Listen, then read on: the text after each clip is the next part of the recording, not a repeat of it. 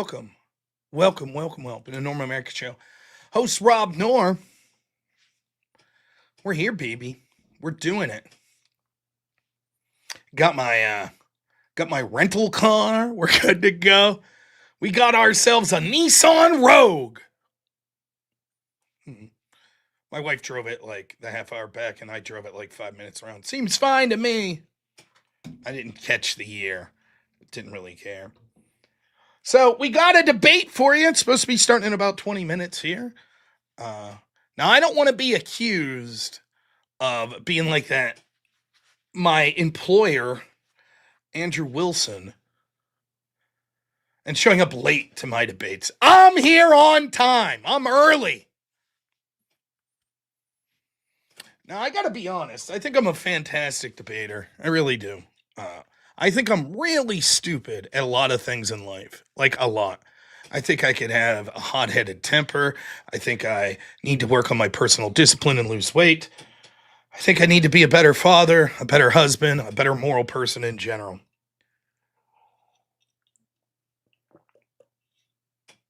But I do think I'm a good debater. But I don't know about tonight, man.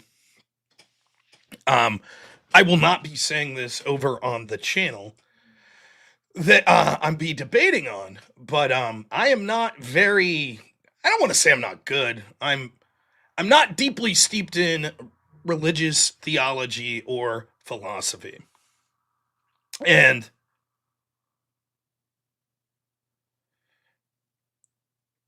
this isn't the type of debate that I ever do. This will be the first debate, in fact, as far as I know, that I've ever defended any shape or form of Christianity.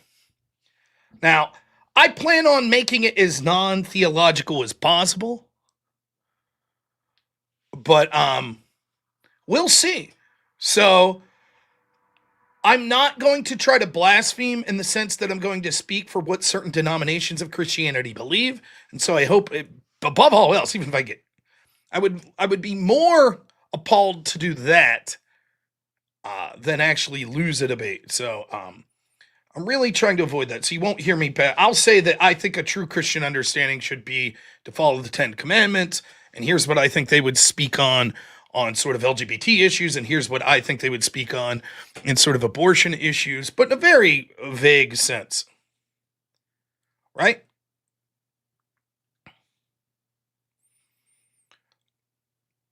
But that's sort of my goal going in here. I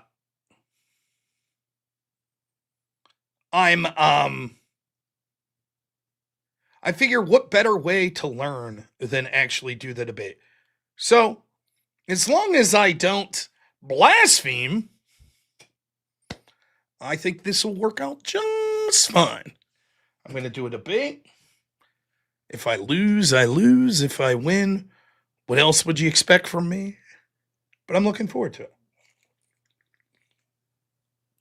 I think I'll do just fine. But there is part of me that's very excited about this because I like to debate people on the topics that they're the most comfortable with.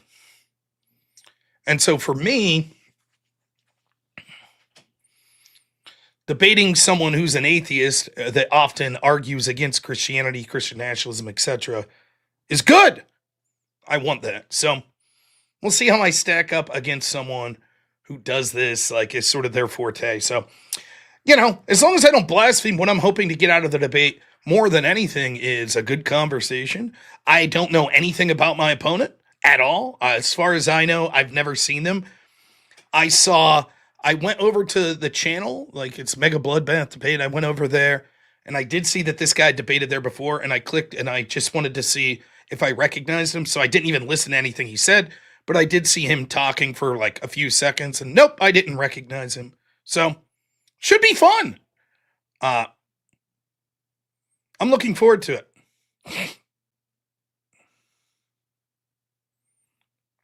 So, but I have a strategy going into the debate. We'll see how it unfolds. I don't know what the format of the debate is as far as time or any of that things.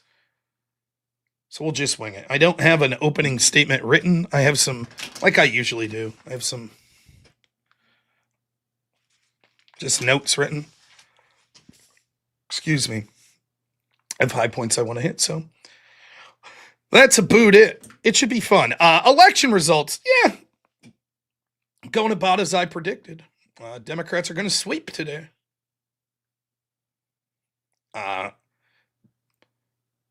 What's her name? Winsome Sears lost. They already called that to Abigail Spanger. Is that her name? Spanger?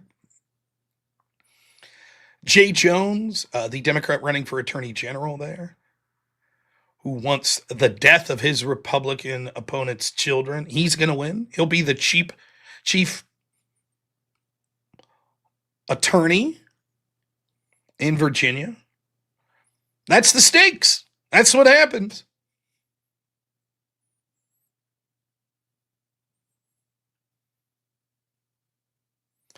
Republicans will probably lose next year. If history's any marker, when one party wins the presidency, House, and Senate, the next election after that is usually not good for them. So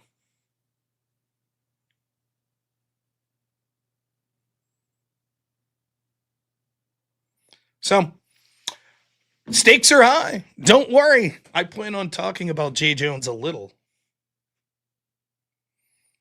in the debate tonight. So after the debate, depending on how long it goes, I think it'll probably be about 2 hours. I don't know if they're doing audience questions, anything like that afterwards. We shall see.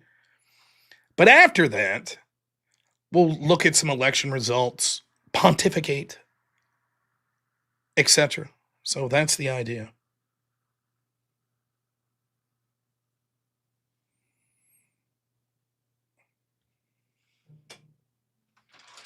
Mm-hmm.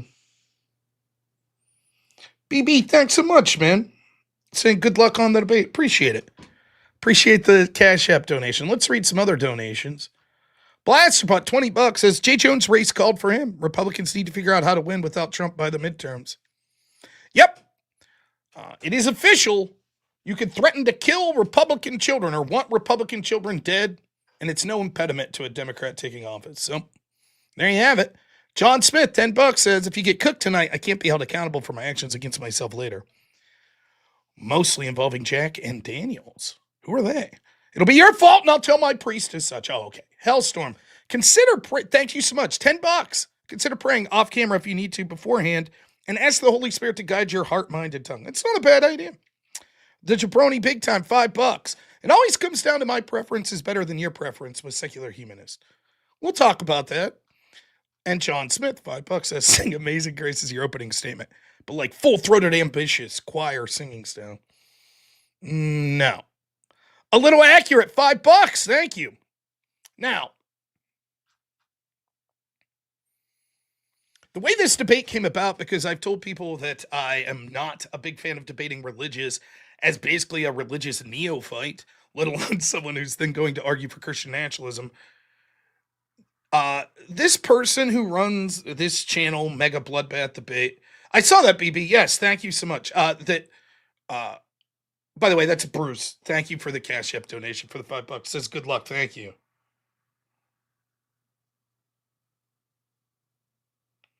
I didn't know if you want your name said, so, but it was Bruce. The debate's supposed to start in about 12 minutes. So, he reached out to me and was like, hey, you want to do a debate in my channel? It's called Mega Bloodbath Debate. Sure. And he's like, oh, by the way, it's religious debates. And I was like, oh, I don't want to do that. And he's like, come on, we can make it political. I was like, I don't know, man. I don't know what religious political debate to have.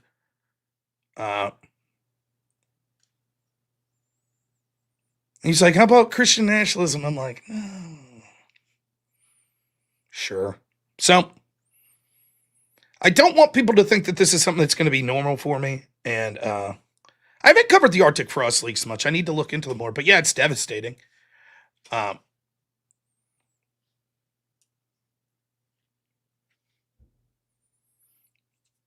we shall see. We will see if someone with a limited understanding of Christianity as far as the biblical text, but a pretty good understanding of sort of the moral failings of our society, and pretty impressive ability to debate. We'll see what happens. I kind of wouldn't mind getting my ass kicked a little because it'll motivate me to get so much better. So, but I think I'll do just fine. F it button, $5. Everyone expects why you hold back on theological debates. Seems almost like every other debate in a nutshell since the logic goes to promotion. Yeah. An F it button. $5 says not leftist authority with the promotion of good and Christian values, which the leftist morals come from when they have to mention at all. Yep. You like my shirt, my Steel City? Look at this. Steelers Nation Australia. Of course he likes my Steel City shirt. I like that. I like that. My new favorite Australian, Jake. You're on the bench, buddy. See you later, Jake Rattlesnake. Yeah, that's what I thought. Chair action during the debate? I don't know. But I'm about to give you some chair action now while I go fill up my water. So enjoy this chair. Real quick before I go. Look, I hope you appreciate I'm trying to do debates and things like that, even things that I'm not necessarily familiar with debating. You can show your appreciation through constructive criticism, liking the video, and through super chats. I would really appreciate it. We're going to do a special show Thursday, a fundraising show. We're going to have some stuff to announce.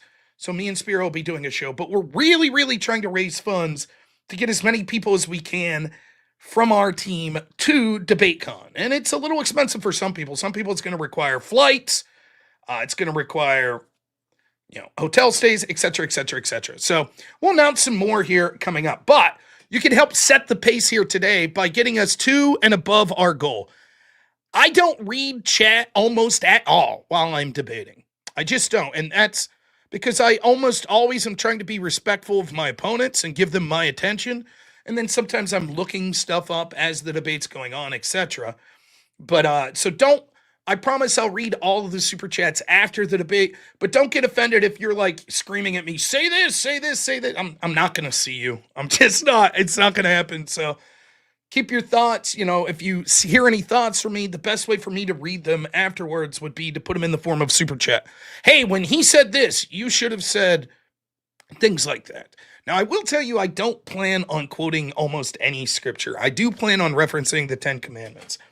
But that's about it. One more thing before I go to the restroom here.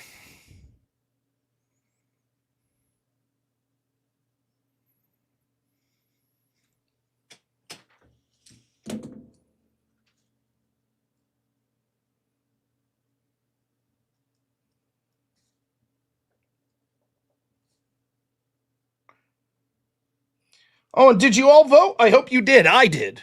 My wife and I went together and voted. It was a lot of fun, I guess. As fun as voting could be. It was very quick for us.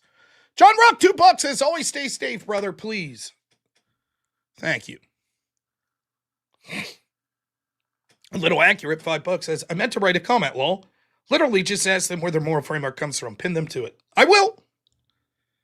Geoverse, $5 says, yell this in a mildly loud voice. Rob has spoken. At least once in your debate. I don't know. We'll see. Naughty Germ, $5 says, better late than never with the $5. Thank you, Naughty Germ. Always appreciate it. And Draco, $5 says, dude, stop yapping. We're here for the chair. All right, fair enough. Get your donos in. I'll be right back. We'll get this stuff rolling. Fill up my water. Take a little pee.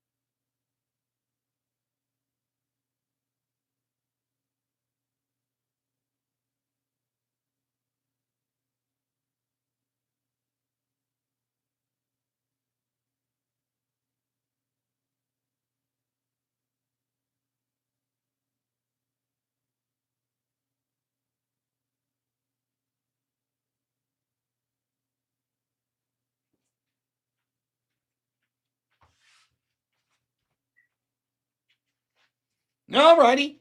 Let's see if they're ready for me over there. Boop. Raise my seat a little. Huh? Oh, yeah. I'll need these. That'd be kind of a mess, wouldn't it? All right, let's see. Oh, no. I thought he was using StreamYard, but he's using Restream. Jeez, Louise. Check. I was all excited. I was like, yay. StreamYard, but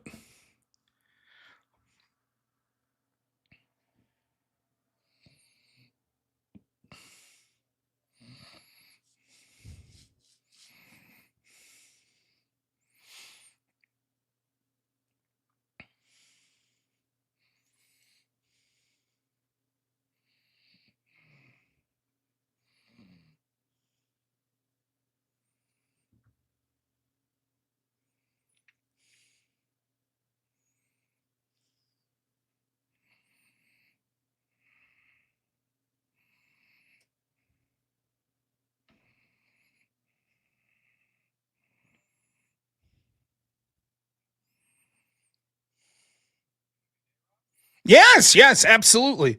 Hey, do you guys mind if I'm already streaming? I could put it on hiatus. Okay. That's fine if you want. I'm just going to end the stream here in just a second. I'm just finishing setting up. I'm going to end the stream, move it over to the actual debate stream, and then we'll get started here. Sounds good. Be going here in the next couple minutes.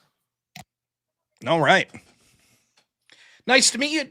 John, can I call you John, or do you prefer Mr. Engineer, Mr. Godless? What do you prefer? I'm good with John. Okay. Excellent. Thanks for doing this, man. Appreciate it. No, yeah, I enjoy the topic.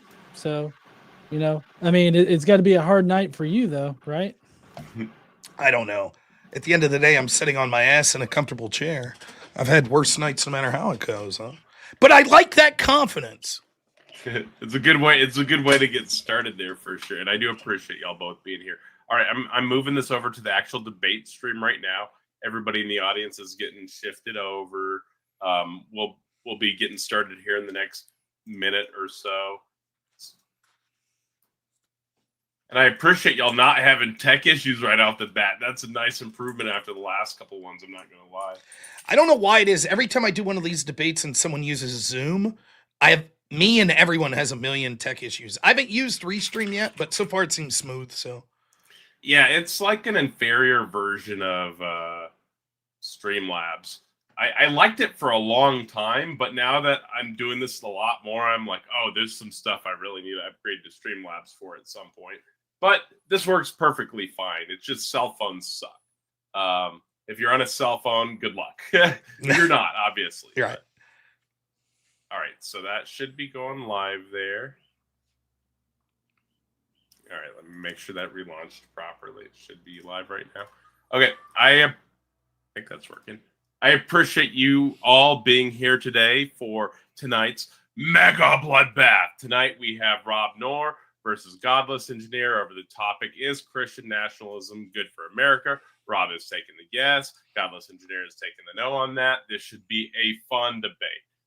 We're going to have 8-minute intros and closings. There'll be an hour open discussion. There is up to an additional hour on super chats. So up to 60 additional minutes from super chats with super chat questions, that type of thing. The audience can kind of guide the flow of the conversation a little bit here. So super chats over $5 allow a question to get asked. I'm not going to interrupt them in the middle of back and forth, but when there's a little bit of a lull, I will jump in and do the super chat question and can change the topic there. Any negative, and if there's a comment, I'll read those too. But if it's a really negative comment, I'll try to hold those till the tail end of the open discussion portion, just so it doesn't throw one of y'all off your game or something like that, because I've seen that happen in the past. Y'all have any questions, or y'all ready to get rocking and rolling here with the intros? I'm good. Oh, cool. Yeah, I'm good. All right. So, Rob, you are the affirmative here on the topic. Is Christian nationalism good for America? Let me know when you're ready, and I'll start your 8-minute timer. Okay, I'm good to go. Thank you so much, everyone, for being here. John, my opponent, Breakfast Taco, thanks for moderating. Looking forward to it. Now, I'll be defending that Christian nationalism would be good for the United States. I think Christian nationalism would be a system that would be better than almost any governing system in the world, but we will be limiting our argumentation specifically to the United States here. I define Christian nationalism as a system that prioritizes the beliefs that our moral foundations come from God, in particular from the Christian God, and through the book outlined in the Old and New Testament and the covenant through Jesus Christ. I will not be talking about specific denominations of Christianity, nor do I think that that is necessary to reference wanting a Christian nationalist system. The system could be a system that could be made up of many Christians, including those from LDS services, from Protestant, Lutheranism, or it could be Catholic, Orthodox, whatever. That part does not interest me. Nor will I be talking much theology and biblical references other than to reference things like the Ten Commandments. I believe that the moral foundations outlined through Christianity and through the New Testament, although including the Old Testament as well, particularly the Ten Commandments, are a foundation that is necessary for building a strong, cohesive society that would have the best possible outcome for all peoples within this society. I believe that although there are people that identify as Christian that serve in our government, and although there are people that claim in our government, though less of them, that Christianity influences their decision, we are becoming bereft of that. And we are certainly doing everything we can in most of our system, at least in the Democratic Party, to run away from saying that Christ is an influence and that the Ten Commandments and the Bible is an influence on the policies that they're passing.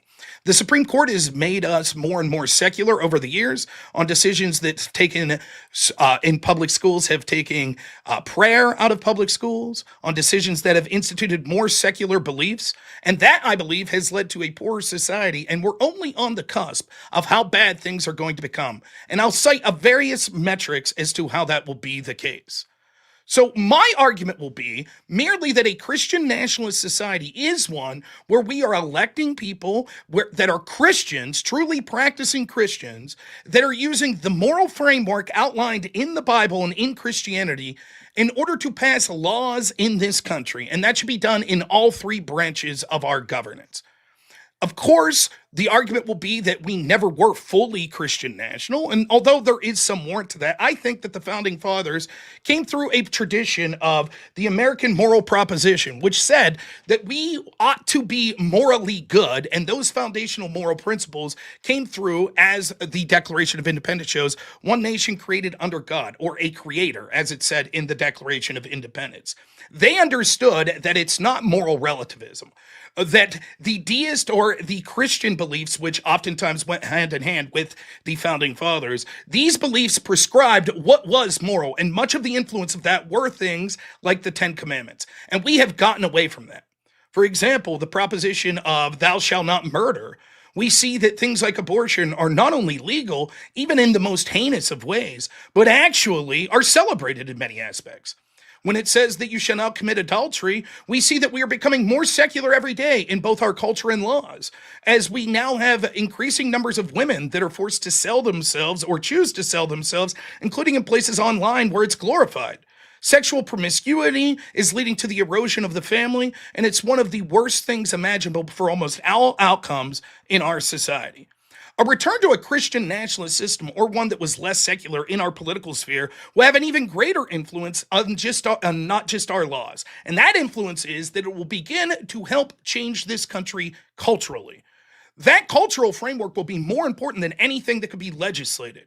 Wanting to be a good person, wanting to be a moral person, wanting to be a good Christian is more effective if you are voluntarily making that choice than being forced through government fiat and having some sort of law through the influence of imprisonment, fines, etc., to be forced to make these good decisions.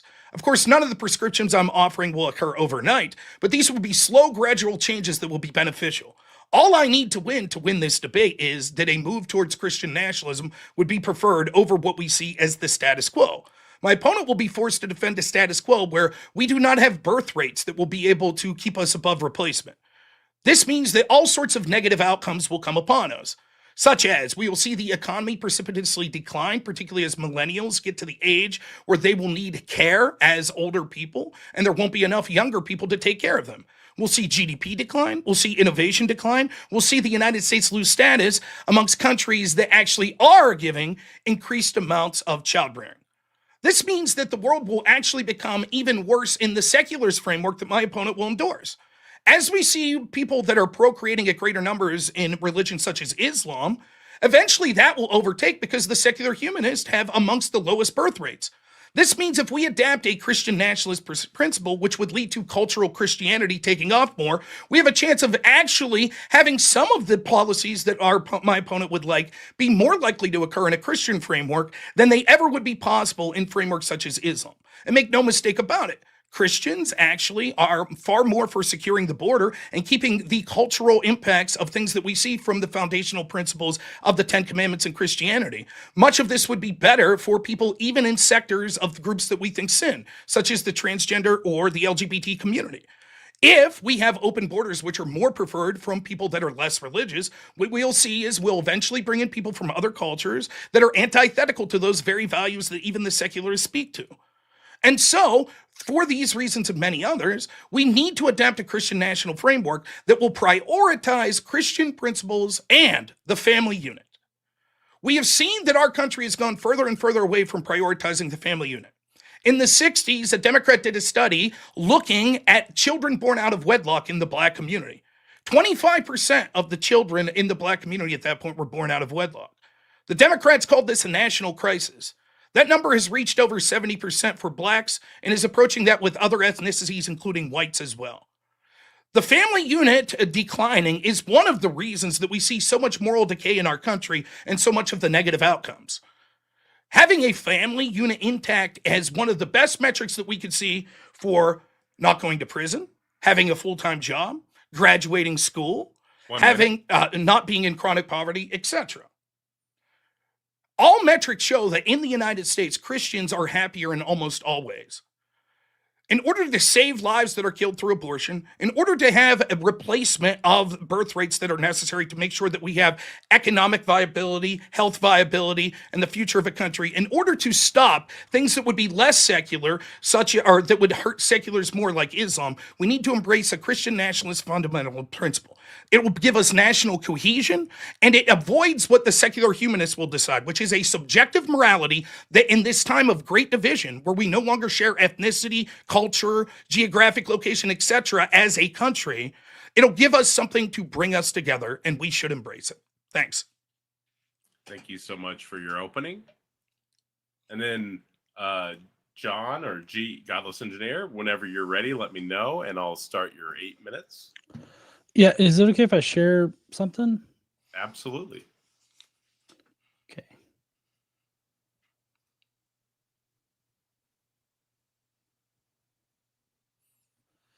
All right. So, ready to start. All right. So, I'm here today to talk about why Christian nationalism is harmful for everyone. This is going to be a case for a secular humanist sort of future for our society. First of all, Christian nationalism undermines democracy and human rights. Any political ideology, and this is my basic argument here, any political ideology that violates fundamental democratic principles, including religious freedom, equality under law, and minority rights, is harmful to all members of a society.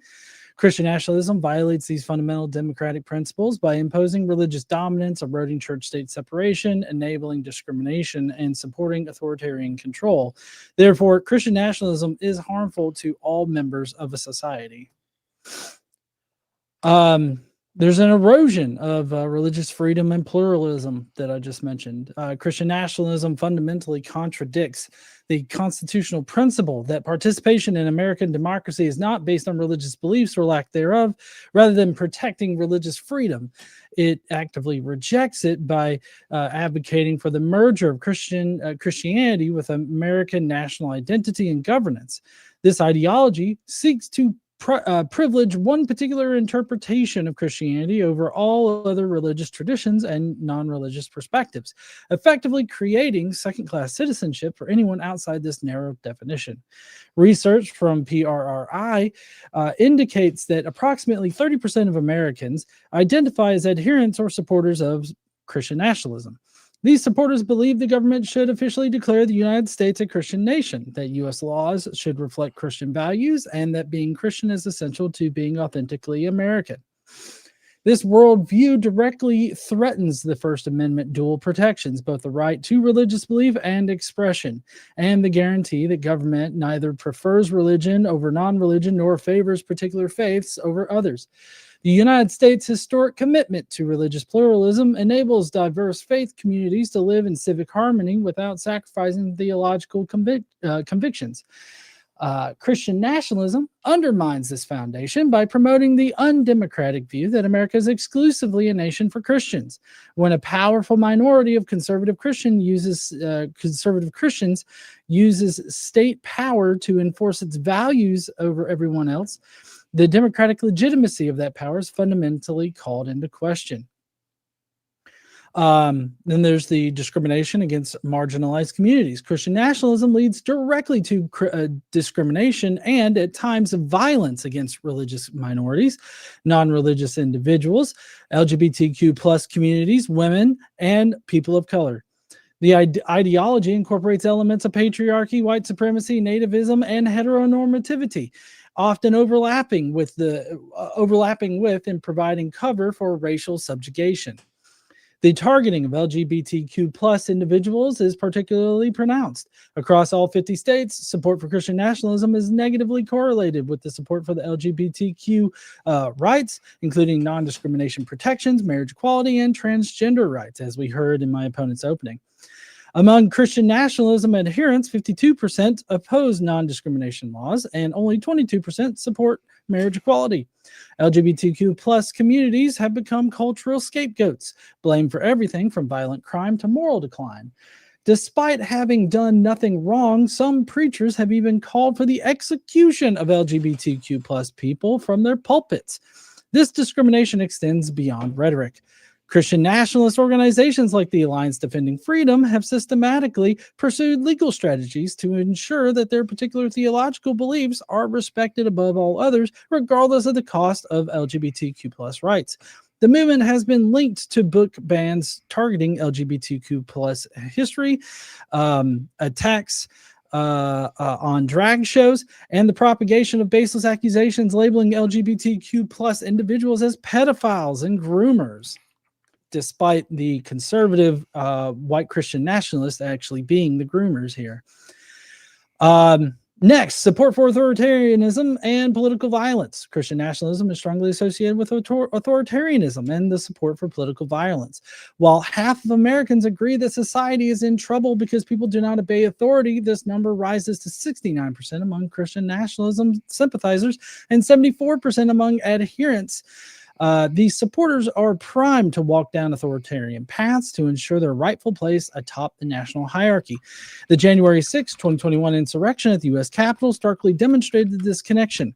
Christian nationalism was the central driving force behind the attack. Insurrectionists held Bibles aloft, prayed in the Senate, and carried Christian flags and openly confessed their motivations on video. The many disparate identities and ideologies visible during the attack were united under a banner of Christian nationalism, which created the permission structure necessary for violence.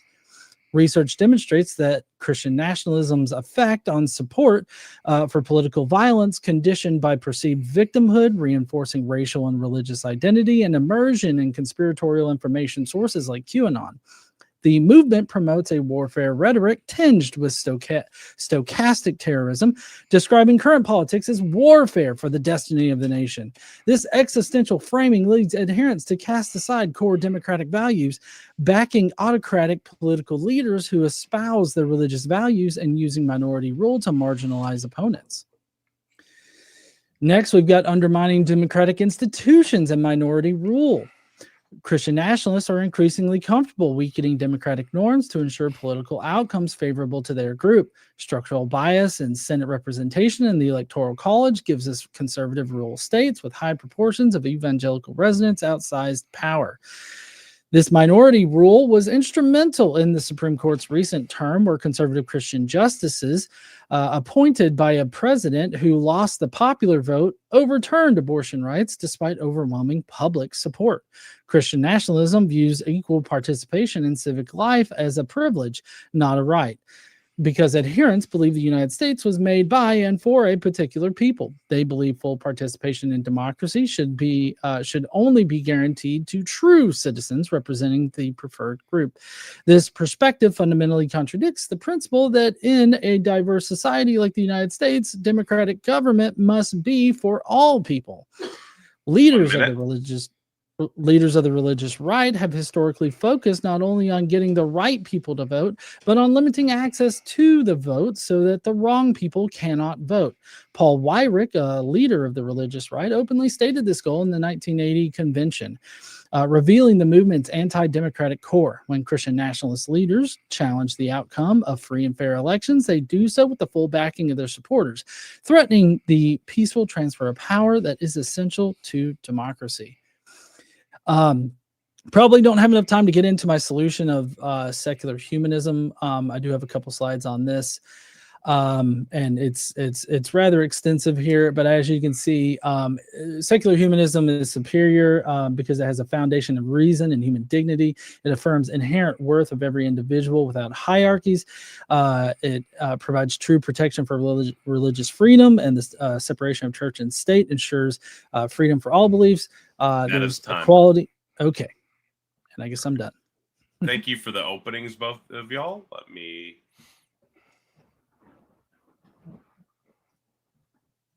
There I am.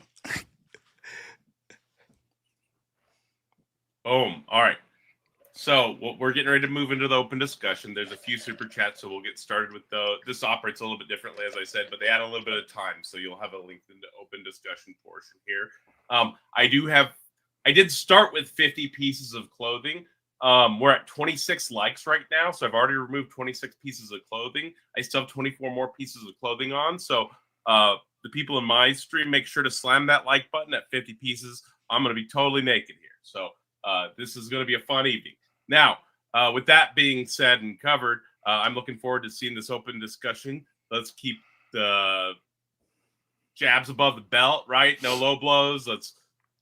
I get it's kind of heated sometimes. Let's try to keep it level-headed. Mega Bloodbath engaged. You've got an hour and 15 minutes right now. And I guess we'll start with the questions, and then y'all can go into the open discussion. Evan Lord said, nothing shows American nationalism like being proud of your mixed heritages in both ethnicity and religion. Ameriments are an interesting contradiction. Would either of y'all like to comment on that? It's fundamentally not true. In fact, the founding fathers would not have been fans of many of the people we see that are now in prominent positions of power in the United States, such as Mamdani looking to win his election, people of the Islamic faith. Primarily, they were concerned with this being a country that was for European descended people and people that were deist or Christians, as is evidenced by the fact the word democracy isn't even mentioned in the Constitution whatsoever. They thought that democracy was something to be fearful of. I see my opponent seems to furrow his brow. Please, I challenge you. Show me anywhere in the Constitution where it mentions the word democracy. No, yeah, you were just racist as fuck right there. That's what that was. I don't believe so. Do you think the founding fathers would have been happy with people of an Islamic faith winning national elections? I think that I think that they would be fine with it. That's why they specifically wrote a constitution that was secular in nature and didn't require any faith tests. Can you show me ever them speaking favorably of wanting people of an Islamic faith?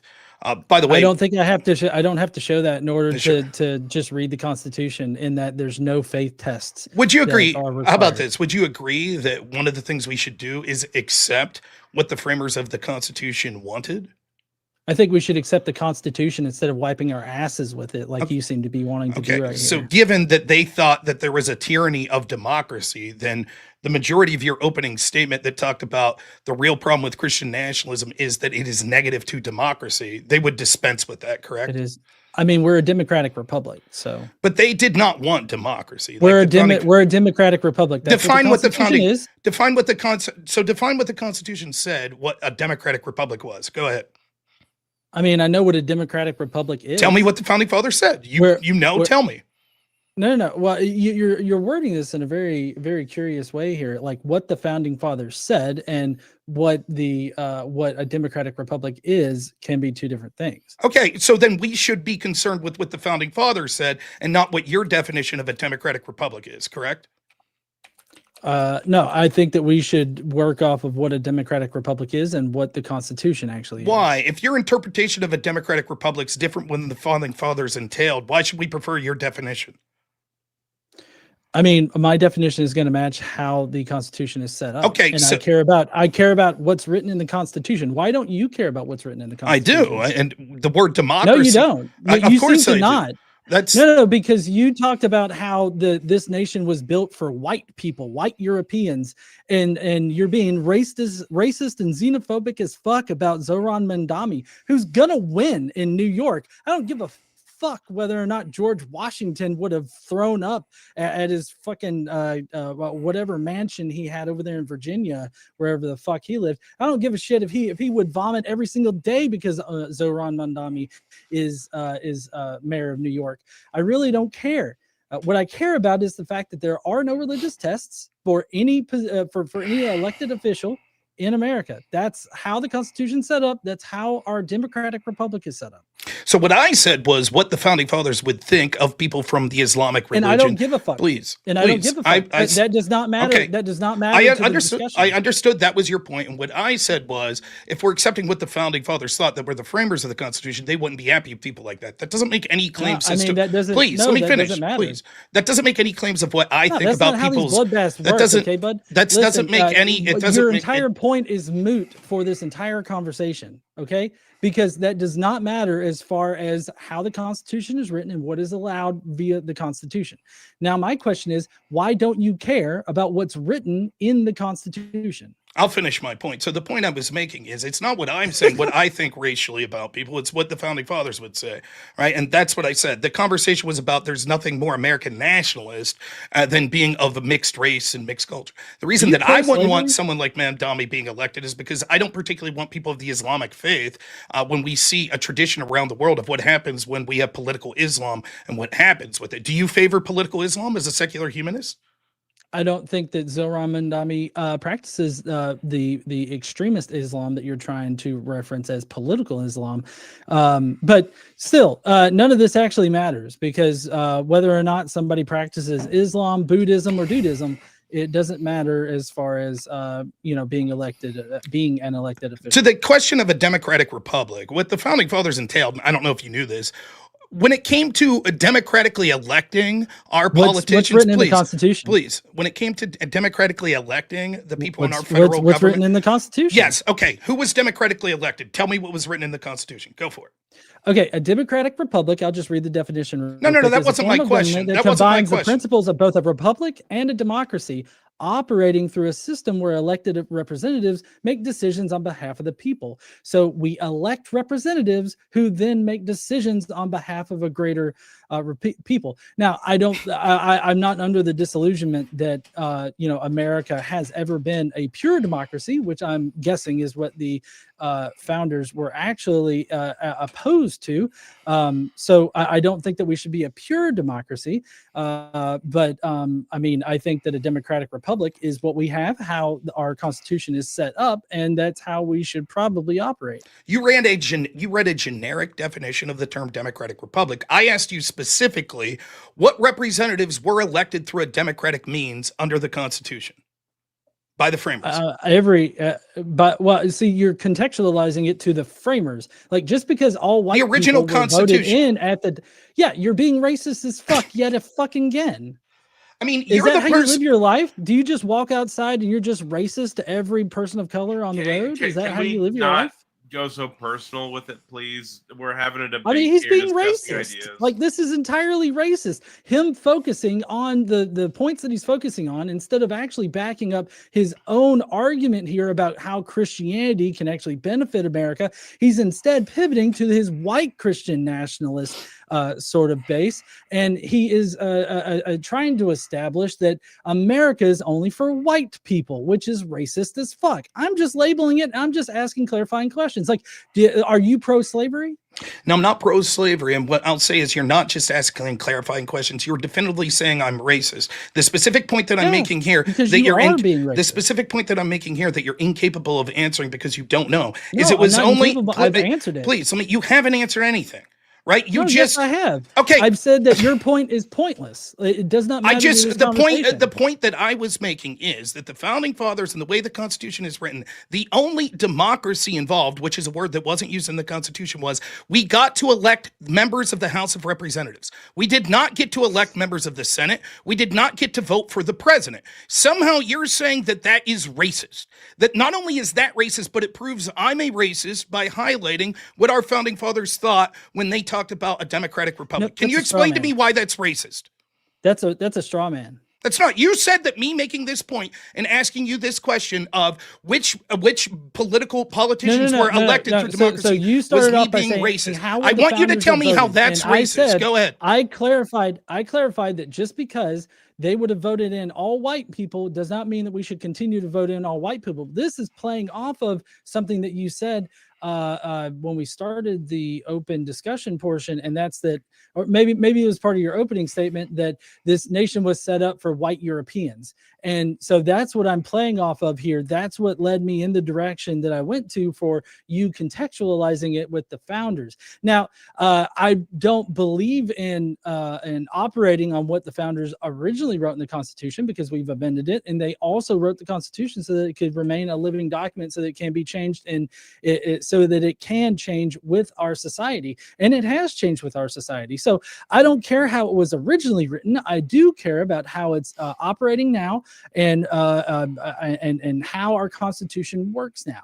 So unless you have something to actually substantiate your claims that Christianity can somehow benefit America, this entire front-loaded section right here is just pointless to your overall argument. Your filibustering is unimpressive. I sit here patiently and let you talk while you filibuster and interrupt me. What happened was, due to your efforts to interrupt and filibuster, you didn't understand the point I was trying to make, which was to say specifically. I'm sorry, can I get tacos in here? Can you define mega bloodbath in the open discussion portion? It's it's a back and forth. Ideally, y'all are having a good conversation. They do get a little bit heated, but do try to avoid the personal attacks, right? And cussing each other out, right? But we're trying to debate the topic at hand. Is Christian nationalism good for America? And ideally, each side is presenting points in favor or against, and you're having a good conversation, you know? Yeah, none of that said that the reason that you thought that I was being racist when I asked you the specific question of what the democracy portion was of Democratic Republic in the foundation of our Constitution was, and that we only directly voted for the House of Representatives, you shouting at me that proves I'm racist because you continued to interrupt instead of actually listening to what I said, thus proving furthermore that your embracement of something such as secular humanism actually isn't rooted in rational discussion, but it's rooted in sort of an irrational ability to smear your opponent as something that they're not exhibiting that they are whatsoever, in this case, racist. It's done by you in an attempt to discredit the arguments that I'll make throughout this debate because you think you could morally impugn me, which shows that you're actually operating in a more irrational system than what you would even claim Christianity is, because there's no logical basis to what you're saying whatsoever. Christianity supported slavery and the founders supported slavery. Do you think that we should continue to have slavery now? No, we have amendments and fought a war over slavery. I asked you specifically. Then why are we fucking talking about what the founders originally wrote, how they originally intended anything? Why do we even care about that fucking point? Because you answered in the affirmative when I asked you that you thought it was important that we went with what the Constitution and the framers intended. No. That's what you did. If I said what the framers intended, as far as the framers intended a living document to change over time. That's what that is. you are trying to, I don't know, are you an originalist? Like, do you think that we should only do things that the framers would do? Like, I'm totally confused by your entire opening. No, I asked you specifically how important you thought the foundational document, the Constitution, and the framers were, and you said that that's something we should follow. And then that's when I Right. said, And that's I'm following real the quick. Let me finish. Constitution. Let me finish. You this. were bringing real quick, up and that's why I irrelevant said. points That's why about it how wasn't. they would have voted. It is what not irrelevant. This nation was meant to. Please to, let me to, finish. represent. I'll refresh your memory of how this came about. I then said, well, seeing as how you keep using the word democracy and it wasn't written in the foundational document, like you would It doesn't have to agree. be written in the foundational documents because it's described in the foundational documents. Okay, so let's ask you this. You seem to think democracy is very important, yes? I mean, we have a democratic republic, and I believe that's important. Yeah. But you talked about the importance of securing democracy, i.e. all of us having a vote, correct? Yes. Okay, so then, for example, if the majority of this country were Christians and voted that they wanted Christian theology to be part of our country, why wouldn't that be anti-democratic to say that they're not allowed to do that? Because the Constitution in the First Amendment says that you can't promote one religion or another, over another. So that would be a violation of the First Amendment. So then you would say that democracy doesn't matter in that effect. That authoritarianism of the government saying you can't do this is okay. The Democrat, that's probably, I mean, people can vote for it, but the fact that the First Amendment precludes it means that vote is in vain. Okay. But it doesn't mean that they can't vote for it. They So can what vote for it exactly? all they want to. So what exactly did I propose that the First Amendment wouldn't allow in my version of Christian nationalism? I mean, I took notes. I've got like a fucking fuck ton of notes here. I guess I'm not like elected officials. It seems to me like you only think that there should be a faith test for office. Is that correct? No, that's not true at all. That's not true at all. You think that elected officials should base laws on the Bible, which in some sense seems to indicate that they should be Christian. I believe that our policies that we put forth should be rooted in the moral foundations of Christianity, and we should promote Christian leaders. We should push Christian leaders into positions of power to enact laws that are based on that. And seeing as how Christians are the majority of this country, that wouldn't be anti-democratic, nor am I aware of anything. Let me, real quick, nor would there be anything in the Constitution that I'm aware of that would make this illegal. Yes, it would be illegal. What part of that's illegal? We're not allowed to openly be Christian and say Christianity influences our political decisions if we're in office? No, you can say that, but if the entire reason why you're making a law is because the Bible says, then that would be a violation of the First Amendment. That's not true. Tell me where it says that I can't do that. I mean, you can't promote one religion over another. So like if you have a law and the only reason why that law is a law is because of the Bible, that's promoting one religion over another. Would you acknowledge that my religion would just be my moral foundational principles? I mean, you could say that your foundational principles are influenced by that. Yeah, sure. Okay, when you want a policy passed, is it because of your moral foundational principles? I would say so, but my moral foundation is supported by reason and evidence, whereas the only evidence that you have is the Bible says. Now, and let me go back to my slavery thing. That's not true. The Bible supports slavery, it has God condoning slavery. So if we were to become a Christian nationalist nation, would you be fine if slavery was re-implemented? No, I think that slavery is bad, nor do I think that Christianity, although there are times in the Bible, in the Bible where it's mentioned, nor do I think that the New Testament encourages or allows slavery.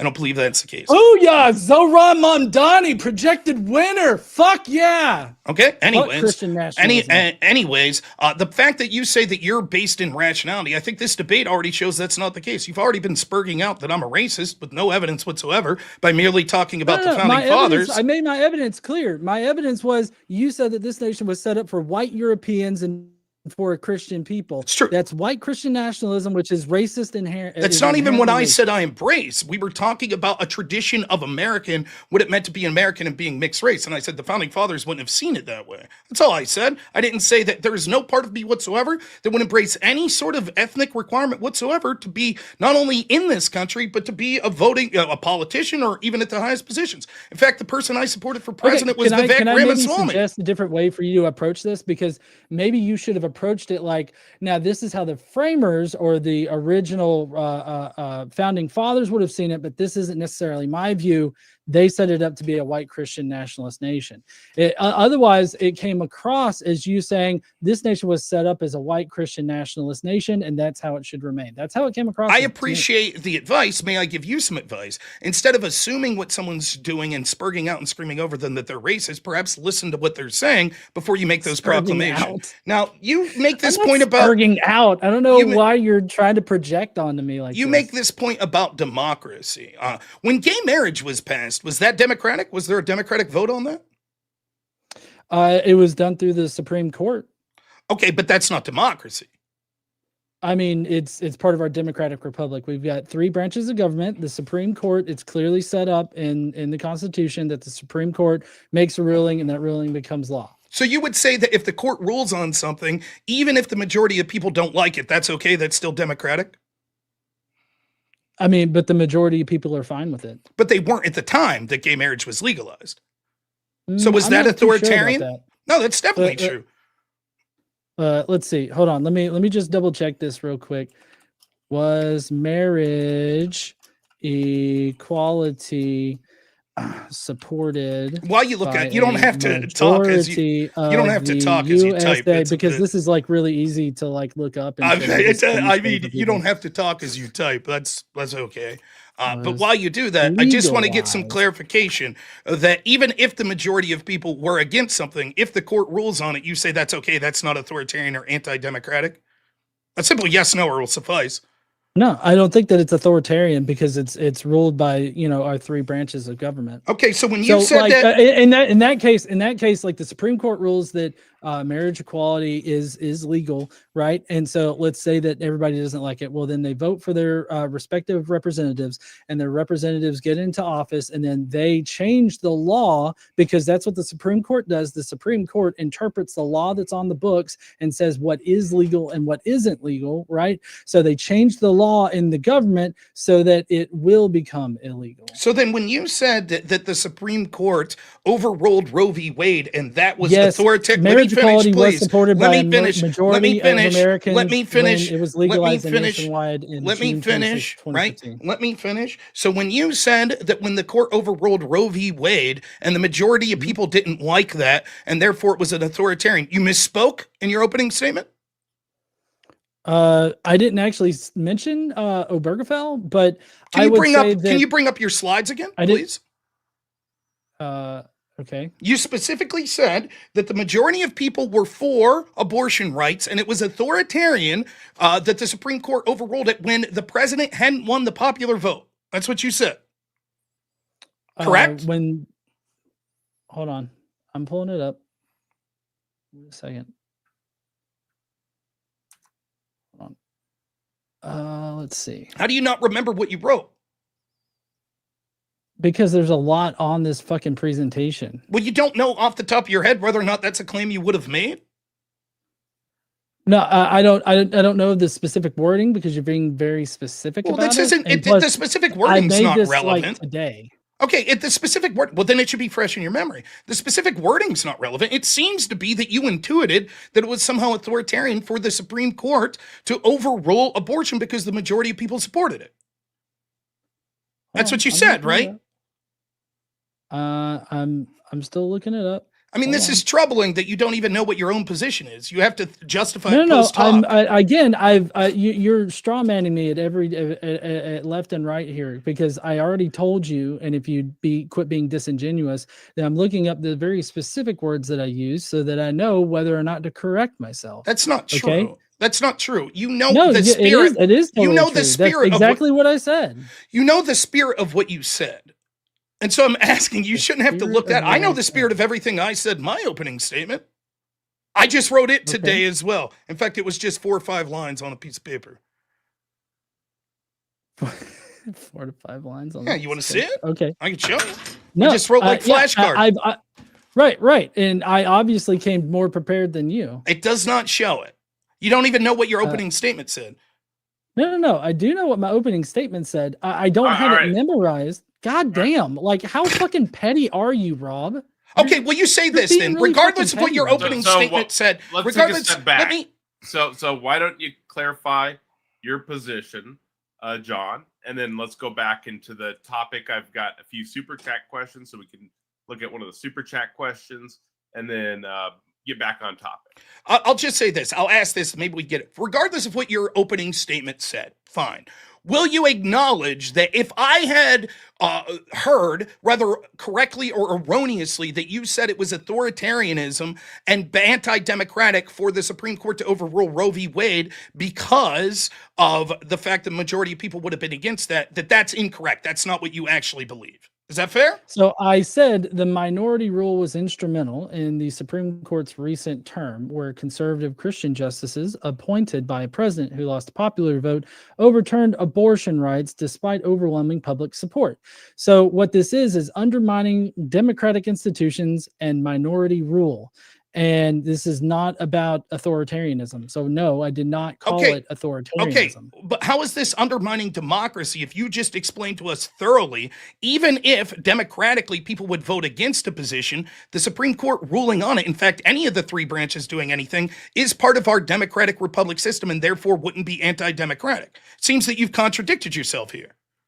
No, it's not contradictory. This minority rule was instrumental in the Supreme Court's recent term, where conservative Christian justices appointed by a president who lost the popular vote overturned abortion rights despite overwhelming public support. So there's overwhelming public support, and then the minority rule.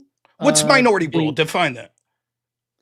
Well, the minority making a decision for the majority. So in other words, because 5 justices on the Supreme Court made a decision, that's anti-democratic.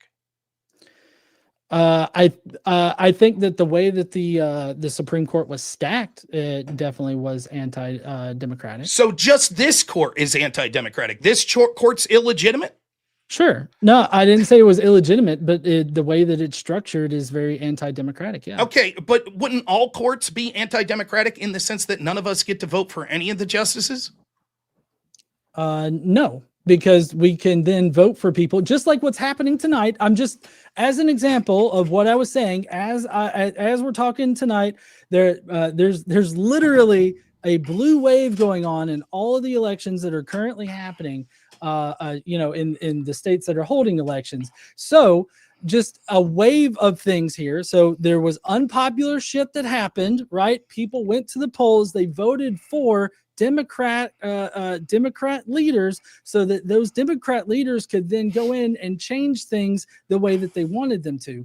That is how it's supposed to work. Now, was I happy with the decision by the Supreme Court about Roe v. Wade? No, I obviously wasn't. But I also did not at any point claim that it was an anti-democratic or anything like that. But I do think that the Supreme Court is structured in a way that it allows the minority of the USA to make decisions for the majority against what the people actually want, because the people actually approve of Roe v. Wade. People actually approve of having abortion access. So that is an undermining of the will of the people. So again, what happens is you've waffled on this several times. When we said that I haven't waffled at all. Please, I don't know what the fuck you're talking I'd sit here quietly and let you. When you said that, when we said that it may have been against the will of the people when they made same-sex marriage legal, you said, well, it wouldn't matter because these institutions are part of our democratic republic and therefore it wouldn't be anti-democratic. And then as soon as Roe v. Wade, which you mentioned in your opening statement, is overruled, you say that it is anti-democratic because there's something uniquely about this court that you don't like. And it seems that you're just being subjective, as is the case with secular humanism and your morality, Actually, that you apply in a subjective sense is what you're doing. We could all see, we could see, not that the process was anti-democratic. How is it anti-democratic to kick it back to the state so that people could vote on abortion? How's that anti-democratic? Isn't that more democratic?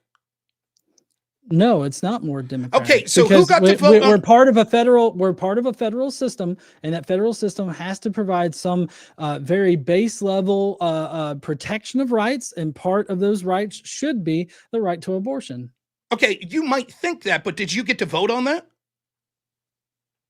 I mean, I would vote on it, but I'm in Alabama. But you didn't get to vote on it when Roe v. Wade was the law of the land. The court decided that without one vote. Right. Roe v. Wade was the law of the land. Correct. And that's the reason why the Democrats were lazy as fuck to actually codify it in the law. They should have codified it in the law, and they didn't, because they were moderate fucking centrist little spineless shitheads is what they were. And they should have codified it in the law, but they didn't. And that's the reason why it's gone now. Oh. And so I disagree with that, but it's not that I think that the process is anti-democratic. I think that the structure, like, are you just deficient in that you can't understand what I'm saying? No, I am understanding. You're literally using the wrong criticism of your complaint of the overturning of Roe v. Wade. You could say that it was more democratic to allow people to vote on it. You just said in your own words. We're not even discussing the fucking topic at this point. Let me finish. You said in your own words, the Democrats didn't even put it up for a vote. They didn't even do legislation because they're cowards. Right. No one voted on it. Now, after Roe v. Wade, people then got to vote for representatives that voted on it. In some states, they actually got to vote for the measure itself on the ballot. That is, by any definition, more democratic. No, I think that it would be just as democratic for us to vote on it with our elected officials and have our elected officials make it a law. Like, okay. I think that's just as democratic as everybody directly in this pure democratic form that you seem to be advocating for some reason, which I just want to point out, you're totally fucking wrong about 2015. In 2015, the majority of people in the United States supported legalized gay marriage, and also for the longest time, people have supported the right to abortion, even now. Again, you're fundamentally misunderstanding what democracy means. People voting. Not even you're misunderstanding what democracy is. Now, the reason that we bring up democracy, the reason that we're bringing up was that was seemingly the only offensive position you had against Christian nationalism. I talked about how Christian nationalism would be important to solve birthrights. I talked about how it'd be important for cohesion, how it would be important for sort of the majority opinion, how it would be important to solve things like abortion and other things that are immoral and would lead to a happier society, that Christians tend to be happier in the United States. Your attack, do you think real women quick, treated as real property quick, is your do you attack, think women being treated your as attack property against is, that is was happening? Your attack against it was authoritarianism, violence, and anti-democracy. We've dispensed with the democracy bullshit. Okay? No, we haven't. Okay. Yes, I mean, I don't think that it's central to the topic at hand. You seem to be wanting to make it a central topic, but if the majority of people in this country are Christian and vote to want that religion to be the foundational principles of the laws that are passed, why wouldn't it be anti-democratic to not allow them? Because it's part of our Constitution. If you want to vote, show me where it says that. Show me in the Constitution. First Amendment. Show me. Read the First Amendment. Read the First Amendment and tell me where it says that I can't say I'm voting against abortion because I'm a Christian. Tell me where it says that. No, I didn't say that. Okay, what I explained as Christian nationalism is that we elect Christians that vote on policies based on their religion and morality. Everything that you're talking about, you're jumping from one topic to one topic to one topic and acting like they're all the exact same topic. That's not true. I've been clear the entire time. I made this point earlier. I want you to show. Trying to leave a bar. Can you steel man what I said Christian nationalism is? What my interpretation of it is? Can you? Fuck no, I can't. Right, because you're not listening. Nothing I said about saying that we will elect people that are Christians that adapt a Christian moral framework in their legislation. Nothing about that is outlawed in the Constitution or the First Amendment. Show me where it is. No, what I said was that you cannot make laws purely based on the Bible. That's not true. Show me where it says that. No, yes. Sure, show me where it says that. In the First Amendment, it says that you can't promote one religion over another. Show me. Read the First Amendment where it says that. No, so you're asking for a read the amendment. Just read it. And you want me to read it for you? Are you incapable of reading it? I could read it for you if you want. No, I can look it up. I don't have it at my fingertips, but I can read it right now. Okay, so you're going to say somewhere in the First Amendment it says you can't use a religion for your reason as your exclusive reason to pass a law. That's what you're going to say. You cannot promote one religion over others. How is that promoting one religion over another if I say my moral framework is being a Christian? If your only reason for passing a law is because the Bible says so, then that is a violation of the First Amendment. That's not true. You can have other reasons. That's not true. I'm allowed to use any moral code I want as a politician or as a voter to push any law.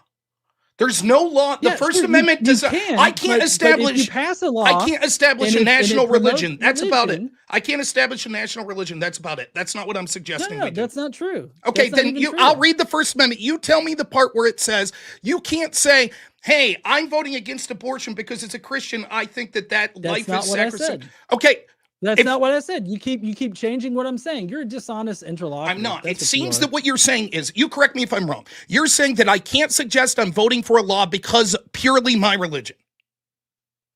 I'm saying that you can't advance a law that is only based on your religion. Okay, so if I say I'm advancing outlawing abortion because I think it's against my religion, and it's murder because my religion says so. Oh, well, your religion doesn't care about killing babies. It 'cause doesn't your matter what God you kills think about my babies. religion. I'm giving you my justification for being against abortion is my religion. You're saying I'm not allowed to do that.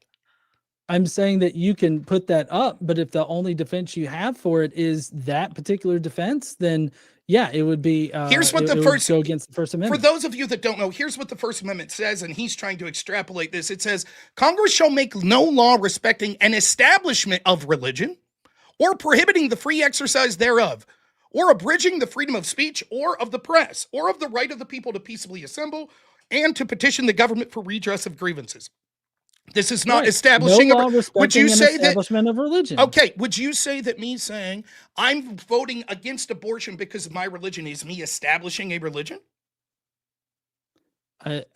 No, that's not what the establishment of okay, religion so- is. Yes, No, that's that's not what that means. you explained to me what they mean no by law no law respecting an establishment of religion. Not that it establishes a national religion, but it's no law respecting an establishment of religion. I don't know. Right. In other I'm an words, engineer, establishing honey, a am I wrong about this? Yes, you're let's absolutely- make No, sure I'm that- not fucking wrong you're about this. And absolutely- she's great at English. Let's You're make abs- sure that we're tying these topics back, or the discussion back into the topic: is Christian nationalism good for America? Sure. Because it seems to be going kind of off the side, but that's okay. Just pull it Okay, back yeah. in. Let me propose something here. So one of my problems with Christianity and Christian nationalism in general is the fact that you're basing your laws and all that kind of stuff off of what the Bible says, and the moral laws. Like I've gotten written down here that you hold the Ten Commandments Sure. pretty high up there. Correct. So if you think, do you think that the Ten Commandments should be like codified into law? I think that the Ten Commandments should be the foundational principle for how we establish our laws. Okay, so then the first through like the third commandments are anti-free speech. Are you anti-free speech? Well, it depends. No, I don't consider myself to be anti-free speech, nor do I think that we should enshrine into law that you should not be allowed to blaspheme. I think that though the laws that we did, so I can let say me- "goddamn." You like you're fine legally, if I I wanna say think that "goddamn"? it's probably not the best idea. I say it myself. I think it's probably not a good idea to say it from a moral perspective, but I don't think it should be illegal for you to do such. Nor do I think that if we promoted my form of Christianity, which are Christians today using this as a framework, that there's any evidence whatsoever to suggest that the majority of Christians, if put in positions of power, would outlaw that. Which of the Ten Commandments do you think shouldn't be enshrined in law? Well, I would say that when we're looking at them, there's no need to enshrine into law anything from the First Amendment, anything from the Second Amendment, taking the Lord's name in vain, to you mean keeping the commandment? Lord's Day holy. I didn't have a problem. In fact, we often did that. Like, for example, in my state of Pennsylvania, we often said there were a lot of things you couldn't do on Sunday, which was rooted in sort of the idea of the Lord's Day, and taking off. So I didn't really have a problem with that. I don't think we Is should that a enshrine. violation of the First Amendment? No, no, was it? Like It when would've been, liquor yeah. stores were closed in Pennsylvania on Sundays, is that a violation of the First Amendment? You tell me. Oh no, I mean, Okay, right, that's my there are point. dry counties around here too, but I Right. mean, I would definitely consider that to be pushing a certain form. When we of take off for Christianity. Christmas, is that a violation of the First Amendment? Well, no, I mean, Christmas has been identified by the federal government as a holiday, a national holiday. I don't So- think even if we said that it was just a religious holiday, that it would be a violation of the First Amendment. I think that you shall not kill should be the foundation of our legal system. I just hold on, wait a second. We've totally passed over those first three. And I you just said that went you through think- them. I went but through them you one think by that- one. I know, I understand that, but you said that the Ten Commandments should be the basis for all Correct. laws. But then then Yes. you're skipping the first three. I didn't skip. I said that there's no need to enshrine it within actually. law. Okay, but I don't if think we those need to make should- it illegal. If those should inspire law, then how are you dismissing them? I think that the legal system is designed for us on earth to have a system that allows us to live in a harmonious way. I think there are certain things that we could say God says are immoral that aren't necessary to make illegal, such as taking his name in vain. However, things like murder are something that we should say that both should be immoral you're and not should be answering my illegal. question. That is absolutely answering your question. Now, I'll No, turn no, the question I- to you. What was my Where question? is your Can you still framework man as my- a secular Can you still man humanist? my question? Yes, your question was, why should we not have, if I say this is the moral foundation for our law, why should these first three not be a law? I directly answered Okay. that by saying that just because I'm saying the 10 Commandments are the moral foundation for what should be law, it doesn't mean that everything outlined in the 10 Commandments needs to be illegal. There are things that could be there that are immoral that wouldn't justify us saying then as a you're state just may be illegal. arbitrarily throwing out the I'm not. first four commandments. I'm not No, arbitrarily throwing them out. I'm saying not everything that is a sin needs to be made illegal. But the things that we are going to say are legal and to codify into our legal system should be grounded on the morality that we see from the 10 Commandments. Okay, Now, where's so, your legal system come from with secular No, humanism? hold on. I'm not done questioning you. I So don't the care if you 10th are. I asked you a commandment question. I asked you a question women as specifically. property. The 10th Commandment does not issue women as property. It says Yes, you it shall does. not, number 9 says you shall not cover your neighbor's wife, and number 10 says you shall not cover your neighbor's goods. If you're assuming that goods means wife, then No, why no, does so 9 you're say working wife? off of the Catholic version of it. I'm working off of the real version of it. What version are you looking at? NRSVUE. Okay.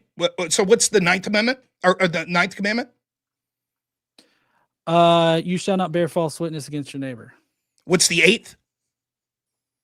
You shall not steal. Okay. I guess go through all 10 then. I'm looking at a different. I'm looking at the Catholic churches. Because later people have come back and separated out that so that women aren't listed as property, but they are listed as property. So the 10th commandment in its original form that the Hebrews wrote was, you shall not covet your neighbor's house, you shall not covet your neighbor's wife, male or female slave, ox, donkey, or anything that belongs to your neighbor. Grammatically, this is lumping in women as property, which actually matches what— I disagree. The 10 Commandments, so the 10 Commandments that I'm looking at separates wife.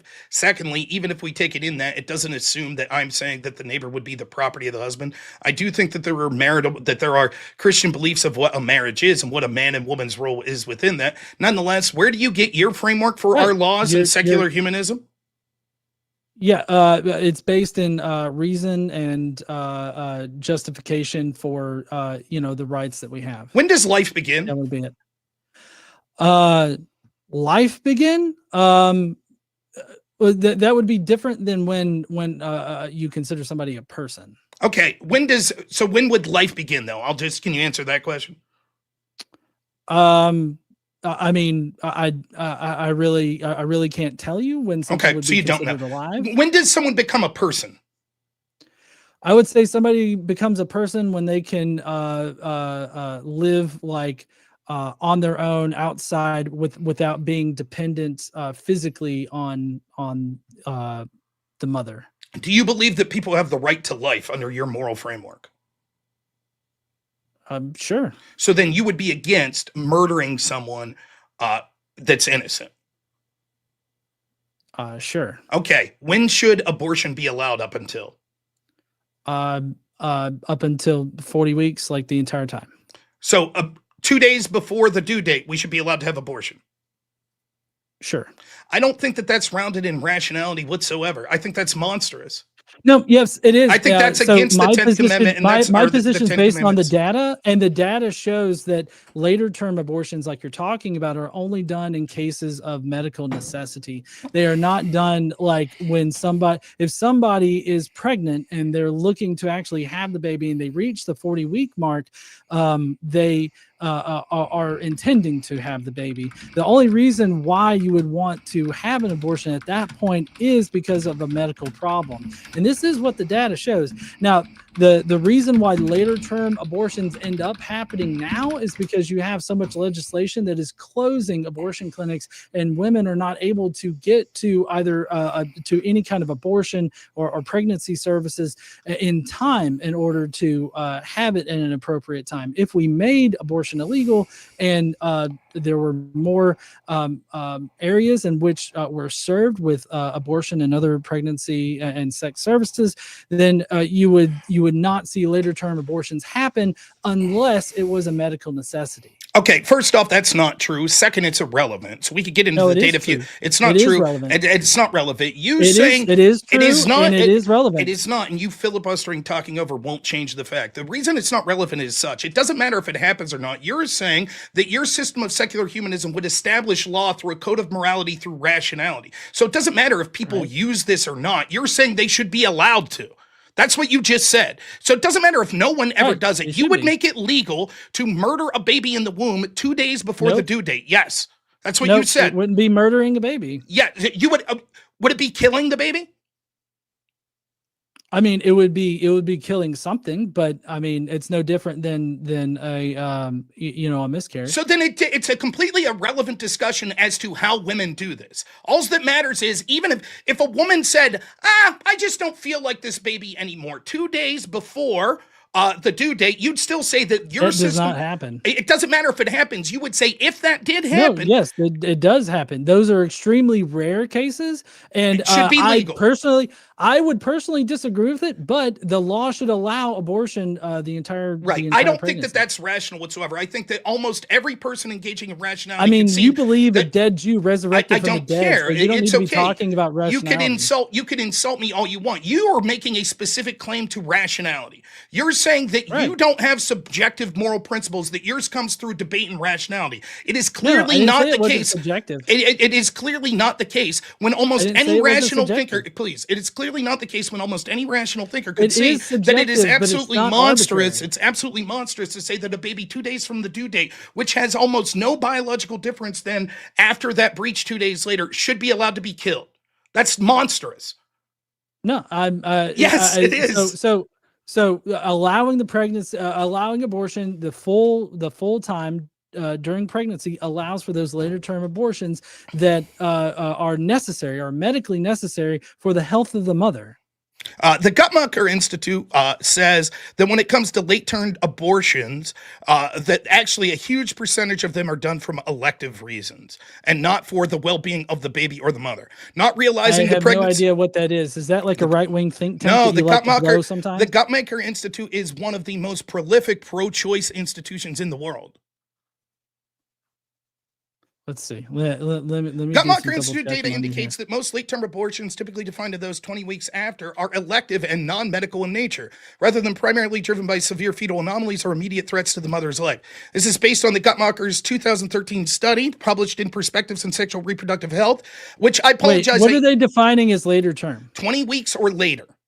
Yeah, exactly. So that's where it's happening at. So this is exactly what I was talking about a second ago. In areas that are underserved for pregnancy and abortion services, women are unable to get to a suitable place to have the abortion, and so they end up having these later term abortions that occur 20 weeks and after. What you're talking about is closer to the 40-week mark, which is only done in cases of medical emergency. And the thing is that you shoot yourself in the foot here by outlawing abortion services and causing women this delay in getting those kinds of services. And I mean, you can look that up all you want to, but the whole later you're conflating the later term like actual definition there. It's not, right? So later term would say we see viability. We see that actually fetal viability is above 50% at around 23 to 24 weeks. The majority of these late term abortions they're talking about occur after that 24-week period. In addition to that, you said that this doesn't happen at all. I already argued why it'd be irrelevant. You say that it should be allowed, and it certainly does happen. No, I said it doesn't happen at all at the 2-day mark. People electively at the 2-day mark to deliver my point. Now, my point of this is that you would be able to see that actually, I'm tired of you talking about it, so I'm just going to talk over it. That's fine. Now, to be fair, moderator, he's been allowed to talk over me the whole time, so I'm going to start returning the favor in kind. That seems only fair. And Well, so yeah, if that's if going to you happen, if y'all that's the should- point of commenting bloodbath me, that debate, would be then I'll be awesome, able to because talk that's over not him what as I much said. as I he's was talking over me. specifically It doesn't matter to me. addressing the So I'll be able to 2-day do this prior and to talk over him the whole delivery. time. That's what That's we were what I told was the saying. point Okay, of mega bloodbath Rob, go ahead, debate make is. your So I'm going to. point, and then John can respond, and then I'll bring up a super chat. Actually, two, because one's on this topic, and then pull it into a new topic, and make sure that you tie this back into the topic at hand. The is Christian nationalism good for America? Okay, so the point I'm making is that you have no proof whatsoever that that doesn't happen. In fact, I could bring up an article from The Atlantic of an abortion doctor who talks about how he's given these very late-term abortions, and almost none of them are done for reasons of health of the mother or health of the baby. He does them for elective reasons, including one time doing someone at a very late pregnancy because they didn't like the gender of the baby. The point is, it's irrelevant as to whether or not it happens. He just doesn't know the data. He's just asserting it. But the point is, he would make it legal. Now, what I'm trying to say is I'm providing a moral framework for the laws I want, and I've provided the only case for affirmative reasons why that's good: to increase birth rates, to increase social cohesion, to increase things that I think are sanctity of life, like abortion laws, to increase Christians are happier, they have more economic success, they're less likely to go to prison. It promotes family values, which is better in health, mental health, physical health, economic health, innovation for the country. I presented all of these go untouched. He's only made a couple claims against my form of Christian nationalism. One, he said it's anti-democratic. Yeah, because you're jumping all over the fucking place, Rob. He then argues, right, that he accepts that the majority of the country is Christian, and therefore it would be anti-democratic if we said that they couldn't embrace their religion. He says that that's true because of the First Amendment, and yet it's clear that the First Amendment doesn't say that they wouldn't be allowed to use their Christianity to vote. And so he's given no offensive reasons whatsoever other than saying secular humanism good, which we've already shown isn't rational by the fact that he wants abortions to be legalized 2 days before the baby is born. No, that's all total. Like, everything that I have supported and I have said is totally rational. Everything that Rob just said was a total misrepresentation of the conversation that we've been having. When I said that, when I said most of the things about the later term abortions, it was in the context of, like, 2 days prior to the delivery and all this other stuff. Like, that's the context of that, not the grander definition of later term abortions, like he was saying, to which I then explained what that was actually about. And that's the fact that people like Rob limit the access to abortion services so that women have to travel farther, and that ends up with them having to get later and later abortions. So he's only shooting himself in the foot and causing those abortions to happen, as opposed to actually preventing the later term abortions from happening. So Rob is the problem in that particular section. Now, to address his whole quality of life and quality of society stuff, I haven't even been able to address it because Rob's been bringing up just randomly random things that have no bearing on any part of his argument, really. And how I would respond to that is the fact that just because you're forcing women to have children, just because you want to force women to have these large families, does not necessarily translate to a happy, healthy society. We actually do have plenty of markers for what makes a happy and healthy society. And I think that a happy, healthy society would be, or at least a happier and healthier society would be one in which families that want to have children do have children, and those that do not want to have children do not have children. That's how you have a happy, healthy society that has low crime rates as well as low poverty rates. And so I think that Rob and generally Christian nationalists, when they bring up the whole reproduction number or whatnot, typically they're totally neglecting the fact that immigration happens, and just people come in and out of a country, people move from one place to another, and all this other stuff. So, like, he's totally neglecting that aspect of society that would definitely compensate for any kind of lowered birth rates or anything like that. But I think that the lowered birth rates are not necessarily a bad thing, because I think that what that means is that the people that want to have children are having children, and that ends up promoting the family unit that Rob seems to be very focused on here. And also, I'm trying to go through the list as they're coming up in my noggin here. Rob was mentioning the weakening of the family unit and all this other stuff. Rob thinks that it's only one man, one woman, and like 17 kids or something like that, and probably the dad with a few concubines on the side, that make a happy family. But in fact, there are multiple different versions of happy families: 2 men, 2 women, mixed races. I know that might make you a little mad there, Rob, but mixed race families can actually exist. You know, the newer version of these like I forget what and kind let's keep of attacking families the there are. arguments, not the people, please. Okay, well, I mean, it seems to be pretty much part of the white Christian nationalist agenda to you know, disparage people of color. So I guess I was just assuming there, you know, making an ass out of you and me. So I don't know. Yeah, I've what did you call it? Filibuster? I filibustered enough there. Good, Rob. and then I'll All right. feel free. I'll feel free to actually make a bunch of points myself. So, going in reverse order, the idea of calling me racist or anything is nonsensical, and again belies the rationality that he's claiming to have as a secular humanist.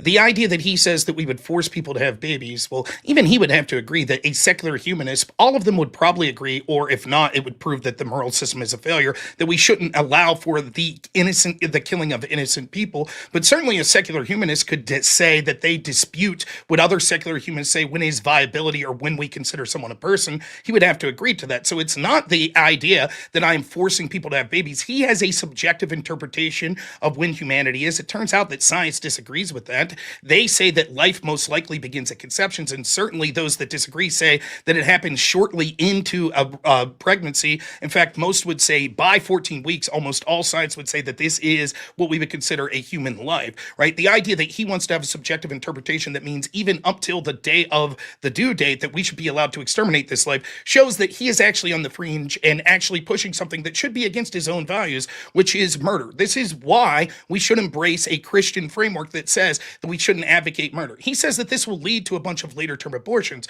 but this is a nonsensical position. We shouldn't establish law by saying that if we see something that truly we all think is repugnant and immoral and that we should think's illegal, we don't make it illegal because more people will violate the law and do the very thing we made illegal. That's nonsensical. It would be the equivalent of saying, if we raise taxes another 5%, this will lead to less people paying taxes because they'll revolt. That would be nonsensical to say that we wouldn't do that because we're afraid that more people would break the law. The moral imperative isn't on me at that point. It's with the people breaking the law. I'm not going to say that murder should be justified, and therefore, even though we think this is a human life, we should allow it to be murdered, because if I don't, then more people will murder it at a later date. That would be disgusting. The moral imperative would be on those people. As far as declining birth rates, this was one thing that I said that we'll address it, and then I'll talk about the things that he didn't address, which is the positive things with values of the family.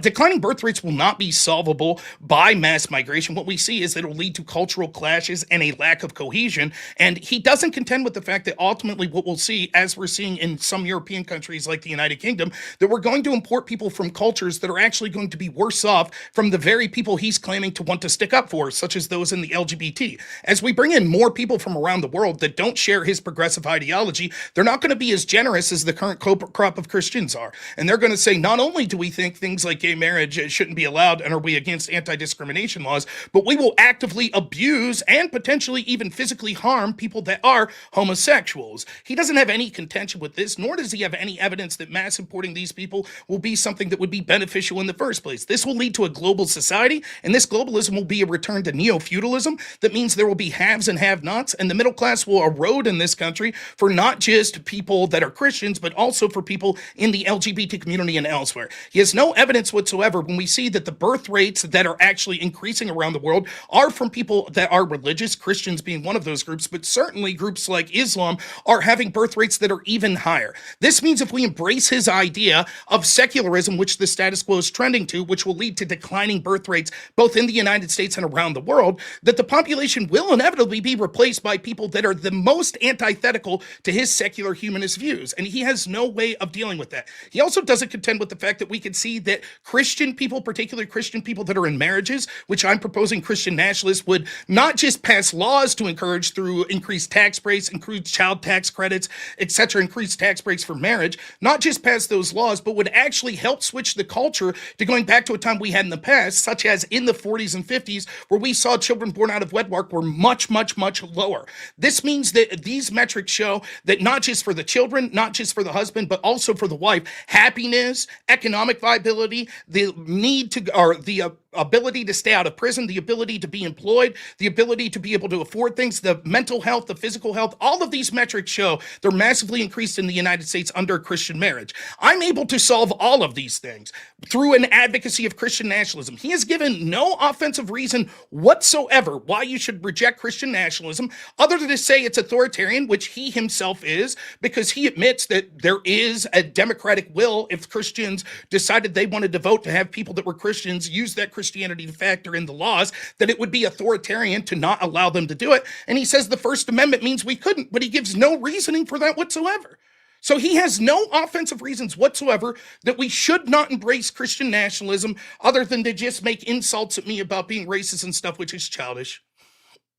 All right, let's get into all of that was bullshit coming from Rob, and all of it was a straw man of everything that I've said. And all people have to do is go back and rewatch everything to know that Rob is full of shit. Good argument. And let's get into a few super chats, and then we'll hand it back over to y'all. So Hank, in regards to infanticide, he said, "Rob, may I remind you that the Bible explicitly allows infanticide?" And then he quoted a few Bible verses. Would either of y'all like to comment about that?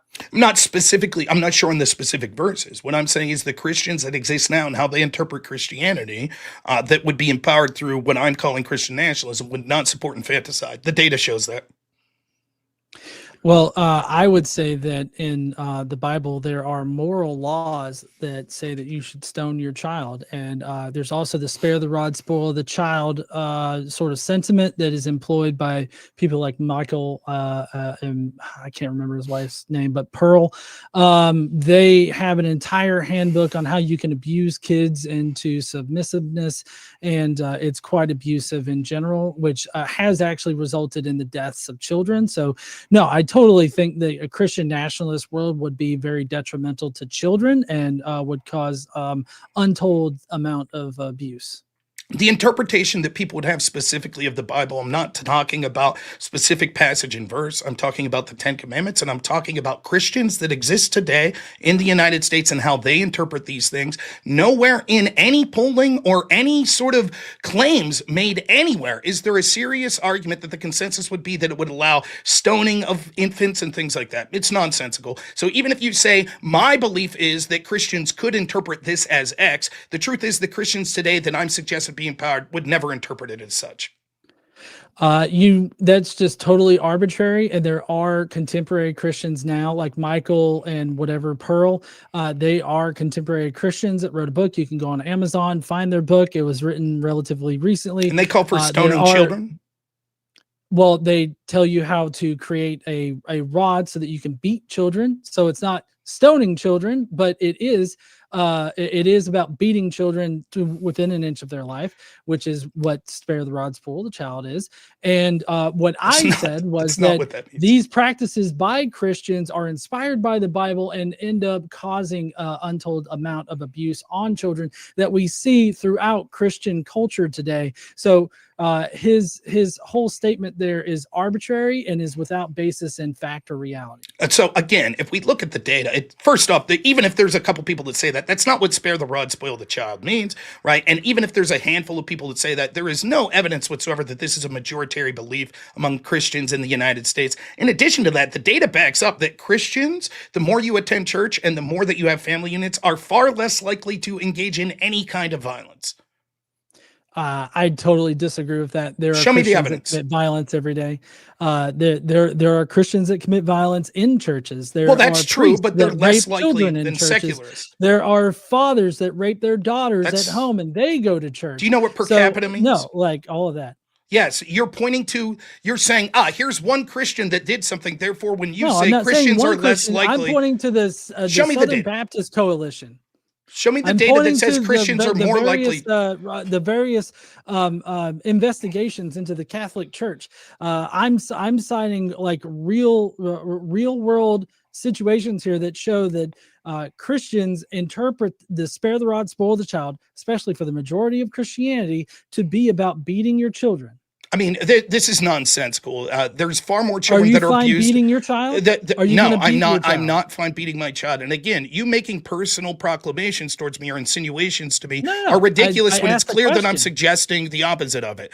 Now, I again, asked a when we look question. at the actual evidence, first we You're can see that offended by the question. far That's more fine. children are harmed in public schools, oftentimes in secular environments, and in fact, through law and executive fiat or judicial fiat, they are now secular environments. Far more children are hurt in physical abuse, sexual abuse, emotional abuse in schools than they are in churches. Secondly, Nope, if we that's not look at true. the amount of Americans that are willing to use violence to achieve political goals, the data is stark that it's actually more secularist lefties. In fact, the more far left you get and Nope, more it's actually secular, conservative righties. that's not true. So, for example, Nope, yep, according the to a Cato YouGov, Institute. according to a YouGov poll that was done a couple months ago, it said most Americans across political spectrum say political violence is never justified, but younger and more liberal are more likely to disagree. So, amongst political ideology, 25% of very liberals say that political violence can sometimes be justified. 14% said they're not sure, Yeah. and another 5% said they preferred to say. Compared to very Yeah, conservative, and you know what? let me And you know what? finish I real use the quick. Cato Let me finish the Institute's data. numbers Let me that finish the data actually real take quick, the so I number understand of the need to talk political over. I don't have a violent problem, so I'm actions going to that are finish this taken, data. You and can talk who over me as if actually you had the whole does time. that. Notice that And before this and point the in the ones that debate, I actually do allowed you it to are talk the over me the entire conservative time. You said this is a mega bloodbath debate, and the moderator was perfectly fine letting you to talk over me, so I'll return the favor.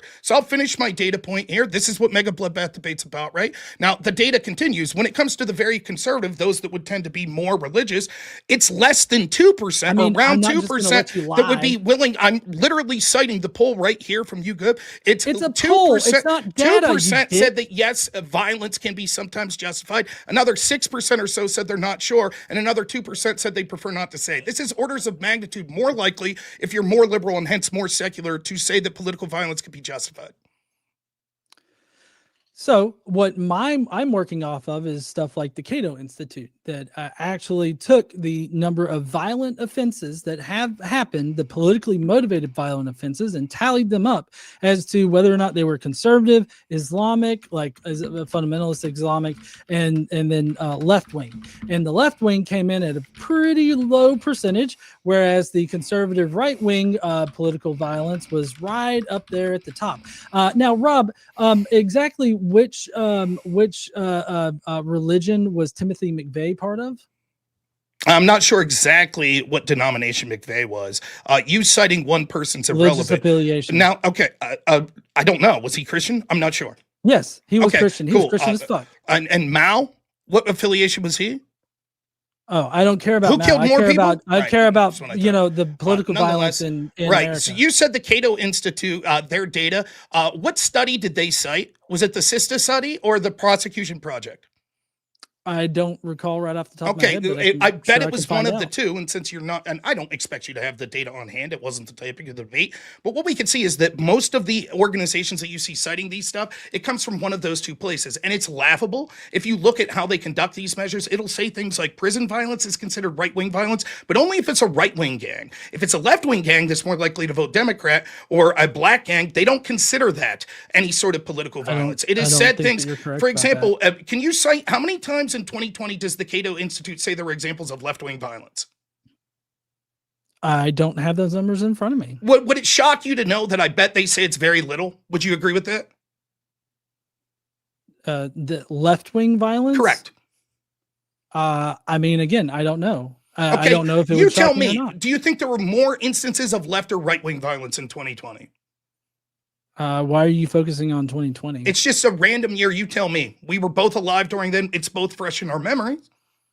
Yeah, but my dad is working off of like since 9/11, how much, like, I'm not saying that there isn't left-wing violence. What I'm saying is that the majority of political violence is done by conservatives. That's not and true. Christians. So, for example, we can see hundreds upon hundreds of examples of instances of left-wing violence in 2020 through Black Lives Matter and Antifa. Almost none of these studies that you're talking about ever cite that as examples of left-wing violence.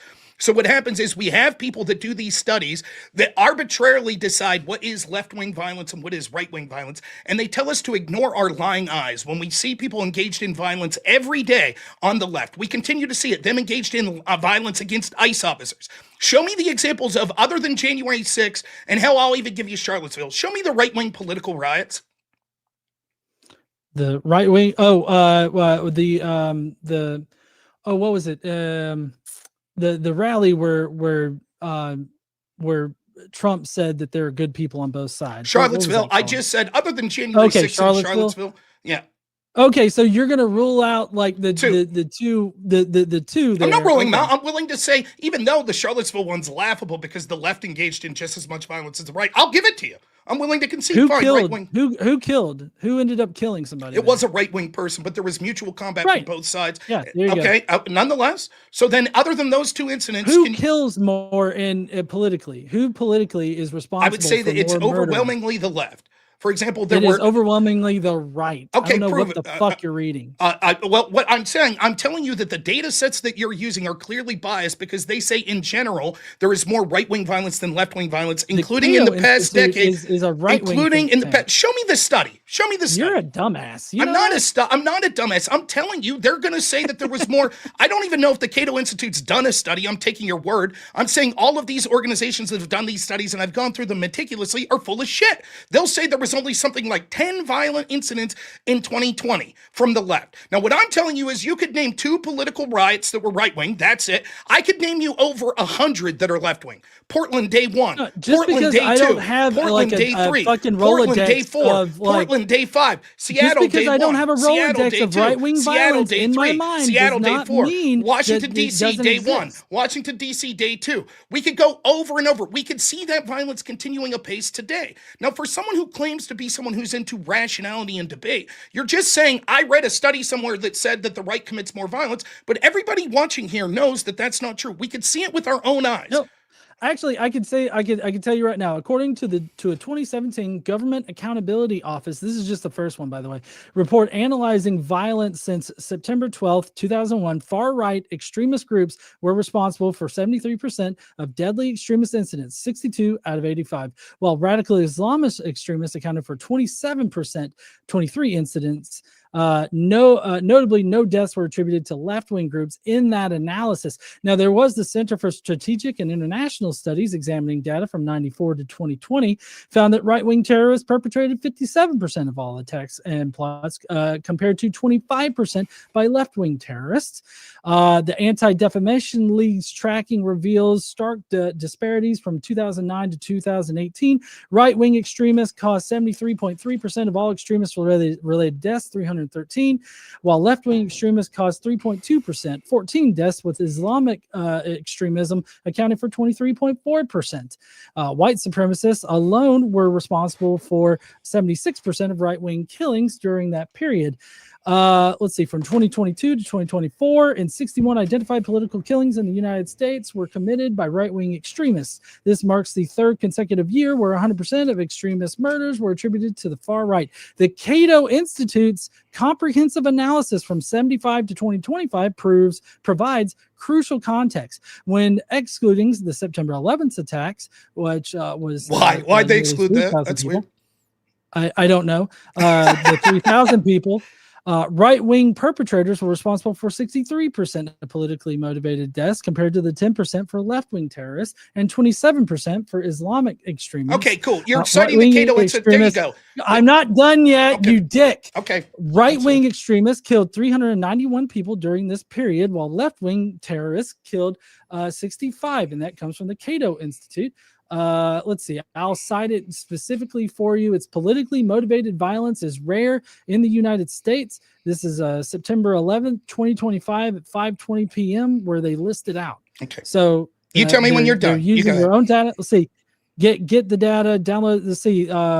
Yeah. So this is the Norstash 2025, Norstash 2027 calculations. It's got a graph on that. Let's see.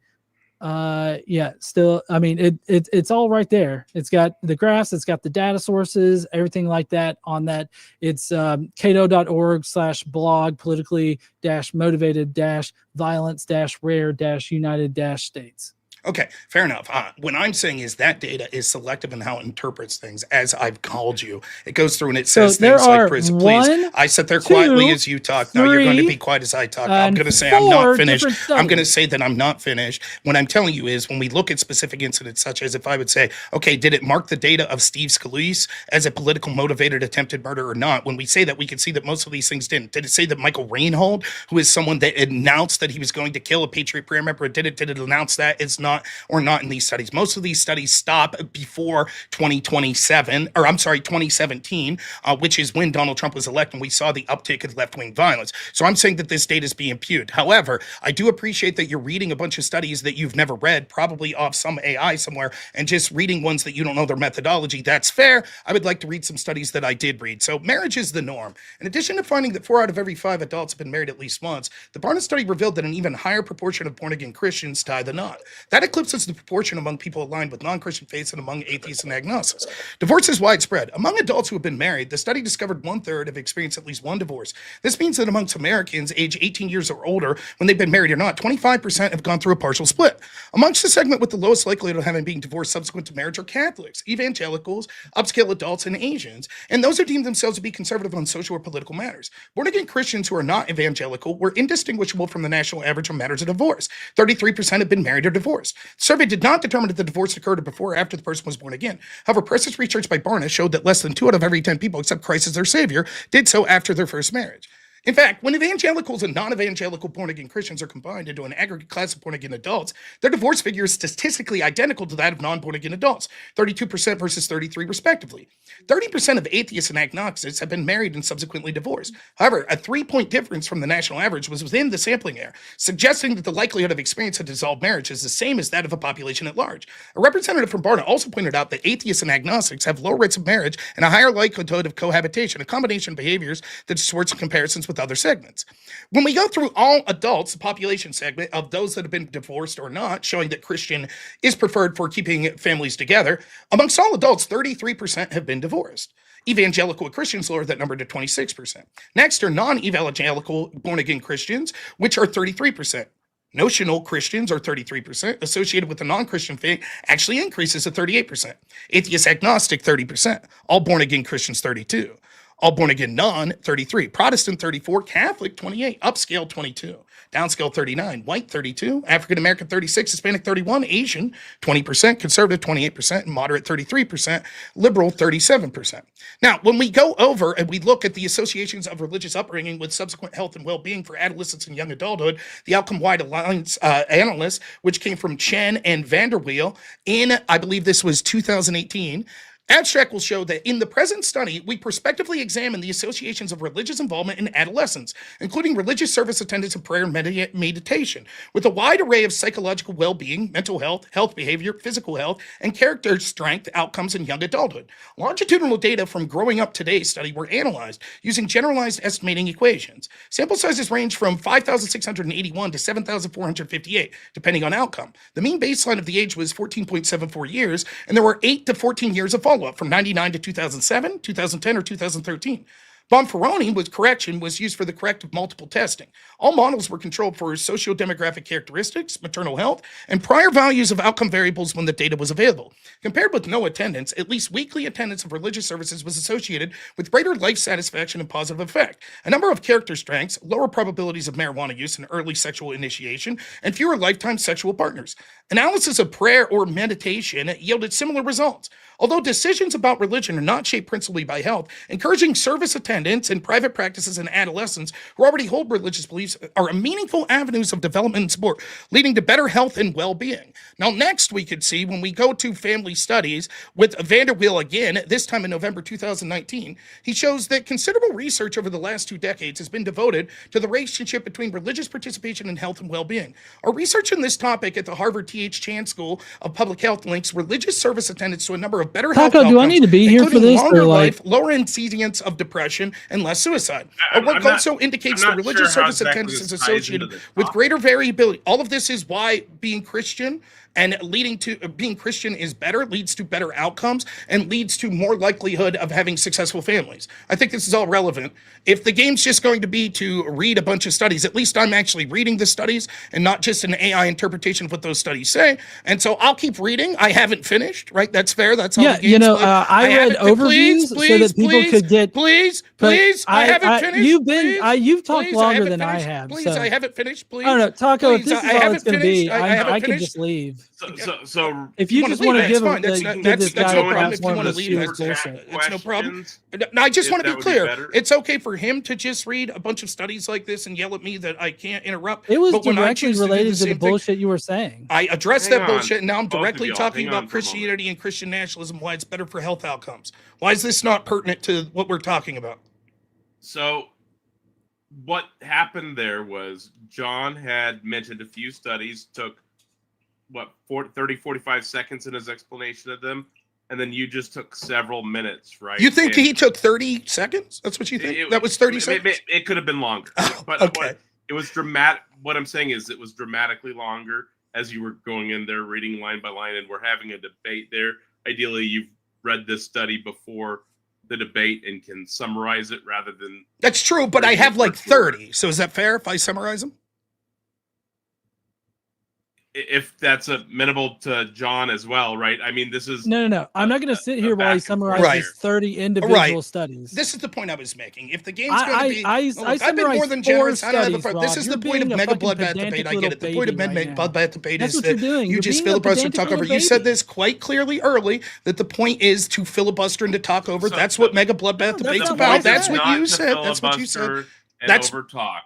As I mentioned earlier, Confused. we're trying to have a good back and forth. It does get a little bit heated, but we're discussing the topic tonight: is Christian nationalism Correct. good for America? And we have currently 42 minutes or 43 minutes left on the clock, and quite a few super chats of people that are interested in hearing from y'all on both sides. And this was a good back and forth for the most part. It did get a little bit personal, but the filibustering portion is a little bit excessive. So I agree. It was excessive, and it was excessive when he did it the entire time. All I'm doing is playing by the rules that have been outlined in front of me. That's it. I don't see what the problem is. I'm not trying to step on anyone's toes. He repeatedly said over when I sat back and Christ, patiently you're let a him talk. fucking little He repeatedly pussy. said over and over again, tell him, moderator, okay. tell him what Okay, Mega let's get Bloodbath off debate's the meta about. now and go back into the topic Right. at hand. So the topic in hand is there's a super chat from Evan Lord for Godless Engineer.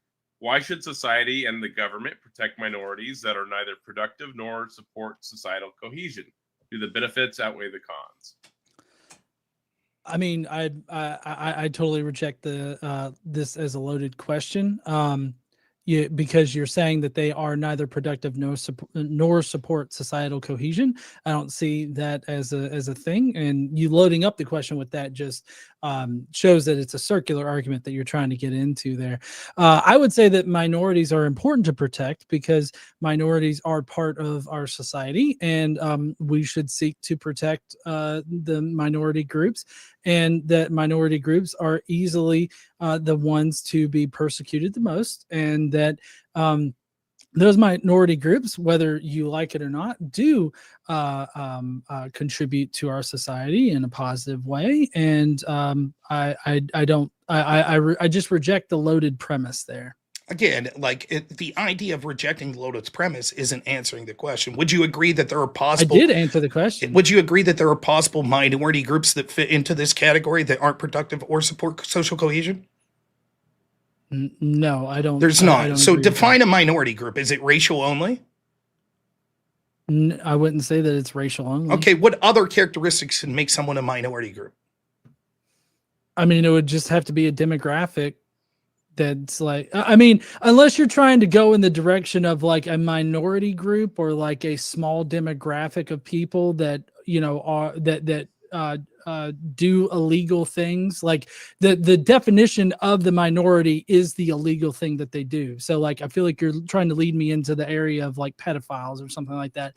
And yeah, pedophiles are detrimental to the society, but that's because they are defined by the laws that they are breaking. I think that breaking the laws are detrimental to society. Nonetheless, you just gave one minority group that would have fit the characteristic that the Well, person yeah, was but talking then you're about. then you're Finish there. breaching I'll on finish my point. equivocating. And when we're there talking on about what you there are mean by potential other minorities. minority groups that Typically, we could the see question- that wouldn't be the based on the question- law that they're breaking, that we the would see would still make question- them a minority group that could fit into the that category. question- Once we're saying the that it doesn't have to question be that was racial posed- and it could be some sort the of other question that was motivation, we posed- can see that there are the other things that could question be a that was minority group. posed- For example, what if there was a section was a of people question that for through their religious practice thought that it was immoral to vote or immoral to work? And so let's say there's some sort of native tribe that says, you know what, we don't want to pay taxes, we don't want to work or do anything productive. Should we as a society, and they say we hate America and we hate social cohesion, question should that we was as a posed to me was society be loaded forced up to with protect an them? idea of And it's what nothing to do with minorities loading the are. question. The- What it is you what refuse Rob to is trying answer to the do question is that was specific to equivocate this. minorities Now, you into can a try to broader talk over me, but I'll be able to get my generalization point of out what the there unfettered minorities if are. we're going to talk.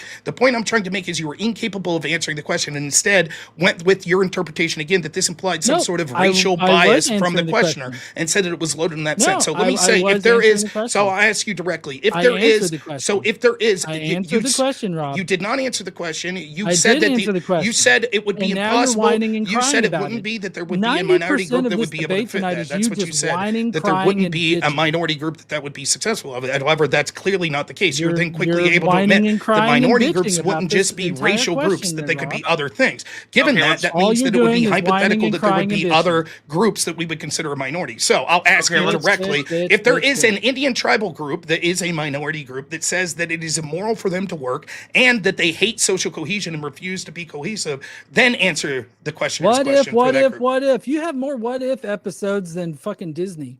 And it's nothing to do with what if. We're outlining specifically. You said You're that you assumed it's a this. whataboutism. That's not a whataboutism. You're a whataboutism. It has yeah, nothing and to. then You don't know you're what that means. equivocating. You know what an You don't know what the equivocation word- fallacy is, right? It's not an equivocation fallacy. The questioner it is asked an a question. equivocation You said, fallacy, "I because assume the this is questioner what was you're asking talking about minorities in that Prove it. particular respect, Prove it. and Prove that's what minorities they were in asking. general.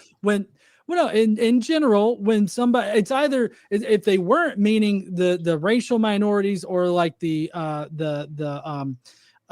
sexual orientation minorities or any of those actual minorities that are normally mentioned in that, then they are playing at an How about a equivocation religious fallacy. minority? Could they have meant that?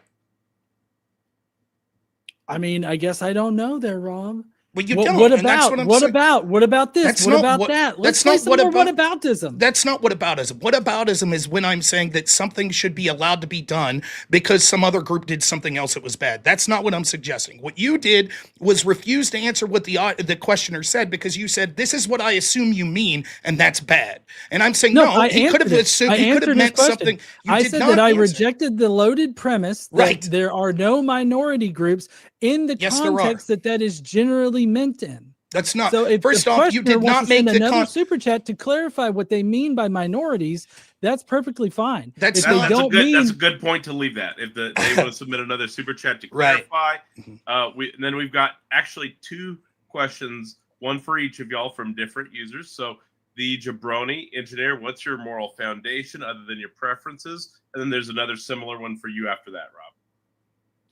Right. So my moral foundation would include secular humanism, and that is using reason and rationality to place the health and well-being of people in our society first, and to do the best to reduce the most amount of harm that we can. I think that's the way that our society can flourish. Yeah. How is killing a baby 2 days before the due date rational or reducing See, harm? yeah, that's another one of those straw men that you were trying to. That's what you say the law should be. No. So what I Yes or said no? Did was you that- say the law No, should allow that? Shut the fuck up, Rod. No, I'm God not damn gonna it. shut If up, you and I'm want not me to gonna let you swear answer, at if me. you want me to answer the question, I'll answer the question. But until you quit your bitching and allow me to answer, then I will. A yes, no would suffice. Do you think the law should allow abortions to occur 2 days before the due date? I think abortion should be done. Should be allowed the entire pregnancy. Right. So then I was correct in what I said. No, you're not correct in I am what you said, correct. because That's you were what I said you loading said. up what you said with a false premise that I would not agree to. I personally wouldn't approve of somebody getting an abortion of a perfectly healthy fetus 2 days before delivery. I don't support that. But should abortion be allowed the entire pregnancy? Yes, because later term abortions are necessary when there are medical problems. I think that abortions being allowed the entire pregnancy and being widely available are going to reduce the amount of time it takes for a woman to get an abortion, and therefore there are no elective later term abortions in that scenario. So no, I don't agree with a perfectly healthy fetus being aborted 2 days before delivery. Right? That's not what I agreed to, and you keep straw manning me on it, and you look disingenuous as fuck. I don't look disingenuous. Please continue to bitch. I don't look disingenuous. It doesn't matter what you personally would support. There are all kinds of things that I think should be legal that shouldn't be made illegal that I don't support. So I'll ask you, I guess, more clearly this time. Should it be legal for a woman to abort a healthy baby 2 days before? I'm sorry, I wasn't listening to you. What? I understand that's been the majority of the debate. Should it be legal for a woman to abort a healthy baby 2 days before the due date? I think abortion should be allowed the entire pregnancy. So then the point I'm trying to make is your rational system that you claim your moral foundation is would lead to a system where it would be legal in the most irrational way that I can imagine to exterminate a baby 2 days before the due date for any reason that the woman chooses whatsoever. That is not rational. That is monstrous. You saying, well, legally it should be allowed to happen, but I would be against it would be no different than saying, legally I think you should be allowed to murder people. However, I'd be against it. I'd recommend against it. It doesn't matter. Your moral framework allows it to be more. Straw man that Rob just did there, because he asked me, should a baby be able to, a healthy baby be able to be aborted 2 days before? I simply said, I think abortion should be allowed the entire pregnancy, right? That does not affirm what he said or anything like that, but yet he took it as an affirmation that like maybe I would abort a baby, or I would support measures that would allow healthy babies to be aborted 2 days before delivery. That's not what I said. I said abortion should be allowed the full length of the pregnancy. And there are multiple caveats that I've already described in this entire debate. Just because you either don't understand or refuse to listen to my caveats, that's not my problem. So what just happened there was I asked you point blank, should abortion of a healthy baby be allowed 2 days before the pregnancy? Your answer to that was, I think abortion should be allowed the entire way through the pregnancy. Anyone with any sort of logical understanding of listening to this would assume that you were answering my question in the affirmative, saying, yes, for any reason, there should be allowed to be an abortion. When your excuse is, oh, no, I was intentionally not answering your question. That's your excuse? Right. I was intentionally not answering your question because you were wanting me to answer yes or no, and I was not going to do that. Instead, I was going to stick with what I actually support, and that's that abortion should be allowed the entire pregnancy. So this does two things. One, it shows that he's not engaged in this discussion in good faith because he's willing to mislead. He's not willing to answer the question whatsoever. Can we move on to the next super chat? He's not willing to answer the question whatsoever, and instead he's willing to deflect and allow the assumption to be given that he said one thing. Secondly, then I will ask him the question point blank then and see if he could give an honest answer. And I refuse to answer loaded questions. If you're going to refuse, then it would be the same as if I said, I refuse to answer any questions that are offered here because I interpret them as loaded. It's nonsensical. The nature of a good-spirited debate and a debate that would occur in good faith, the nature of... Anybody can refuse to engage with a question if they would like to. Okay, that's fine. This is... You guys are providing your time here. You guys are welcome to... If that's going to be, if that's the charity that's given to me from my opponent here, I'll respond in kind. And then the debate won't be very fruitful. I've been very considerate in trying to have a fruitful debate and answering questions that were posed to me and engaging in a back and forth. If my opponent is going to intentionally mislead and refuse to answer questions because he deems that they are loaded, then I'll return that courtesy in kind. But I'm ready to move forward. So yeah, I totally think that the questions, both from the super chat and from you, are loaded. And so I answered them as honestly as I could. I will say that this shows that a secular humanist will be unwilling to have a good faith conversation, because any question that would be difficult hearing within their good moral faith. framework, they'll say that's loaded, I refuse to answer, which shows that any sort of It is rational, loaded. which shows that any sort of rational discourse would be impossible, because anytime we would have difficult No, questions, just because it would I'm come not up- going to allow please, you, I'll keep talking over. to paint Anytime me we would into have a difficult corner questions that to would a come up specific in the answer term that of you want me to legislation or give, anything like that that, doesn't what mean we'll that see I'm is being that people like him will disingenuous just or say, not we Hey, refuse let's to get out address of the those meta and whatsoever. get back onto the topic. We don't need Right. to keep The attacking topic each is other. referencing specifically a secular humanist perspective, and how anytime there would be difficult legislation that would come up, people like him would say, we refuse to tackle the issue because we think the issue is loaded. That's nonsensical. But again, Nope, I'll that's not respond in what I would kind do. the rest of the way through the debate. Nope, that's not what I would do, and that's a total misrepresentation of my position. I'm not. why giving can't you just answer the any kind of question? indication? Because you want me to answer in a certain way. Right? I want you to answer wanna get truthfully a with what certain you answer, believe. and that's I- why you loaded up the question. No, I want you to answer with what you believe. That's all. I'm trying to figure out what your perspective is. That's it. Okay, You're the one I who's think called that me abortion racist. should be allowed only the person entire who- pregnancy. I would not support aborting a healthy fetus 2 days before delivery. Would you allow it to be legal? Yes, it needs to be legal. Okay, then we're right back to where we started. I mean, this is outlandish. We just went through this whole rigmarole, and I was correct in your interpretation that yes, it should be legal to abort a healthy baby 2 days before the due date. What was all of You this see- fighting about? See, this entire thing is a disingenuous painting me into a corner here, trying to get me to answer in a certain way, right? I tried to put the caveat first and then answered with what I would do, and then you disingenuously reframe it as me allowing something to happen. Now, I already explained how if we make abortion illegal for the entirety of the pregnancy, and we provide ready access to abortion services, then the only abortions that are going to occur in that scenario are not going to be healthy fetuses. They are only going to be medical emergencies to where we're saving either the mother or the child or both. And so that's what my actual position is. It's more complicated and nuanced. Just because it doesn't fit into your script doesn't mean that I'm not answering the question. It's not complicated or nuanced whatsoever. My point is that anyone with any degree of rationality can see that a baby 2 days before Can the we due move date. on? No, I'm going to address this point because I think it gets right to the heart of what we're He's talking gonna about. argue of this our ad foundational. nauseum here Right, because I he wants me to understand. say a certain thing. It has nothing to do with wanting you to say a certain thing. I'm asking you it a is. question that gets to the root of what your morality is. And you say that your morality comes from this sort of rational discussion that comes through secular humanism. I'm directly pointing out that almost your every human being, whataboutism again, in you my just keep position. interrupting and you're using terms that you don't even know what they mean. It's not a Yes, I whataboutism. do know what it means. is Your whataboutism. Your Define whataboutism is whataboutism. what. Yeah, Define you're proposing some hypothetical situation to see how what I'm laying out. That's here not would actually whataboutism. play out. That's not what It is whataboutism is. whataboutism. Define whataboutism. I just fucking did. Define it. I will give you a formal definition. Sure. Define whataboutism.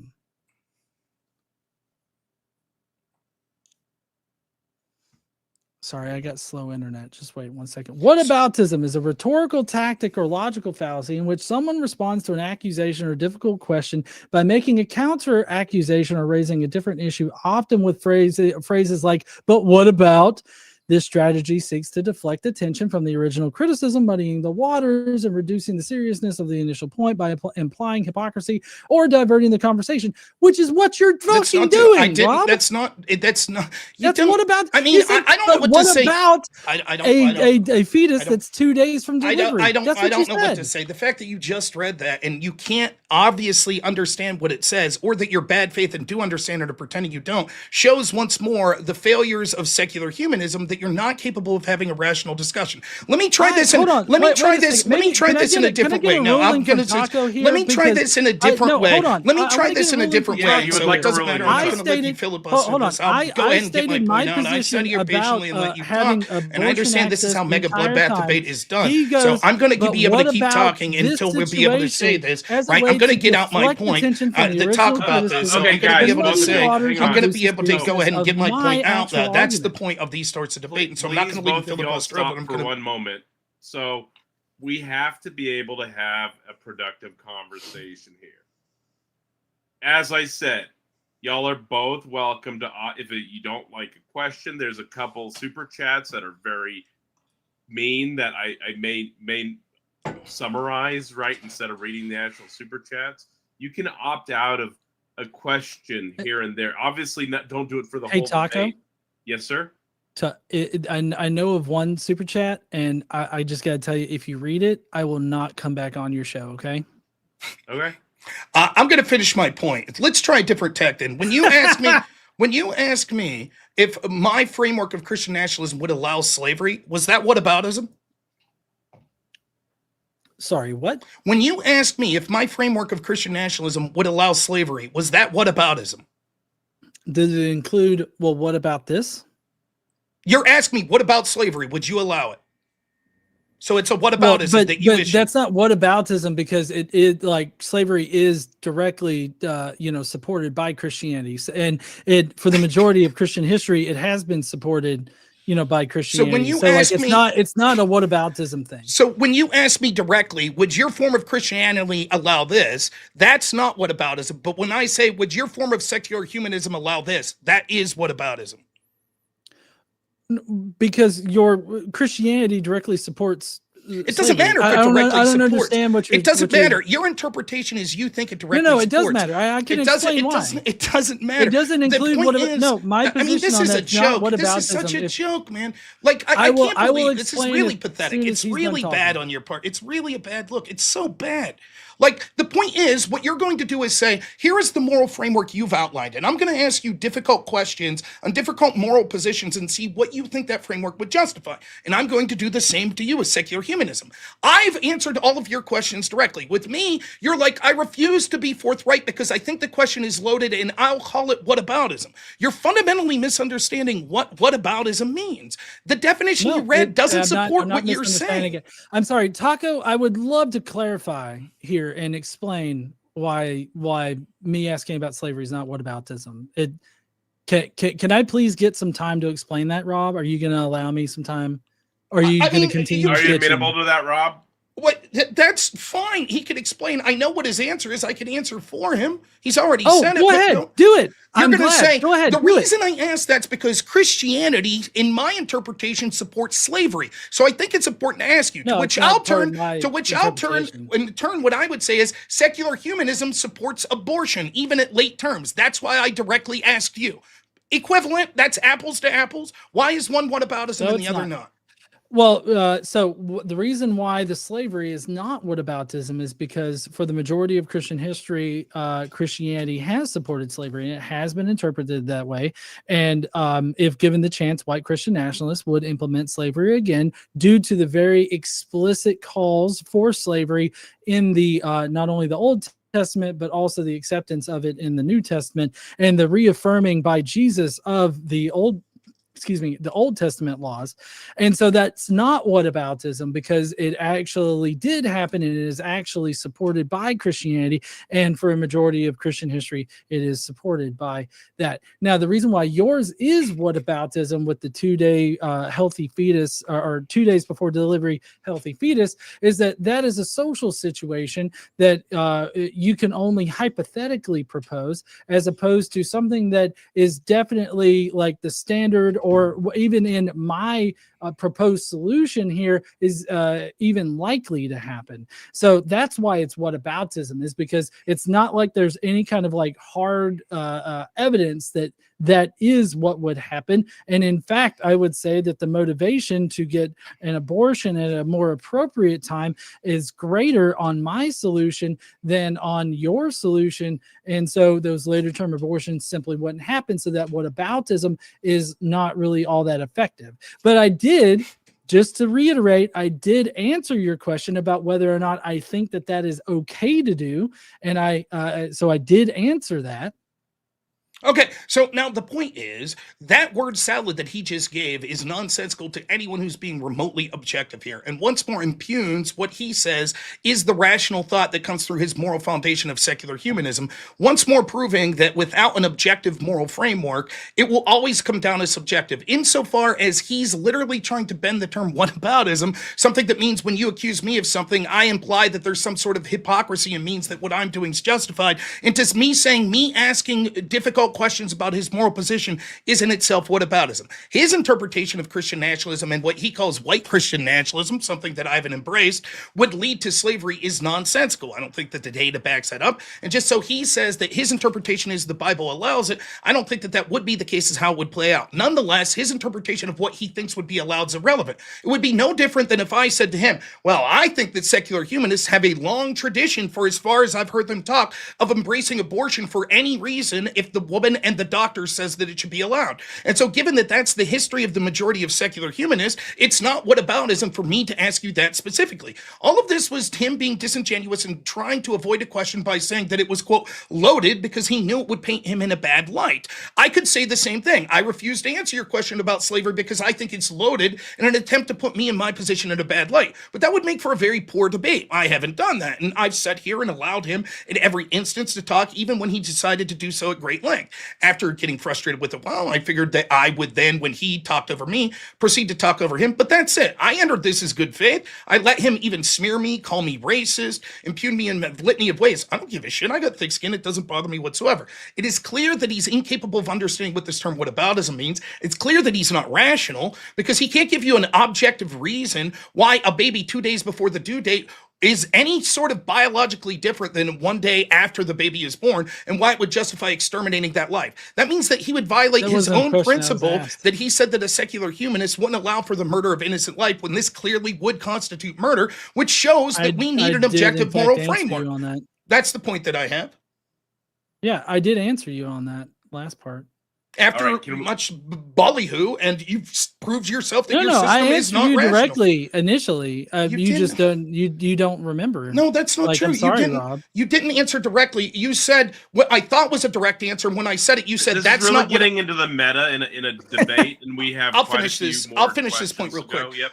I'll finish this point real quick. I thought you answered directly and we proceeded on, and you said, no, I didn't answer directly. You're assuming. And then we went for 5 minutes and you said, nope, my answer was as you interpreted it. That's you trying to be disingenuous. That's all it is. I'm not the disingenuous one here, but let's continue with the super chats. Yeah, and so this looks like this was a question for Rob. If Christianity is such a powerful and wholesome force, why is its U.S. membership plummeting among women and young people? So I believe that it's stabled off, actually. I believe there was a decline, but it's actually stabling off.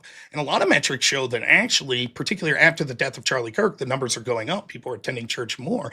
But let's assume that that data is correct and that trend would reverse downwards again or anything like that. Just because something is the correct and true way that would be better doesn't mean that everyone does it. For example, we all could probably agree that eating junk food is bad, and yet thousands upon thousands of people do that, despite the fact that we know that it's unhealthy. Same with alcohol consumption, marijuana consumption, things such as smoking cigarettes. So just because something is right doesn't mean that large swaths of people won't do it. And still the majority of people in this country identify as Christian. So I don't think the question impugns whether or not the system is good. I think I stand alone in prescribing moral virtues and a good system that would lead to better outcomes when it comes to replacing birthrights, when it comes to Christians being happier, healthier, better mental health, better economic viability, and that would mean that the children do better off, which would be better for the country at whole. My opponent is yet to issue any criticism of any of that and has instead embraced secular humanism, which he claims is rational, but the only part we got of it was how he would allow murder of babies 2 days before their due date. Again with the straw man. Gotcha. And Geoverse, John already answered this one, but he basically said secular humanism and then explained that.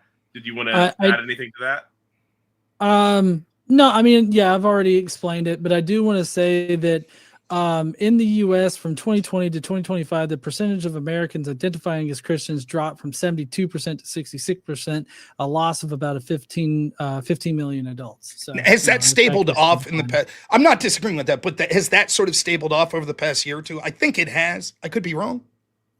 I think it's still declining. Maybe, but it's still no. the majority of people. You would, correct? I mean, yeah, sure. They're Okay. the majority. Well, then the interpretation of the question would be, hey, well, the majority of people believe it, so it must be true, right? You would say, no, that's nonsensical. I don't think that one has anything to do with whether or not the system's good or the truth, right? How many people believe it would be irrelevant. No, I don't think the question had nothing to do about majority of people believing a thing. If I remember correctly, maybe Taco can bring it up. It was about, why are so many, like, if Christianity is so good, why are so many people leaving Christianity? Right. And my point is that the counter to that would be, well, it seems to imply there's something wrong with Christianity, which is why people are leaving. But the counter to that would be there must be something right with it if the majority of people are Christian. I'm saying that one has nothing to do with the other, and you would agree with that. I mean, I really don't know, so I'd have to think on Okay. it. Well, I think I made my point to the questioner. All right, and then I think this one is for John. Can you please tell us the state religions of the 13, or I guess it could be for both, but could you please tell us the state religions of the 13 original states? Rhode Island was the only one that didn't have an official state religion. Yeah, so I mean, each of the colonies had different. The original states, each of the colonies had their own religions, but when they became states, the 13 original states, none of them, I don't think any of them had like an official state religion. If they did, then that would have definitely been directly against the First Amendment, which meant that it wouldn't be enforceable. No, just to be clear, no. Like, is your interpretation really that if there were state religions at the time of the signing of the Constitution, that meant at the outset the states were all violating the First Amendment? Does that seem more likely, or that the Founding Fathers thought that that was not a violation of the First Amendment? No, they would have thought that it was a violation of the First Amendment, but all I said is that it wouldn't be enforceable. Like, they could have it in their constitution, but it wouldn't be enforceable. Just like there are laws on the books right now that says atheists can't hold elected office in several states, but those aren't enforceable. That's not true. In fact, many of the states had official religions and said to be able to vote, you had to be a member of that religion.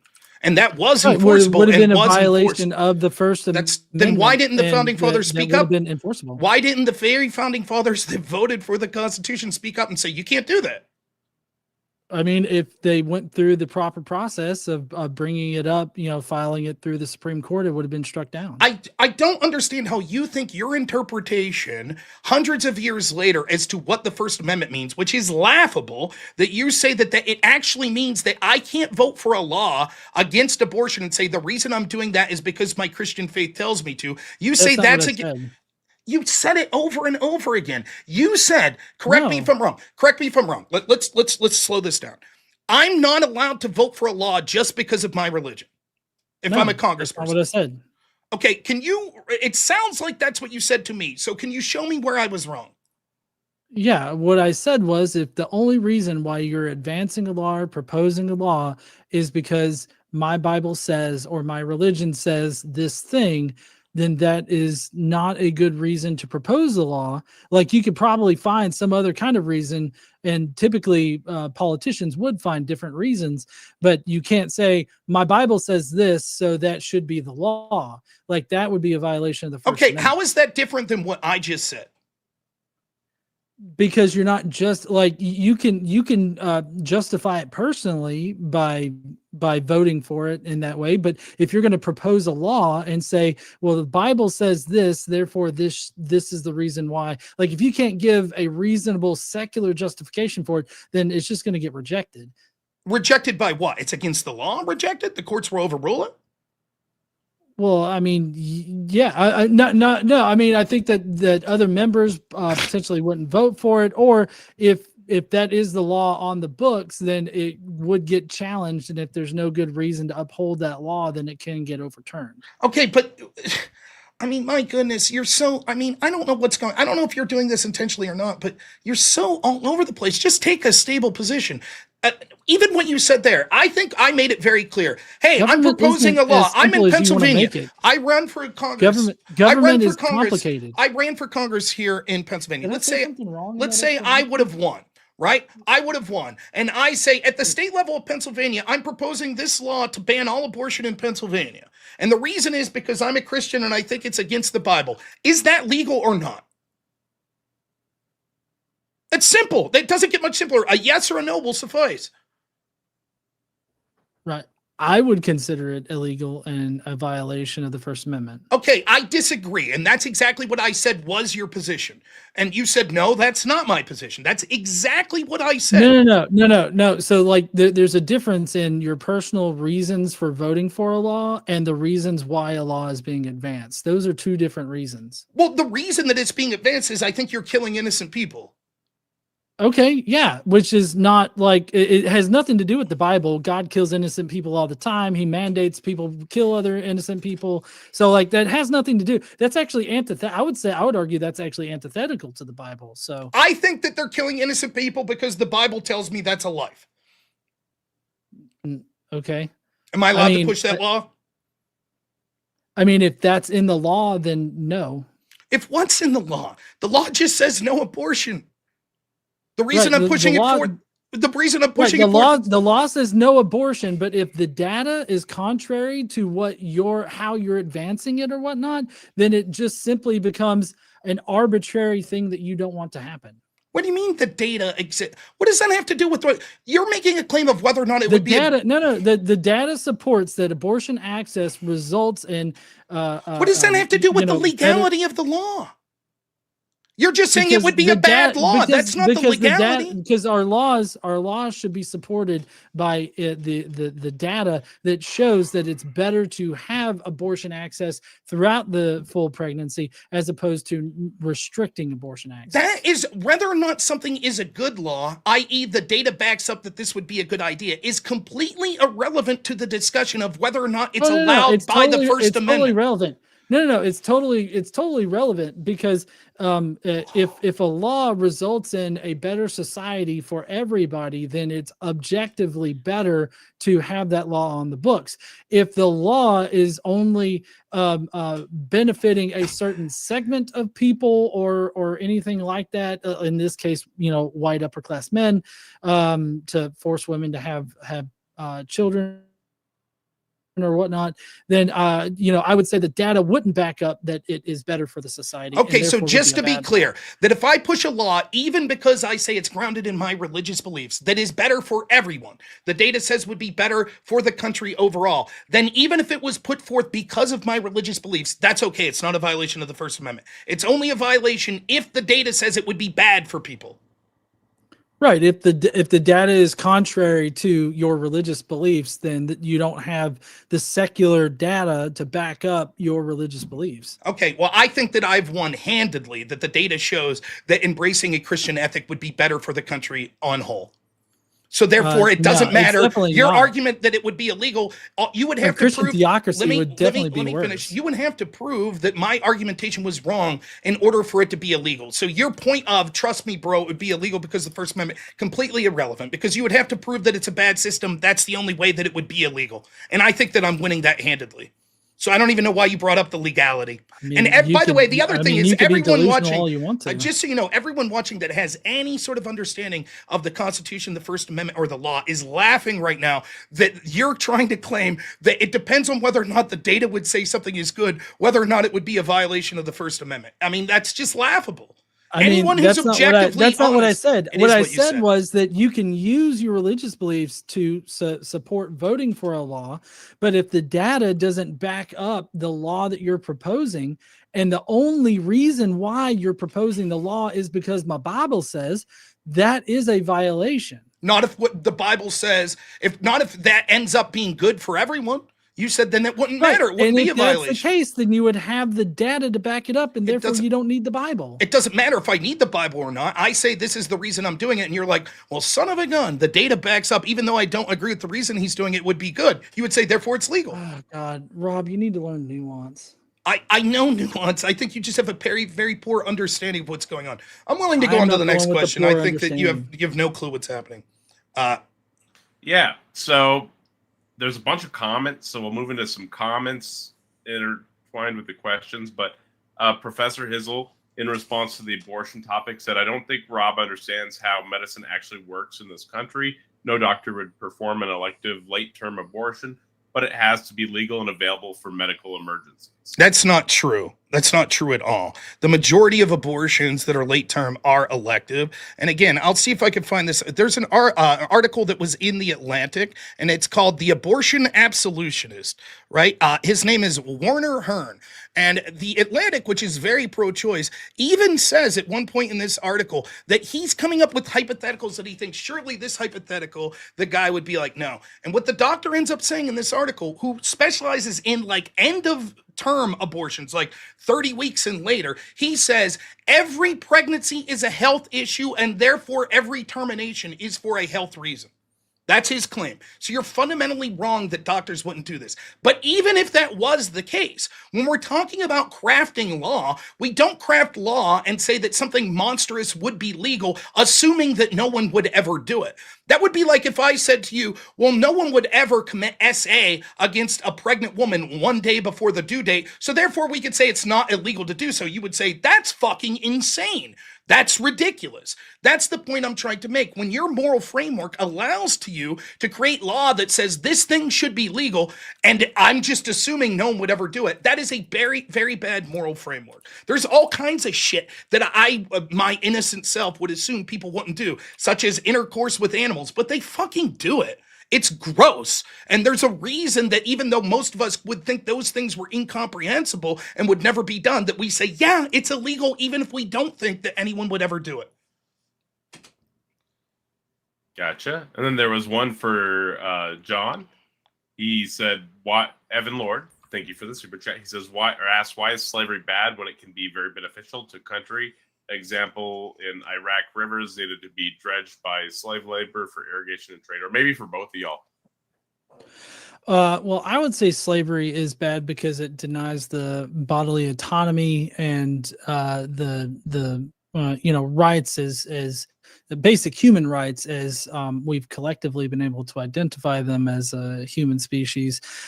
So I think that all of that just does more harm. Like it increases the amount of harm that's being done, and so that would be, a violation of my secular humanism moral foundation. I don't think it would, though, because if we're talking about bodily autonomy, there's no more violation of bodily autonomy than taking of the life. And when you're suggesting taking the life of a baby 2 days before the due date, Let's go back to the abortion topic. Let's do that, Rob. Fuck. I'm going to this topic because it directly speaks to what you're claiming to believe through your secular humanism, right? When it comes to the topic of slavery, another value that you seem to espouse was that of democracy, and you've waffled on this, but if 80% of a population voted to enslave 5%, would you allow it? No, because that would be a direct violation of my secular humanism. So then it's okay to be undemocratic if you think it's a violation of certain principles. No, a certain I'm not moral saying framework. that it's okay to be undemocratic about it. Well, it would be undemocratic if 80% of the people in this country, for example, voted to enslave Jewish people. More whataboutism. Let's do that. That's not whataboutism. That's not what about. You don't That understand. Is whataboutism. That's the definition of what about. It is not. What about if everybody voted to enslave all the LGBTQ individuals? That's literally whataboutism, Rob. You're claiming to have two fundamental beliefs. One is that you believe in the sanctity of democracy. The other is you say that there's some sort of bodily autonomy. I'm saying, what happens when those two beliefs counteract each other? How do you decide that? And you're like, I won't answer. Right, that's whataboutism. Secular humanism. I use my secular humanism in order to inform my decisions on that point. So then, okay, so we are on the slavery question. So, Rob, do you now have a response? Well, the response I'm making, I think slavery is wrong because one person should not be allowed to own another person. That's why. God disagrees. I disagree that God disagrees, right? I think that the covenant of the New Testament shows that. Now, regardless, right, what I'm saying is this is directly refuting your worldview of secular humanism, which I think the status quo embraces, which is that if there are democratic principle, or if there is a democratic belief that we think violates a higher moral standing, then I think both you and me would say it's okay to outweigh democracy in that. That's not whataboutism. I'm making the same claim as you. I'm just trying to get you to admit that, because your opening statement said that the problem you had with Christian nationalism, 80% of the problem was it's anti-democratic. It's anti-democratic. Overruling Roe v. Wade was anti-democratic. And I'm saying, yeah, but if there's a higher principle that we're looking at that our moral foundation believes, then we could say it's okay to usurp the will of the people if the will of the people is violating a higher principle. I don't know why you can't just answer it instead of saying that's whataboutism, which it's not whataboutism. It's factually not. I mean, yeah, it's still whataboutism. What's this next super chat? Yeah, simply put, said the word establishment in the First Amendment is not a noun. It means to found, create, or to set up something on a permanent basis, like a company or law. Would either of y'all like to comment on that? Yeah, it's clear. Go ahead. Sorry. Well, I was just gonna say, I mean, that's what I was trying to, I guess, communicate, is that the establishment is not about like a church specifically. Like, obviously you can't set up a law that says that there's an official religion or official church or anything, but that would, the establishment part is about the law, creating a law that would establish that, or a law that would establish some kind of aspect of Christianity. That's not true, right? For example, if it wanted to say that, it would say that what the First Amendment would say, if that's what you're telling, is Congress shall make no law rooted in a religion. Instead, it says respecting an establishment of religion. In other words, expecting the creation of, like, a company, right? And so you could have laws that are rooted in Christianity. What you can't have are laws that say Christianity is the official religion. That you can't have. But you're absolutely allowed to have a law that you say the reason I'm putting forth this law is because of my ethics. Just like you have that right. If you were Muslim or Jewish or secular, you are allowed to use your foundational principles to put forth a law. That law can't establish your moral foundation or religion as the official state religion, but you're allowed to use and that's exactly how every legislator operates. It would be absurd to say that you can't use your Christianity to inform your voting preferences. It's nonsensical. So I just want to clarify real quick before we move on to the next one, that Rob is obviously missing the nuance here of what he's talking about, because nobody is saying that you can't use your religion to inform your sense of morality or to inform your decisions on what laws you put forth or anything like that.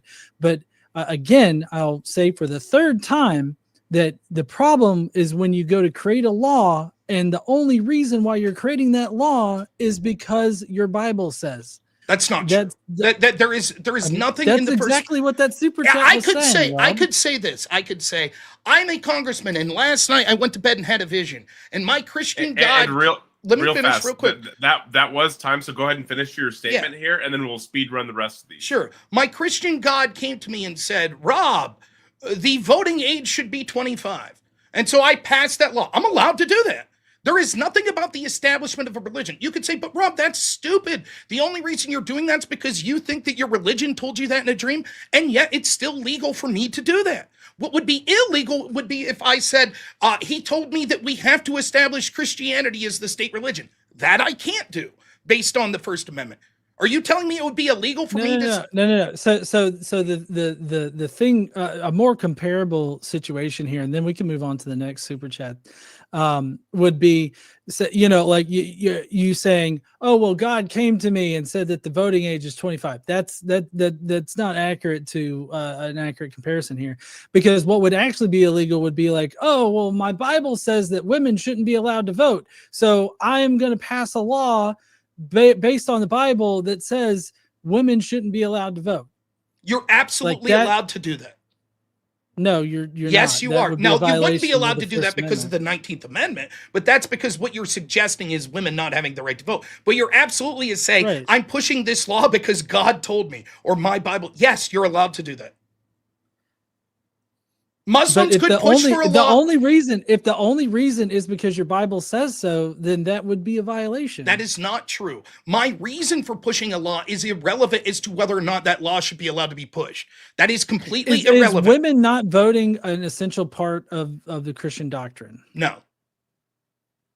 Okay. Well, I mean, Yeah, you have your own weird interpretation of the faith, but my point Do is, the majority of playing Christians into the books- whataboutism thing that you think isn't a thing.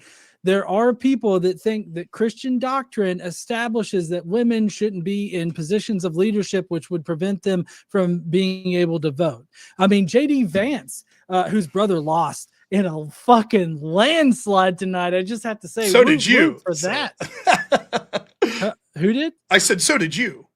No, I didn't lose at all. You didn't do so hot, buddy. But JD Vance thinks that family voting should be a thing, and that's informed by his Christian. That's belief fine. that He's allowed. Men are ahead of the family. He would be And allowed. The only he would be allowed reason to push. why you would do the only reason why you would instantiate family voting is because of a Christian belief, which would be establishing a law with respect to a religion. No, it doesn't say establishing a law with respect to a religion. It says the First Amendment is clear. It says respecting an establishment of religion, not in respective to a religion. And again, you would be allowed to push a law for any reason you want. A Muslim could push a law that says it's illegal to eat pork. They could do that and say the reason is because of my religion. That's not against the First Amendment for them to do that. It's not. I mean, I don't know what to say. I could say I reject that because it's just for your religion, or I could say actually I support that, and not because of your religion, but for this reason. But they're allowed to push for or vote a law for any reason that they want. Yes. Hey Taco, I've got to get up early tomorrow to do absolutely nothing because I'm furloughed and shit. So I've got to go after we get done with whatever super chats are left. Okay, I get it. So we've got 29 super chats right now, so we can I can hammer through these very quickly, and y'all can say I don't want to respond to one, or you can do it. How about 5 second maximum to respond? Is that fair? We'll try that works. Yeah, that works. I could do that. Some of them are not the nicest in the world, so just be prepared. There were a couple I had to filter out because of TOS reasons. So just a heads up, I think I did a pretty good job at that. At filtering out the really bad ones. Bridge the divide. Christian nationalism is just bigotry, racism, misogyny, and xenophobia carved into a cross. Debate over. Any responses? Yeah, when your axiom is your belief and you assume that it's true, your conclusion's your axiom, then you're not doing a debate. I've won that's not the case in this debate. Gotcha. I agree with Bridge. Gotcha. And Marvel Rivals Daily at Geoverse. How does it feel when logic is used against your false assertions? W. Rob, I told them about the Crucible. Thank you for the super chat. Any responses? Based. And then the Freak. Christian nationalism should be the spirit and culture of America, not the policy of America. Anti-whiteism is also racism used by the racists. Not sure what he means there. Any responses? Yeah, I think it should be the policy of America in that it should be embraced as we are as the spirit and culture of America, which makes it the legislative policy, which would in fact make Christianity better culturally. That's exactly what I'm arguing for. Christian nationalism should really be referred to as white Christian nationalism because it promotes racism, transphobia, homophobia, all of the phobias. It's just phobic all around, all the way down. I am going to say that I don't agree with all the comments and the statements of those commenters. The super chatters are of their own. I'm just reading them. Evan Lord, why is negative bias what you would call bigotry and prejudice due to not accepting the reasoning something to shame when it produces positive results? That's for you. I don't know what that means. Why is negative bias what you would call bigotry or prejudice due to not accepting the reasoning something to shame when it produces positive results? Well, I mean, I think bigotry and prejudice is always going to cause more harm. Not necessarily. So theoretically, if there was a law that prejudiced against sort of LGBT and that saved us from a disease that was going to wipe out like 5 million people, I'm not saying that's the case, but if that hypothetically was to occur, we would say that the benefits outweighed that limited amount of prejudice. And given that you said whether or not something should be legal should be based on the data, it seems to be a question that's quite pointed towards you here. Yeah, but that whataboutism is homophobic. It's not whataboutism. And then Nobody on Fire. I'm not racist. Why? Technically didn't make this particular claim. Boo-hoo. I'm brain dead. Would either of y'all like to assess this syllogism? Yeah, I assume nobody on fire is racist. Now, what's he going to do? Say, I'm not? And I'll say, oh, because you didn't make that particular claim, you're brain dead. See how stupid this is? And then unforced ego engineer with the chat GPT slides that he can't even remember. No, actually, it wasn't ChatGPT, but it was Claude. But I used Claude to generate slides for something that I had written up. So, and then he also said the Electoral College is part of our constitutional and democratic republic. Someone let engineer know. Losing the popular vote doesn't make an administration illegitimate. The popular vote doesn't elect the executive. Right. I didn't say any of that. So. You Gotcha. did imply it when you said that I did not imply it. When you said that a minority, right, pointed the Supreme Court, and that somehow made it undemocratic when they overruled Roe v. Wade. Well, no, I felt that stacking the Supreme Court is undemocratic because it unnecessarily leans the court in a particular direction, which means that there is no representation for one side or another. A more fair court would be balanced on both conservative and liberal sides, with sort of a more centrist in there in the middle in order to cast the deciding vote. I think that's a more fair Supreme Court. So, like, I mean, I feel like the super chatter was not accurate. It's belied by the fact that you specifically said in your opening statement did not win the popular vote. You just threw that in as an anecdote that didn't matter. No, it did matter, but I didn't say that Trump was illegitimate or imply anything like that, or that the democratic process was usurped. What I meant was that stacking the court, the structure of the court, was undemocratic. Mm-hmm. And I just want to say nobody ran away. They're both still here. We got the conclusions after these. Powder Dusty said Runaway Rob is going to run again. Looks like you're still here. Would you like to comment on that? I mean, it was my opponent that said if one chat was read, he would leave. I'm sure Dusty will comment on that, right? And then no, well, hold on. Let me be. What I said was, if the one chat is read, I will not come back on. I don't think I read it. I think I knocked it off. So no, you did. Well, at least it hasn't come up yet. Oh, I think I knocked it off. Somebody said that you're gonna run. I don't know if I can post that one, but Powder Dusty made another comment towards you about you and Andrew. It's fine. I understand when you don't have anything to add, you need to rely on better people to talk about them to have your content. So I'm not surprised that Dusty's here watching this. I'm glad I could give you something to do. I'm such a great man that not only do I provide content for my own channel, but even leeches like Dusty get perpetual comment from watching me and commenting on me. And then there's another comment on that situation. I'm just going to move all the comments off on that situation, but I do appreciate the super chat. Professor Hizzle said, thank you, Rob and John, for being here tonight. We do appreciate y'all coming in debating. Karen Dave said Rob read for over 4 minutes and 40 seconds, according to the playback. Yeah, so, well, that's true, because I was illustrating a point. When someone's just reading something, particularly studies that they've never read from ChatGPT, and they're going to go on for over a minute, if that's going to be the game, and they yell at me when I try to say, wait a minute, what's going on here, then I could do that game, except even more. It is undoubtable that the person that interrupted the most here, and the person that filibustered, at least up until that portion of the debate more, was my opponent. I was fine with it. He said that's how mega bloodbath debate's supposed to go. I was only returning in kind what he suggested. That's all. No, yeah, but so I was reading off summaries of studies, and yes, I did use an LLM in order to generate those summaries, but that's because I felt that brevity was important here, and instead of like trying to summarize it like in real time, I just had an LLM do it for me. I don't see how that's bad. It was, you didn't know what the study suggested, and you read them at great length. It was like over a minute, and you yelled at me when I tried to say something. I Let me read finish. Let me the finish. summaries. And I figured I read the if summaries once of more we could four see, different. I read sat the here summaries patiently of as you four talk the different entire studies. time, and then when I start talking, you interrupt. And when I did that briefly, you decided to say, "Shut up, shut up! I'm going to finish." So that's fine. You read those summaries. I returned in kind. That's all.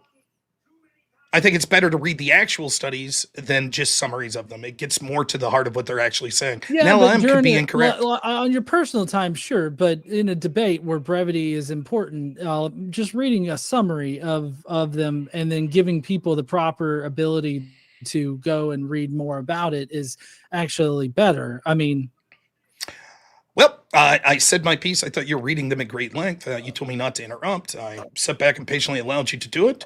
You could have went longer if you wanted. That's what it seemed like was occurring. I decided to read studies that made my point. Instead of just reading a summary, I decided to read the actual relevant points. I thought that was a better way to do it.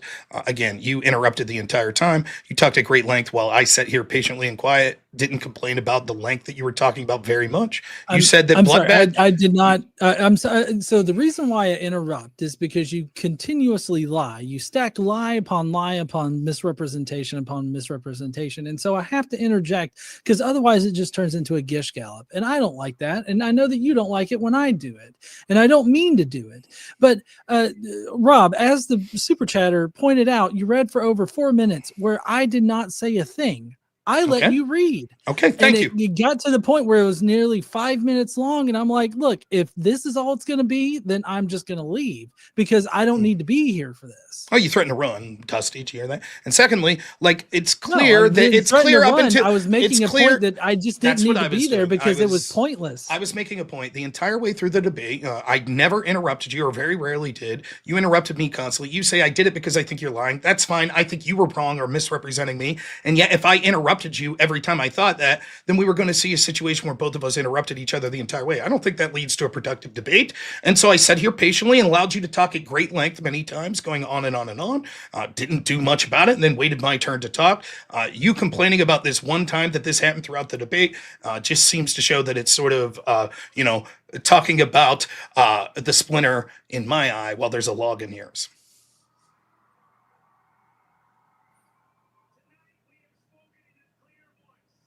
And then there was a super chat from Geoverse again. For the record, Rob hasn't insulted John once. Why is this biased? This is a very fair platform. I try not to push either side too much. What does it? I don't think the moderator should step in if someone's. I don't mind that, but I was going out of my way to not make it personal. I don't care that you did, by the way. I don't care, but I just think it shows when you're coming through this as a secular humanist, and you're like, it's all about rationality and debate, and then right out of the gate, you're just like, you're a racist, you're a bigot, you're this, you're that. It just makes your argument look weaker. It shows that you don't have the rationality that you're claiming to have. That's all. No, I think correctly labeling those things is important. I disagree. I don't think that I was a racist. And then there was a mean super chat for John from Evan Lord. He said he will appeal to. He said you would appeal to bigotry of religion and the problematic insular religious cults, i.e., Scientology. I'm not sure if he went there. I do appreciate the super chat. Do you want to answer a couple of questions from Powder Dusty, Rob? Sure, I don't care. Powder Dusty, question for Rob. Are you going to crash out and run away from this debate and then blame it on the moderator? Is my opponent that threatened to run away twice? I don't think any of that happened on either side, though. And then Powder Dusty, question for Rob. I'm not going to read that, but... I'm not gay. I'm in a heterosexual relationship. Dusty's infatuated with the idea of it. Not into you, Dusty. Gotcha. And then... AJC had a question for you. Hey, engineer, how would it feel if you didn't eat breakfast this morning? Okay, that's a fat joke. I don't know why I'm the only one getting a fat joke. That's actually a hypothetical thing. That's a IQ test that people do. How would you feel if you didn't eat breakfast this morning? How do you think you would feel? That's an IQ test that people do. Well, just leave me answer. How would you feel? I'd be hungry. Thank you. You answered correctly. Yeah, it's just testing to see if you can engage. A lot of people don't understand hypotheticals, and so they'll say, "But I did eat breakfast." And then, I don't think I should have that on screen.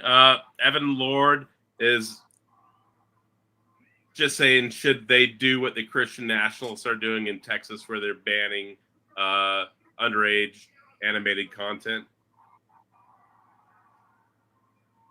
For me, yes. That has to do with adultery and sort of. They were asking for John. Oh, okay. I'm sorry. I mean, yes, I think that should be banned. Like, cool. What is the principle that justifies you saying that, though?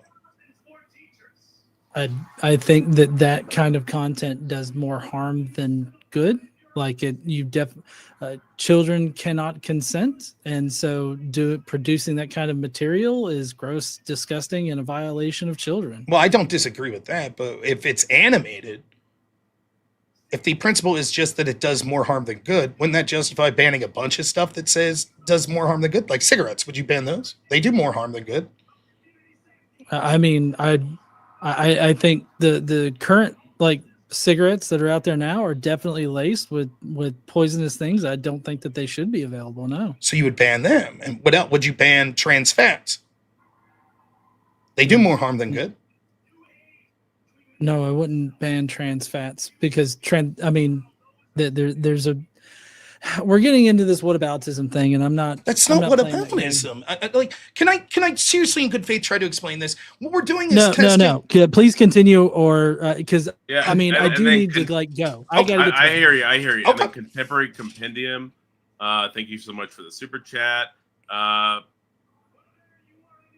They were basically saying that you contradicted yourself on beating children, which I'm not sure I saw that, but. I don't know if I should read out that whole super chat for TOS reasons. And then Michael Tugla says, John, I didn't say that. Proceeds to says the same thing he just denied. Has no idea what the First Amendment means. Just embarrassing. Would you like to comment on that? No, I mean, I understand what the First Amendment means. Just because he's too dumb to understand it doesn't mean that I don't understand it. And then American Nacho did a super chat.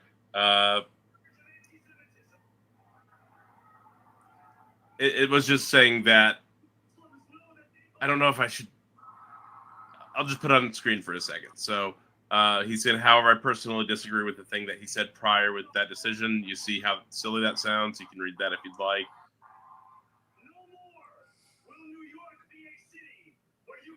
Yeah, I don't really want to read that one out loud. But you see the point. It's a good point, which says there's something that we would say is grotesque, but it would be a better outcome financially and for the majority of people. And to say, well, legally we should be allowed to do that, but personally I don't like it. You see how silly that does more harm. That does more harm. It increases the amount of harm in society, and so it would be bad from the beginning. So no, I disagree with that. I think that you're missing the purpose of his question, which is to say that something should be legal that's grotesque, but then saying, but despite the fact I think it should be legal personally, I disagree with it. It sounds silly. Believe whatever the fuck you want to, Rob. I'm here to just get through the super chats. All right, and then let's keep it at the 5 seconds in. And then Benjamin Horowitz, haven't heard any advocacy for Christian nationalism. Being Christian isn't Christian nationalism. I disagree. I said exactly what I meant. My opponent conceded by saying that in his estimation, it is actually illegal and against the First Amendment to use your Christianity as the reason that you're voting or proposing legislation. That's not what I said. It's to use it as the sole reason that you're promoting legislation. And then simply put, provided some clarification to an earlier super chat. I was agreeing with Rob. You cannot establish Christianity as a national religion. You absolutely can use Christianity to inform your laws. Correct. Right, but you can't base your laws solely on Christianity. Yes, you can. There's nothing that says that you can't. No. And then Benjamin said Rob is doing more to discredit Christian nationalism by not defending it. Disagree. I think that there are many ways that people can interpret Christian nationalism. I gave my interpretation of it. I won that that interpretation is better. Okay, and only 2 more, and then we'll get into the conclusions here. So hopefully y'all got some ammo from this for the conclusions. Nobody on fire. Rob, let's hypothetically look at if there were no radical Muslims. Would you support a Muslim theocracy? Provide the reason to prefer Christianity. I gave the reason to prefer Christianity in that it has better outcomes in the litany of ways that I suggested.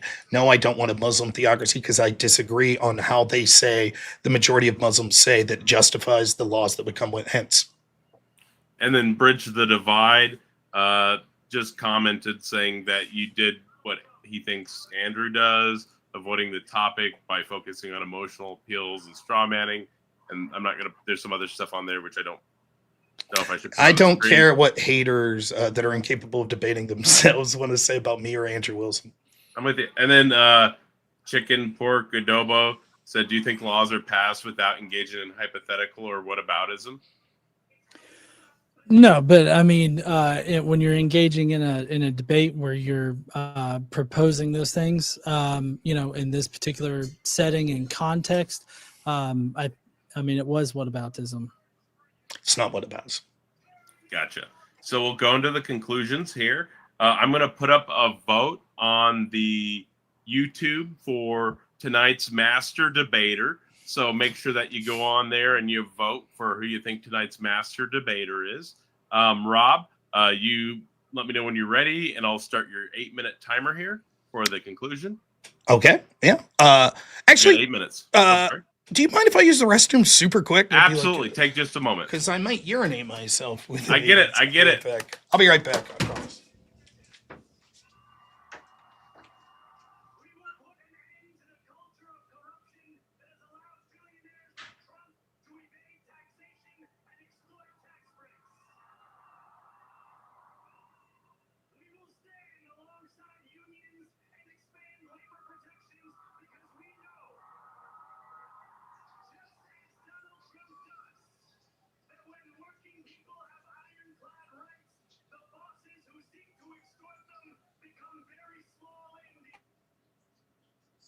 Hey, Godless Engineer, you had some TV on in the background I could hear. I just muted you for a second. You get really bad background noise. It's a TV show coming through. Did you just get a friendly? He did, because he's going to pee. When is this going to be over? Soon. Okay. Thank you so much for that. I very much apologize. Are we good? You guys still there? Yeah, you ready? Okay. Yep, I'm ready if you guys. You've got 8 minutes. All right, thank you so much. So I think if you go back to my opening statement that I was able to prove my case quite succinctly. If you're looking at what was said in this debate, you can see that my opponent offered very little defense of the status quo, nor did he offer defense of sort of secular humanism that had any really offensive prescriptions as to why it should be preferred. I was able to articulate, even though we didn't talk much about it because it was just unquestioned by my opponent or he didn't get around to question to it, the claims that I made in my opening statement that still stand, that it would be better for birth rates, it's better for people's mental health, it's better for their physical health, Christian nationalism, it would be better for the family units, it would be better for children in all ways, it would be better to increase our economy, it would lead to less prison time, it would lead to less violence, etc. That pretty much goes undisputed. The only couple of things he said was the question of violence. He cited a bunch of studies that I'm impugning exactly what those studies do. He has an appeal to authority. I've done this debate in several other times, including a modern day debate recently. No, these studies are a joke, particularly when we look at the last 8 years since Trump's been in office. We can see that the violence is overwhelmingly more from the left, and the polls that I suggested from YouGov, these aren't ridiculous polls, suggest that the left is far more and hence the more secular. In fact, the more lefty you get and hence more secular on average, the more likely you are to say that political violence is justified. We can see this in our current environment as people fight against ICE, etc. All of these are reasons to prefer Christian nationalism. There's no real downside whatsoever other than him just saying, but you'll be racist. I won't be. All the data suggests that the Christians that I'm suggesting would be put into power wouldn't advocate for racist policies whatsoever. They wouldn't advocate for stoning children. They wouldn't advocate for stoning gay people or anything. He also fundamentally doesn't deal with the fact that he has conceded in effect, and he'll try to answer in his last statement so that I won't have a chance to respond, that if we don't have Christian nationalism, what will happen is we'll lead to an increase in migration from populations that are antithetical in a bigger way towards sort of his secularist pursuits, such as people that identify as Muslim or other religions. He also doesn't answer the fact that secular humanists aren't reproducing, so inevitably the people that are going to fill the gap are some sort of religious group. I'm recommending that Christians would be much better for everyone, myself and him, and all of the pursuits that he's saying. You can see that his interpretation of secular humanism is not based in rationality. You can see how he goes to insults, calls me racist. You can see in how he refuses to answer questions and falsely interprets things as whataboutism it isn't. You can see in how he misinterprets clear clearly what the First Amendment is, and he's all over the place. Like, it doesn't just show that it's bad form in this debate, but I'm not really complaining about that. What I'm suggesting is this is the problem when you have a subjective morality set such as secular humanists. Almost every secular humanist I see that wants to debate online makes this claim that they're about rational debate, and yet by simply sitting down with them for 2 hours, you can see how that rationality is quickly thrown out the window. For example, he refuses to answer pointed questions that get to the fundamental roots of his morality by just waving them off as that's whataboutism, even though that's clearly not what the term whataboutism. View that against me, who every time he asked me a pointed question about what my moral interpretations would be, I answered them quite frequently and quite out into base. You can see how he relied on things like interruptions constantly and justifying it by saying that that's because I'm a liar. And it just goes to show that there isn't a rational view. I particularly impugn his worldview, showing it how it would justify things like murder, which is another reason to prefer using a Christian nationalist foundation, particularly the Ten Commandments and the thou shalt not kill rule, where he's trying to make the claim that a baby 2 days before birth would be allowed under his system to be killed. He could say, yeah, but I'm doing that because I think it'll lead to less babies being killed, or I'm doing that because I don't think anyone would ever do it. It's nonsensical. There are doctors that are willing to do this, and even if there weren't, he's still justifying it, despite the fact that he waffled on it several times, saying that his moral framework would allow this to be law. It is a bad moral framework that the secular humanists are offering, and you can see why things are getting precipitously worse in many ways as we become more secular as a country. When we were less secular, we were happy. When we have family units, particularly based in Christianity, we are happier. And what will happen is if we promote these sort of values that a Christian nationalist would, in the framework I'm suggesting, mostly what would change would be we would favor going back to understanding that the core unit in our country should be the family, and particularly families that are embracing a Christian ethic. And we can see that the numbers are overwhelming, that this is better for all populations, regardless of your skin color, regardless of your age. These are the preferred systems that we should have, from mental health, physical health, economic health, emotional health, etc. He doesn't answer any of this. He just says, well, it doesn't work for anyone. We're not fiating that people have to become Christian. We're not making Christianity a national religion. None of that's what this is about. And you can see counterly what secular humanism would offer. It's just nonsensical. It's complete arbitrariness. And they're not going to be able to decide things through dispassionate debate. They're going to yell and call each other racist and say, I refuse to answer these questions because it's whataboutism, etc., etc. So there is no stable moral framework that he could point to, nor that you could point to in a secular situation.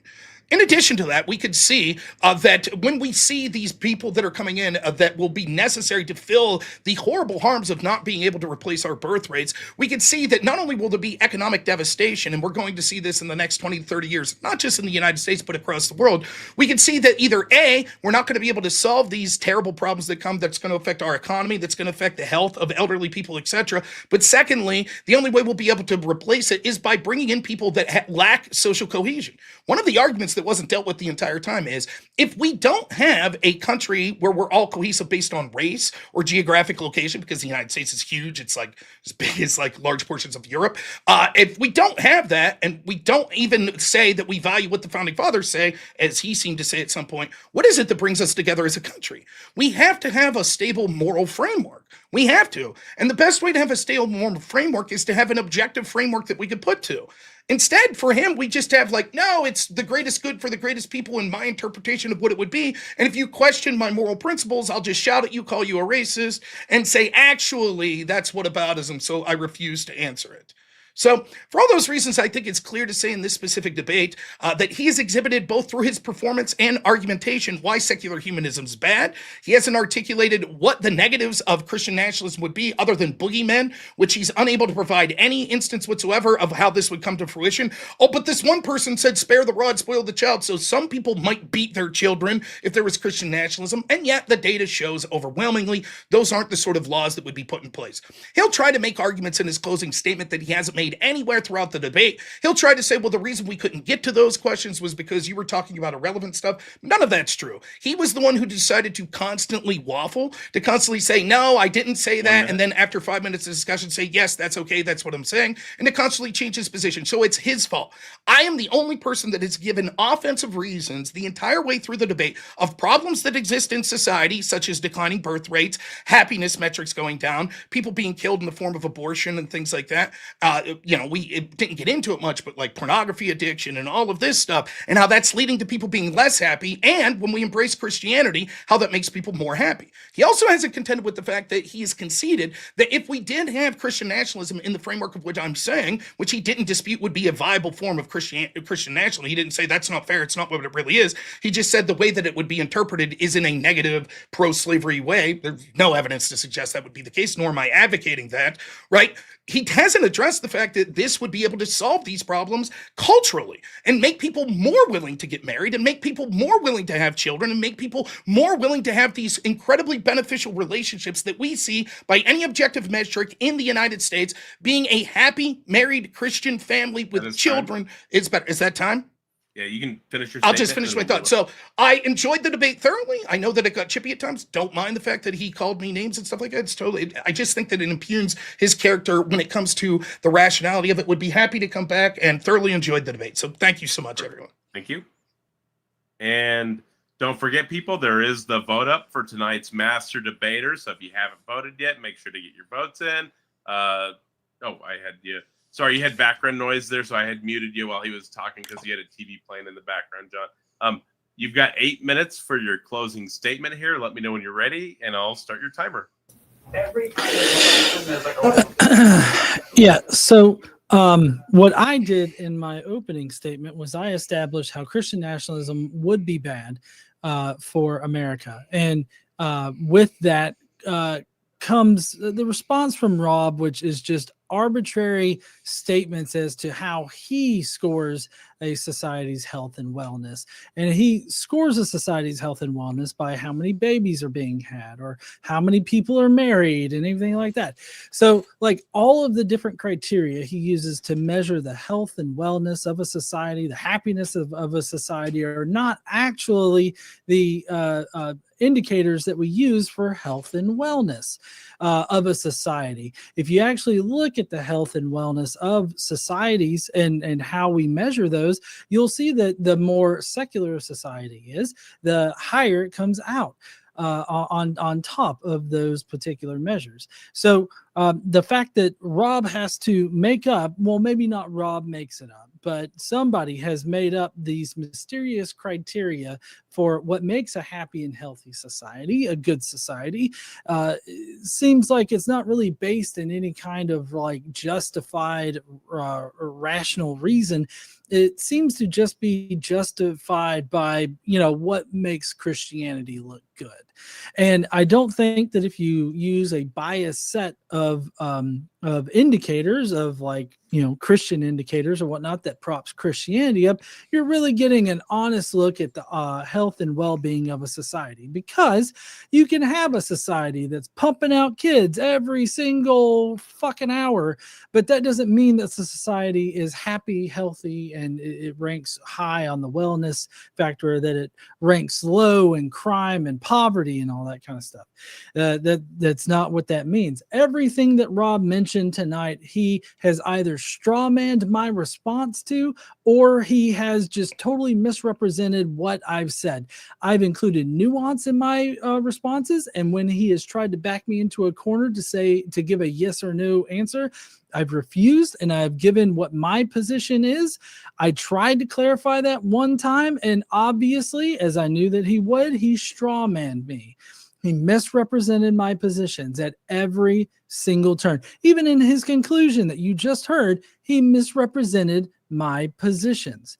Because like on the abortion thing that we spent way too much time on, he really focused on his whataboutism for, killing a fetus that is 2 days from delivery, when I perfectly laid out why that is not a likely situation to occur under my particular model. And under my model, it's the reduction of harm that is key there. And I believe that allowing women to have bodily autonomy and allowing them to choose, whether or not they should be pregnant, I think is a key factor in providing, to the health and well-being of a society.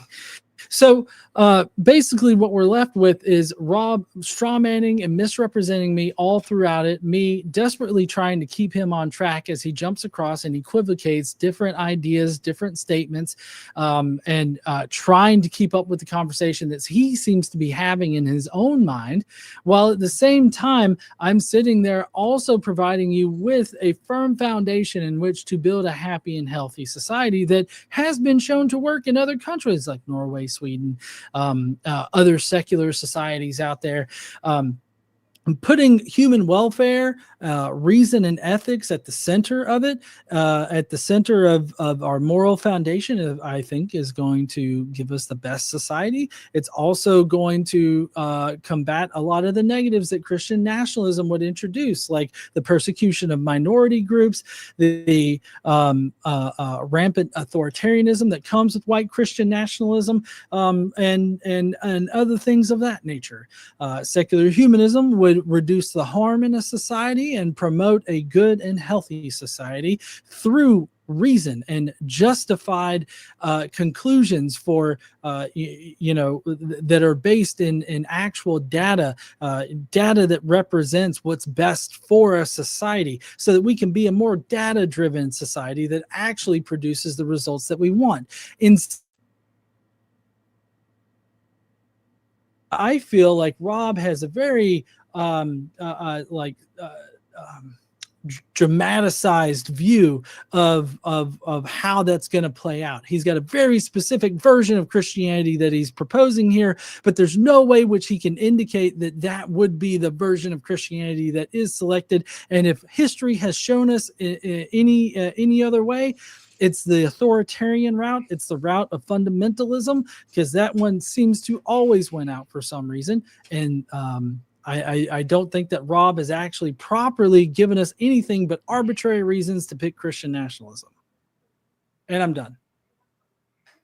Perfect. Thank you for the great closing statements, both of y'all. I know, John, you said you had to step away after the debate. I appreciate you being here. And Rob, if you want to hang out for a little bit, we usually have an open panel afterwards, get a few small debate or discussion. I probably midnight. I don't know. I'll probably head out on the open debate. I don't mean to be rude, but just no worries. If that's fine, because I got a bunch of super chats. I got 70 to read in my end and all of that stuff. I get it. So so tonight's master debater was robnoerr, voted with 82% of the vote with 222 votes. Godless Engineer got 18% of the vote. So congratulations on your master debater title for the evening, Rob. Congrats. I won like Ma'am Donnie, right, John? And I have both of their links in the description to the video. If you enjoyed anything either party said, make sure you subscribe to them. They're both prolific content creators. Rob, I was there when you were on the politics Discord. Can I interrupt real quick? I really don't want anybody that's not already subscribed to me from this particular chat. I do not want your subscription. So please do not come and subscribe to me. Even those that agreed that you won? Those that are not already subscribed to me, I just would rather not have your subscription. Even if they agreed you won. It's odd. I didn't specifically say that, but what I'm saying is because I don't know who voted for me, so I don't know if they're already subscribed to me. The implication being that you assume the only people that voted for you are the ones that already subscribed for you. Nope, that's not the implication. Anyways, bye, Rob. I hope that you get some sense about you. Hey, see you later. Same to you, man. Good luck. Yeah, John, great seeing you. Thanks for dropping by. All right. Yeah. Well, thank you. I enjoyed it thoroughly, and I would come back. No hard feelings about moderation, any bullshit like that. Thought it was perfectly fine. The point that I'm making with the interruption stuff was merely, or the name calling, is merely to impugn sort of the idea of rational discussion from his moral framework. That's all. So I think that the performance played into sort of the argument that I'm making about secular humanism. That's all. So, hey, thanks for having me. Hey, I appreciate you dropping by. No problem. Thank you for engaging in a debate, and I'm sure we'll be able to find you some more debaters here in the near future too, if you'd like to hop back on board. Never hurts to ask. I don't do a lot of religious debates, and I know that's your specialty. I was more than honored to come over and do this one. But yeah, we'll see, man. It never hurts to ask. So Yeah, it was a pleasure having you. And I'm opening up the panel right now. Please Okay. join the open panel. All right, we'll see you I guys. know we've got atheists that'll pop up here if anybody wants. Okie dokie. No more open panels for this guy. And play that game. Ah! Look at that sweaty pit. What the fuck is going on here? Man, I don't know what that was an ass beating. I don't even think I was that close. I'm not even talking about the votes. I mean, my goodness. My goodness.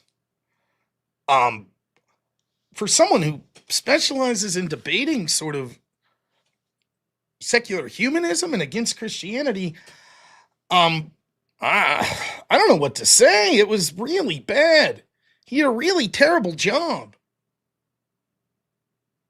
Oh, it has nothing to do with who was coming on the open panel. I've learned my lesson with the open panels, and nope, never again. I don't give a shit if it's an open panel on Andrew's channel. It's just not interested.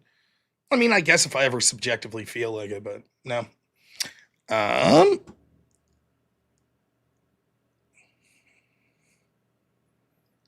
Close.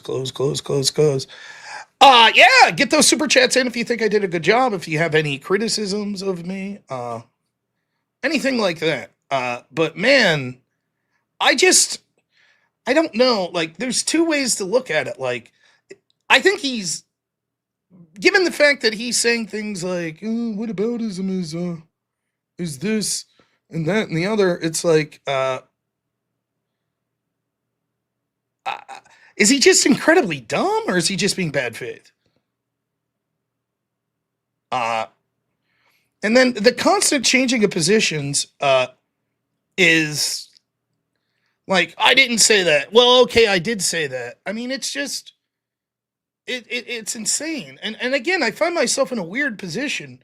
I mean, I've argued against Christian nationalism against Andrew Wilson. There are arguments to be had. He just didn't make anything. Like, of all the things to say, like, it's against the First Amendment to say I'm voting for something because of my religion, or that I'm proposing a law because of my religion. No. What? You know, like, right out of the gate, we got in this hole where, you know, it's like, oh, there's nothing more nationalist than to be multiracial. It's like, well, no, like, not if you go back to the founding fathers. I'm not saying there's a problem with being multiracial. I'm just saying, if we're going to go back and look at, like, the foundation of the country, they wouldn't have thought that. They wouldn't have said, you know what being American's about? Being a bunch of different ethnicities and race. They wouldn't have said that. They would be like, what the fuck is this? You know, this dude in New York, it's going to run New York's like, he looks like one of those dudes that were the Barbary Pirates. That's what they would have said. But then it's like, well, you're racist. I'm not saying I believe that. I'm just making the point. And then when I ask him right out of the gate, I'm like, hey, you know, because his whole thing was democracy and against the principles of the Constitution. Okay, so we should follow the Constitution? Yeah, okay, it doesn't say democracy at all. And I'm like, oh, show me where it does. It just doesn't. The Founding Fathers didn't like democracy. And then we immediately jump into the conversation of what's a democratic republic. Okay, what parts were we able to vote for? As in, not we, because it would have been a very limited sect of people that got to vote anyways, but of those that did get to vote democratically for a representative, which branch? It's only the House of Reps. You didn't get to vote for the senators. And the Senate picked the president. You didn't get to vote for that. That's not democracy. That's the point I was trying to make. Because it seemed that his strategy was going to be like, well, without, you're violating democracy, which leads to tyranny and authoritarianism. But my point is like, yeah, but no, like, there's no reason that in itself of being democratic is good. And counterintuitively, you suggest being anti-democratic. I mean, if Christians make up more than 55% or 60% of the population, and they all say, hey, we want to vote in Christians that push Christian principles, why shouldn't they be allowed to do it if we're talking about democracy?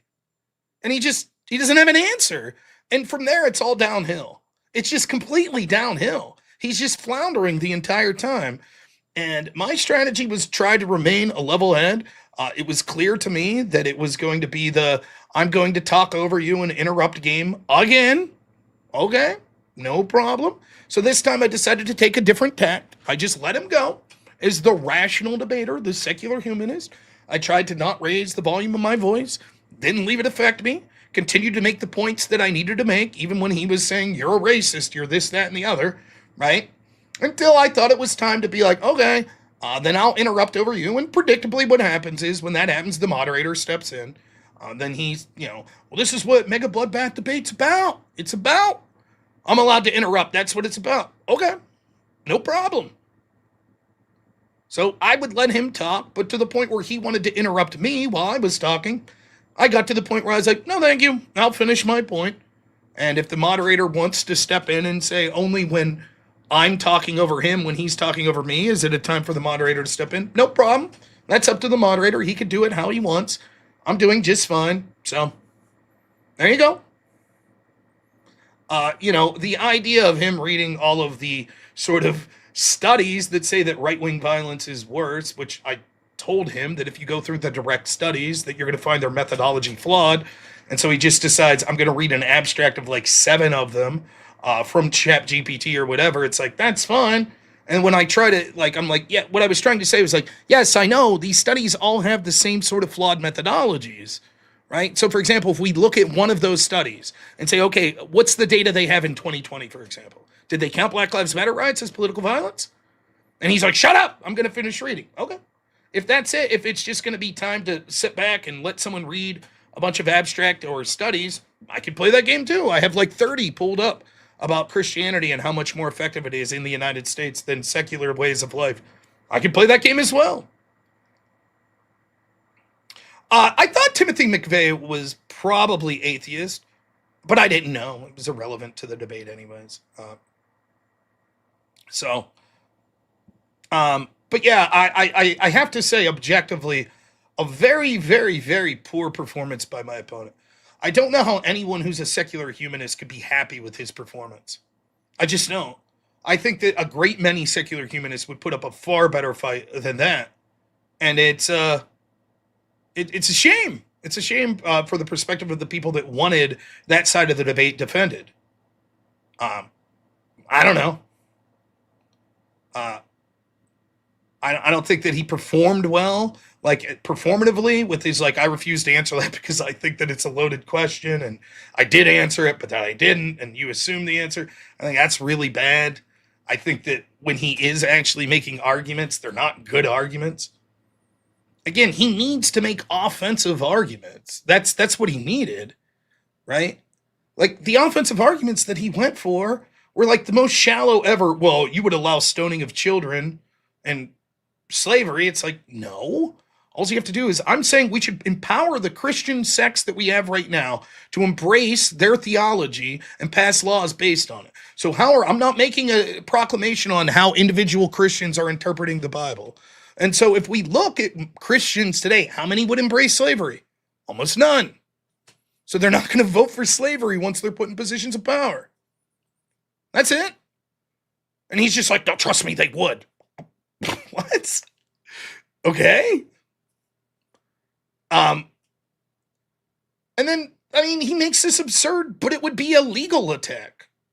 Wow, that's illegal because of the First Amendment. And he just got bogged down in that. And I'm trying to, I'm sort of pointing out why he's flawed there, but I'm trying to constantly say, and remember, I'm saying that there are actual harms, birth rates declining, which is going to lead to worse groups coming in for the secular humanists. He never addresses that once, not once. Secular humanists have amongst the lowest birth rates. They're going to be bred out. Someone's going to replace them. Is it going to be Christians that are more amenable to what the progressives would think? Or is it going to be Islamicists? He doesn't have an answer, right? And I'm talking about how this promotion will lead to more Christian families, which in every metric, mental health, physical health, emotional health, economic health, the data is overwhelming in the United States that Christians are doing better in those things. And people that are in married families with children that stick together are doing better. And that Christians are doing far better at being married and staying with children. And that by promoting Christian politicians and a Christian nationalism in the political sense, we would have more policies that encourage the family unit, which is good, which solves the lower birth rate and all the crisis that comes with that. But also, it leads to a cultural promotion of Christianity that would lead to an uptick, which means more people being successful. What is his offense? Even if you're like, I disagree with that, but what? He doesn't make any arguments against it. So what's the offensive reason to prefer him that he said in the debate? You might be like, well, I could think of reasons why Christian nationalism is bad. He didn't make those arguments. He was just like, well, it should be illegal because the First Amendment. What? What part of what I'm suggesting would be illegal? I mean, he didn't make any arguments. Instead, he relied on just like a bunch of, well, that's whataboutism. And then on that front of it, just the fundamental misunderstanding of basic things, like what the term whataboutism means. Like, if it's whataboutism for me to ask a pointed question, would your morality allow this? What would your morality do in this situation? If that's whataboutism, how is it not whataboutism for him to do the same to me? And he comes up with this bullshit because historically, that's what Christians would have allowed. Okay, historically, secular humanists are big pro-choice people. So what based on the same metric, why can't I ask you abortion questions? Well, that's different. It's just different. And it's just this word salad bullshit that's just like, you're asking me a question that makes me look really bad, so I just want to move on and claim that it's not fair that you're asking me this question.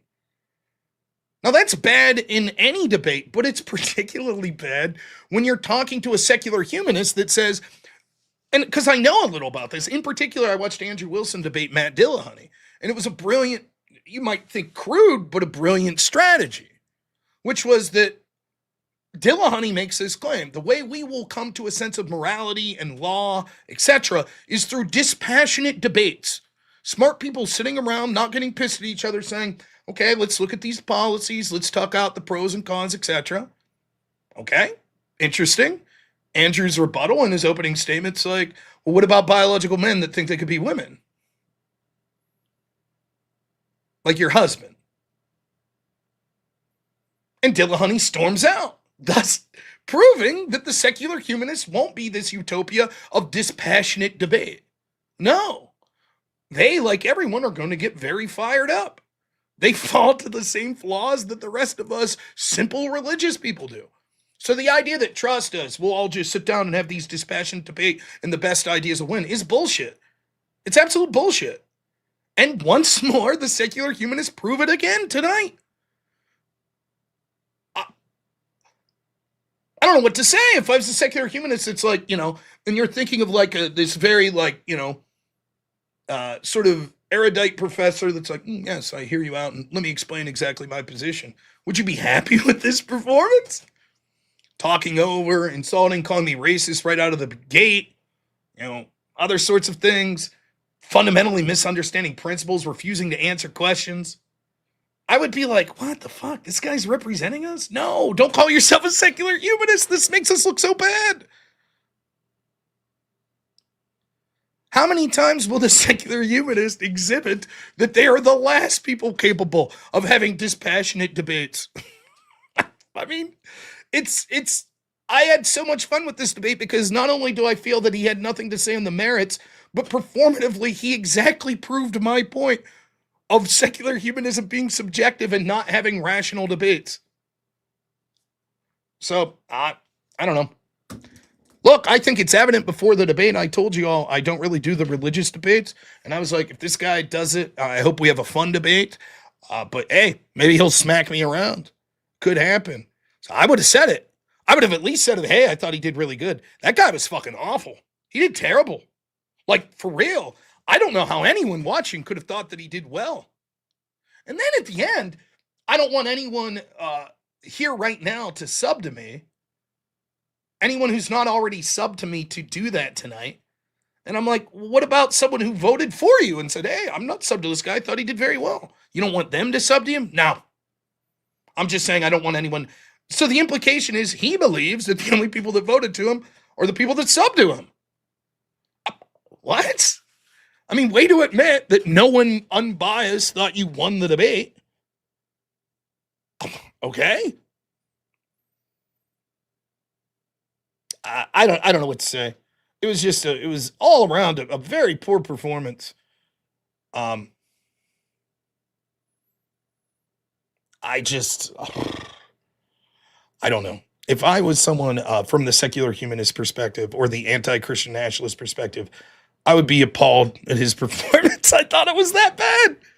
My goodness, I could have debated myself in a litany of ways that would have been so much easier or more prophetic. I'm sorry.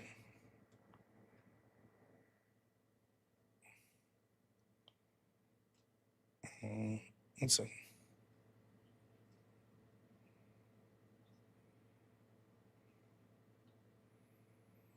What the hell is going on? I guess I missed out on the let's see what's going on over there and the open panel just real quick. I hope this is still occurring. Evan, Casey, you are on the Oh. panel and you can talk. Inherently racist, because what's the religion of the did it for you, Evan. Welcome to the free history lesson. Did it come from from cows? blankets that Is that smallpox is like the Look at this is guy. that smallpox He was playing is with like- dinosaurs. has a- Let's see. So not human. You murdered John Yeah. Sherman was a terrible piece of shit There we go. Watch this guy left, second down. who did horrible things.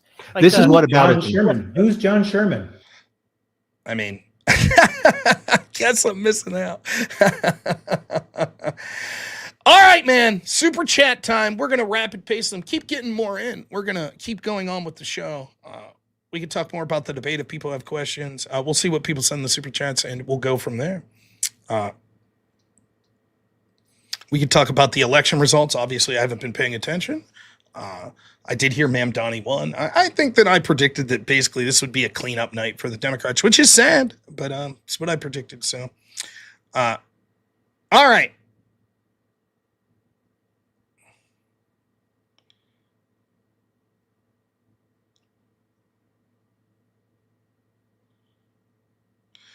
Jess Gerald, $5 says, where can I send money that doesn't get gutted before it gets to you? Thank you so much for the question.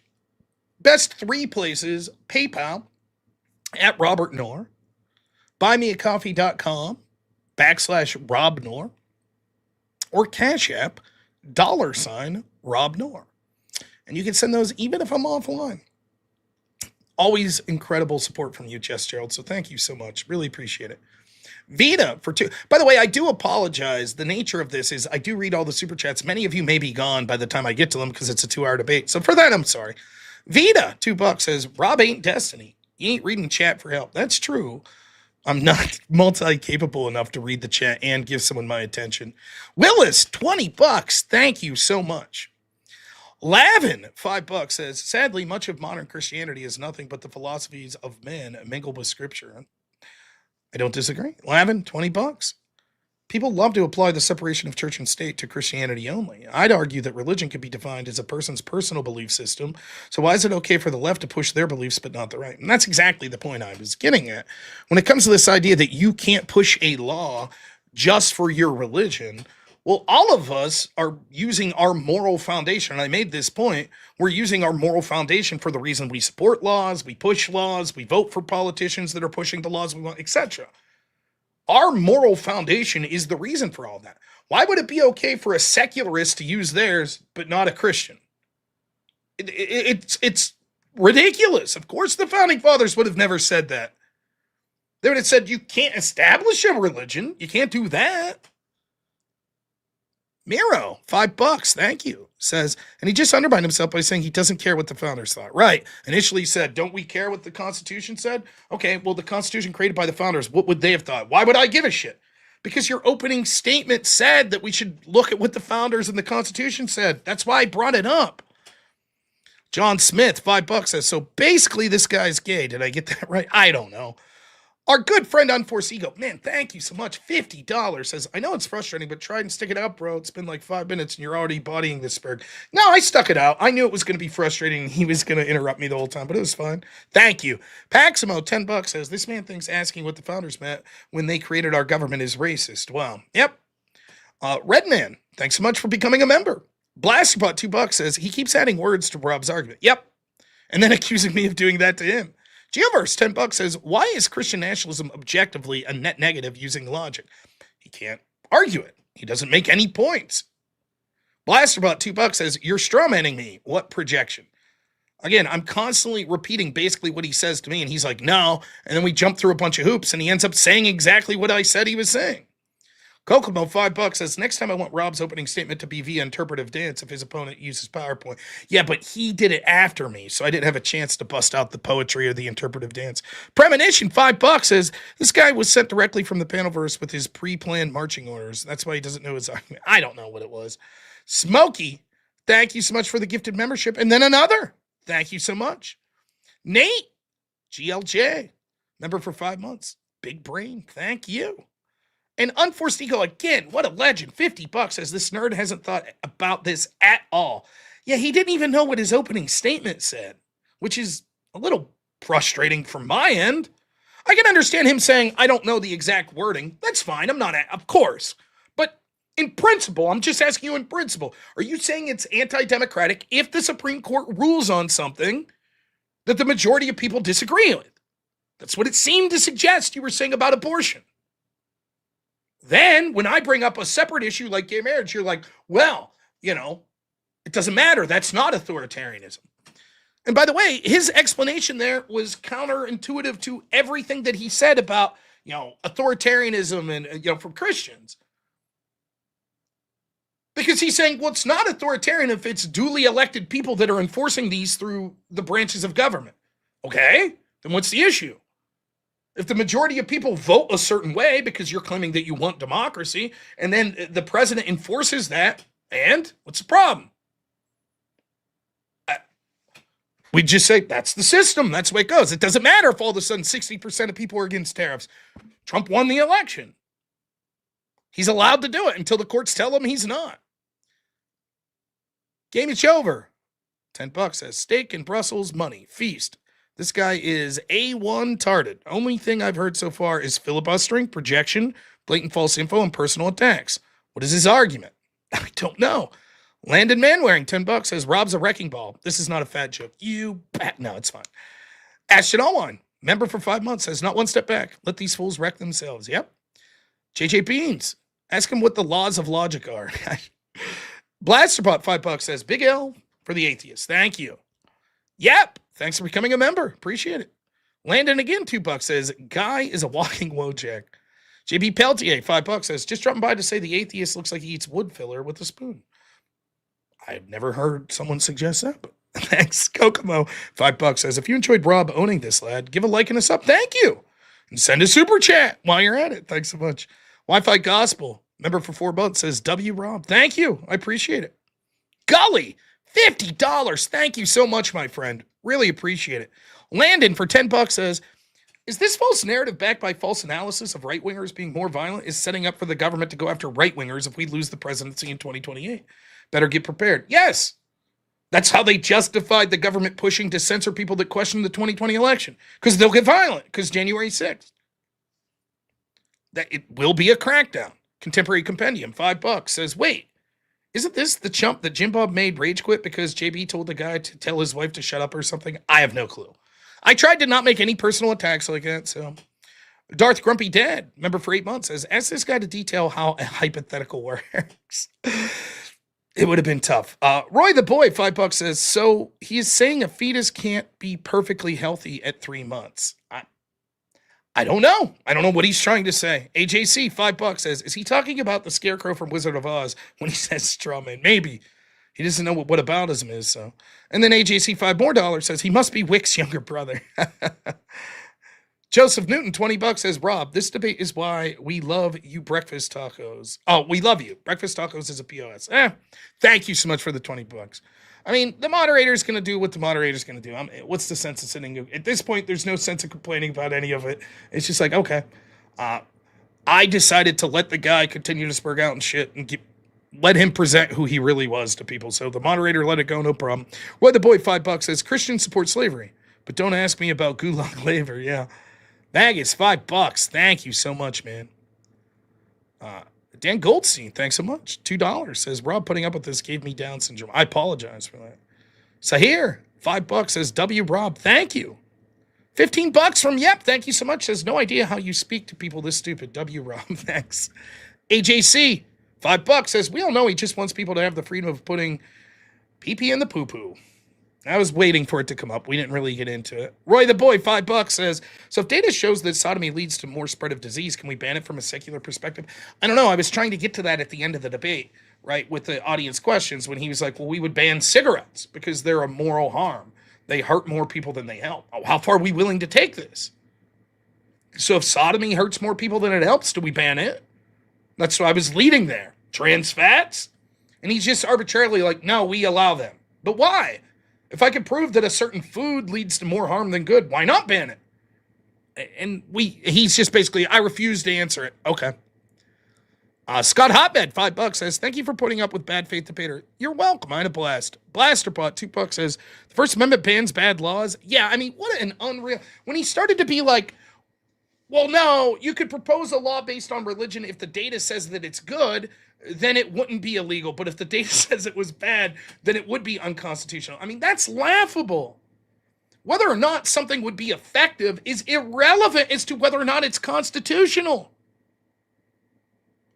And I've never heard anyone attempt to make an argument like that.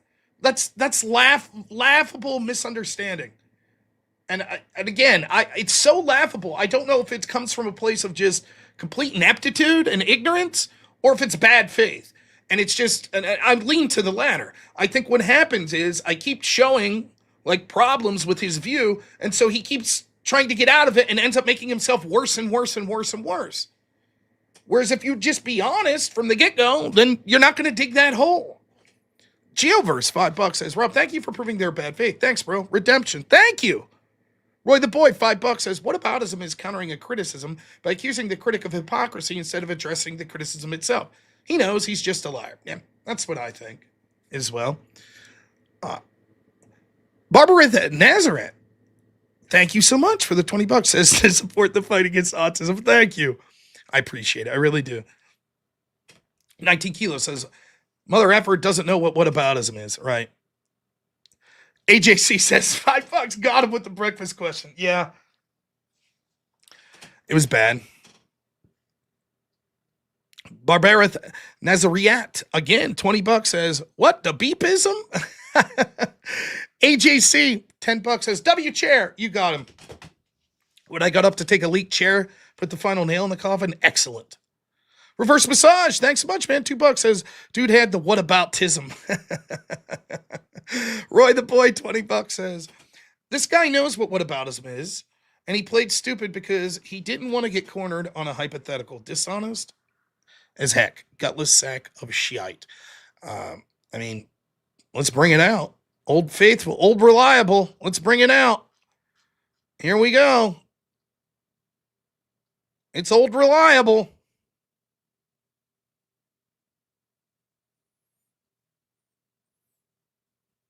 It says, it's amazing how much leftist discourse is just them pretending to not understand things, thus making discourse impossible. There it is, old reliable, once more. Roy the Boy, $5 says, again, even in his closing, he implies that happiness and health are objective standards that can be measured without self-reporting. Yeah, I mean, it was weird. He's like, well, you know, the studies that Rob's talking about happiness for Christianity, I don't believe all that. They're from biased Christian sources. What are you talking about? You didn't challenge it until the last speech when I don't have a chance to respond, and it's laughable. And he knows the data suggests that. Why would we say that data, when it comes to in the United States, shouldn't be looked at? But the evidence that he brings up for the first time, and I was waiting for him to bring this up, about secularism in Nordic countries, why would we accept that data? I would think it would be fair to analyze both sets of data. He's like, nope, I outright dismiss one that I've ignored the whole debate and instead promote one that I haven't brought up the whole debate until the last speech.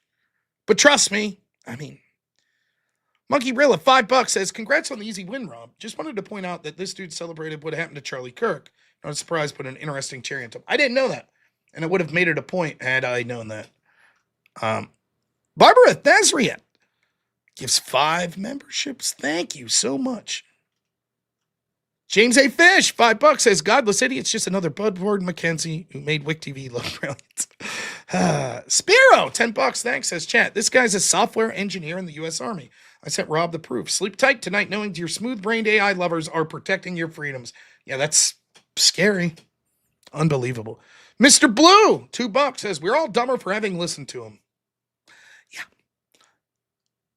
Wills, thanks so much. $10 says, show your support if you're able. Thank you. I appreciate that. Reverse Massage, $2 says, what a bikeism? I don't know what that is, but thank you. JC Daedalus, thank you for becoming a member. Really appreciate it. KRS, $10. Thank you. Says, solid debate, Rob. The dude was bad faith. Thanks. Awesome avatar, by the way. Starry Night with the man bound down by the river. Good stuff. Goys to Men, $7. Says, bang up job, Rob. This guy was completely out of his breath. Yeah.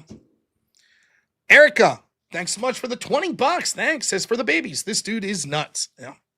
Thank you. The Great Wade Boggs, $20 says, Axiom 1. The wheel is good for the whip economy. True that. It Button, $5 says, Rob, under the moral guidelines you propose, given you said murder is bad, is it moral to slaughter your opponent as we've just seen here today? Maybe I'll get in trouble for that. But I don't know. I tried to be respectful. Obviously, it got a little chirpy where I'm like back and forth with like me talking over him as he was talking over me. But I don't think I made any personal insults or complained that much. You know? Two Wills, $5 says, great work, Rob. Keep verbally destroying your opponents. His mangled mind was visible. It's okay to pronounce 2 G's in mangled. LOL. W chair. Thank you. Really appreciate it. Mangold. There you go. Reverse Massage, $2 says he's currently sulking in his chair. Thanks. Hellstorm, $5 says, my only worry is that Christian nationalist movement is going to get psyoped into a joke or turned out to be like the Tea Party movement was. It's entirely possible. Lysol operator, $5 says, Rob, the moment anyone doesn't understand what a hypothetical is as a concept in a debate, they automatically lose. Yeah, not good. Sniper, $2. This is coming out of the Steakhouse Fund for Nevada or for Nashville, Tennessee. Yeah, I'll see you there, Sniper. I'm looking forward to it. Jason Eager, $25. Thank you, man. It says, Rob, you did great.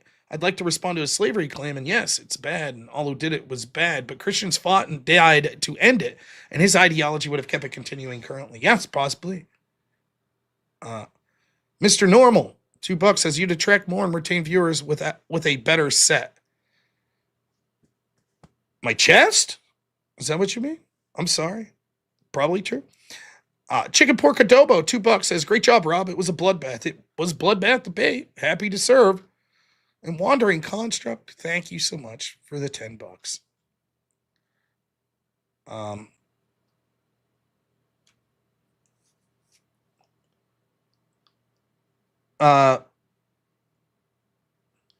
Rob, are you and Andrew ever going to be in Vegas? Maybe someday. I think Andrew's there now, right? Or heading that direction.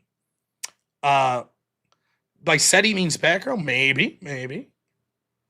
I thought he was implying my chestiness. It is cup sizes. I agree with that.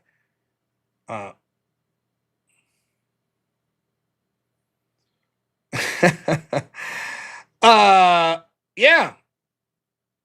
We are going to DebateCon, so keep those super chats coming in. We're trying to get as many people as possible down there to DebateCon from our team.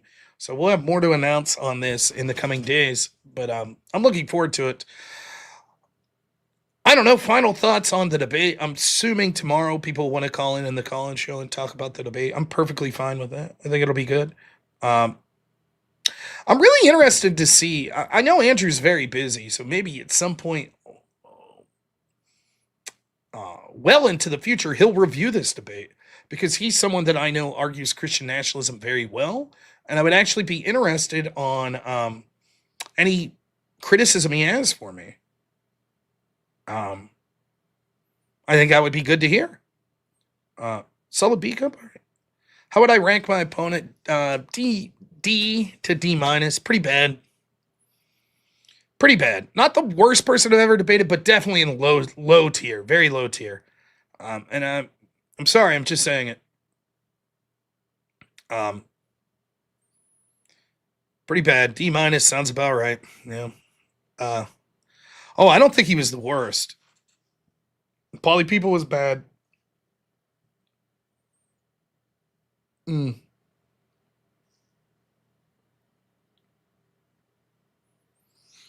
You know, that guy I debated on, I forget his name, but I debated him on globalism the last week there on Speakeasy's channel. Doesn't that seem so refreshing in retrospect?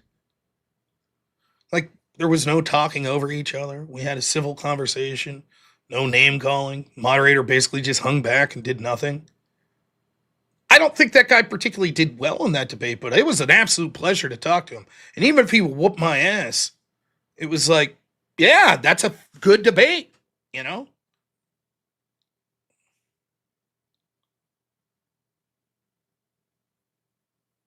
So, you know, and I don't mind him like pulling up AI sources. That's fine. There's problems with that, but I'm not going to say I've never done that, of course. Right. But the problem is when I'm saying, like, no, the methodology in all these is flawed and I could prove it.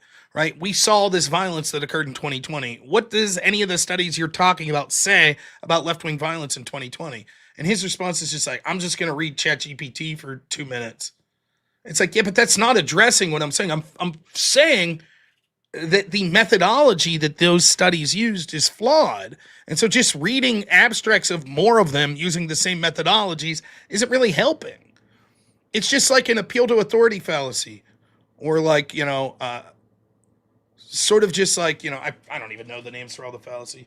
I'm just going to put, well, if 30 people say, if I could have 30 different studies that say it must be true. Okay. Blaster about $5 says, was he better or worse than the girls who flashed the judges? Worse. The girls that flashed the judges were in policy debate were very smart. They were capable debaters. They were just also using their feminine wiles to win debates.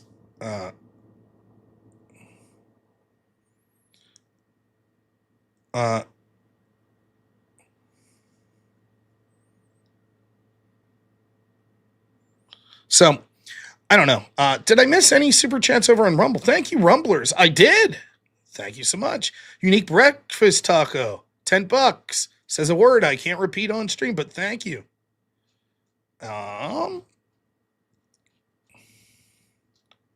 Flavius, $20 says my phone is about to die. Not one step back, Rob. Thank you as always, Flavius.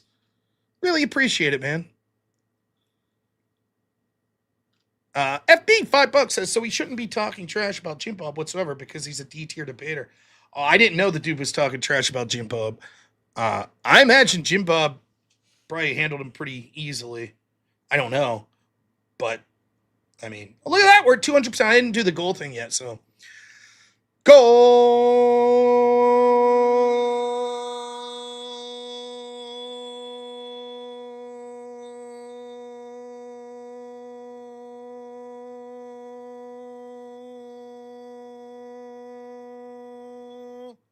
Thank you so much.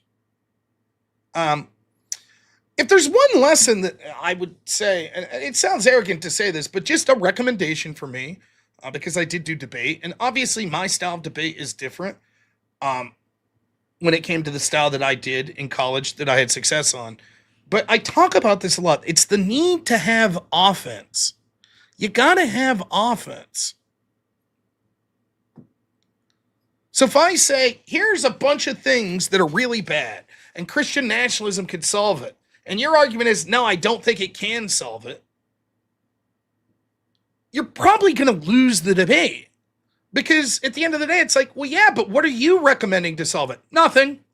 This is very similar to the debate Andrew had last night about marriage, where the guy's just, Andrew's like, well, what's your prescriptions? You outline all these problems for men, including men in the black community. What are you prescribing as possible solutions? And what did he say? I got nothing. They're doomed. Okay? Like, when your argument's like, nah, I don't think what you're suggesting will work. What are you offering? Nothing. Oh, the jabroni big time, $2 says, my cat hates it when you do the gold thing. I'm sorry, cat. I'm a big fan of cats, though I am allergic. But I do like them. I did see that Dick Cheney died. I am I was not a Dick Cheney fan, but when someone dies that I'm not a fan of, what I try to always do is remember that they have families and they have people that love them. And so, from the bottom of my heart, my thoughts and prayers goes out to the Cheney family. And obviously, I don't like Liz Cheney as a politician, but regardless of what you think of the man, I do think that it's unfortunate. Well, I mean, I don't want to say unfortunate. I don't know. Maybe this was a long time coming. I don't know how old he was, but yeah, I never. For me, it's like, regardless of what I think of him politically, my prayers go out to his family. So, see, look at that. James Cat loves it. The number one cause of divorce is marriage. Yeah, interesting strategy. The guy Andrew was debating was a non-denomination pastor early in his life. If that's true, that's hilarious. Um,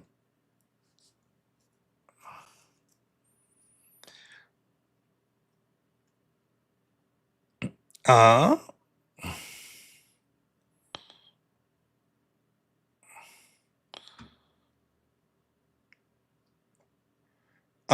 why collab with Jim Bob anytime soon? Yes, we've been talking behind the scenes. Obviously, there's a lot going on with the BayCon coming up and stuff, and then we'll be getting into the holidays. Near the top of my agenda to be doing some stuff with Jim Bob. So stay tuned. He's reached out to me and we've had some talks about some projects he has coming up. So I'll be happy to work with him. So yeah. Also, any questions that y'all have for me, now's the time to ask. And I wouldn't mind bumping the super chat up some. Oftentimes what we do in this situation is say, normally my goal is $357. So here's what all my mods tell me to do. Here, I'll show you a little trick. You ready? It's like, oh, we reached the goal. We're crushing it. We reached the goal, right? Well, that's it. The goal, we reached it, right? Oh, snap! We're only 53% of the way. Oh, no. 1,357. Oh, no. Let's see if we can get there. Jim Bob Rob, TikTok impatient. Look, next thing on my priority after DebateCon is saving up enough money to buy a computer. So when I do, then the immediate thing that I'm going to do is get together with our good friend Spiro, and he's going to help me set up the tech to do the TikTok invasion. So we will be doing that. Did the other guy know that Sweden and Norway have state churches? They did have them, but I think that they have rejected those in the recent years. But they did, and I was prepared to argue it, but he didn't bring it up. That was actually an offensive position he could have had. But secular nations do better. But he didn't mention it until his closing statement.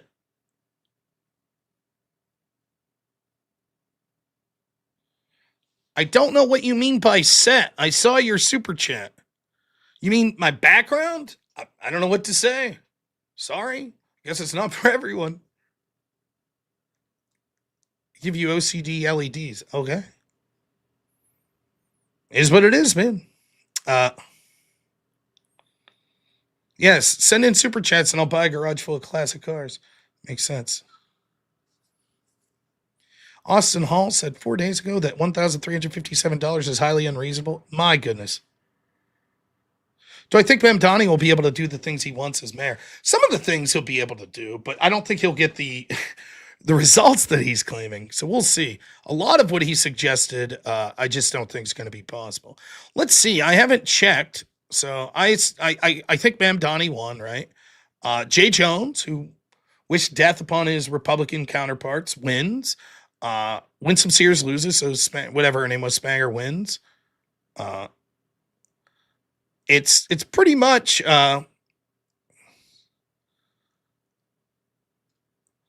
it's pretty much a total wipeout, right, for Democrats. I'm assuming here in Pennsylvania that the judges will be retained.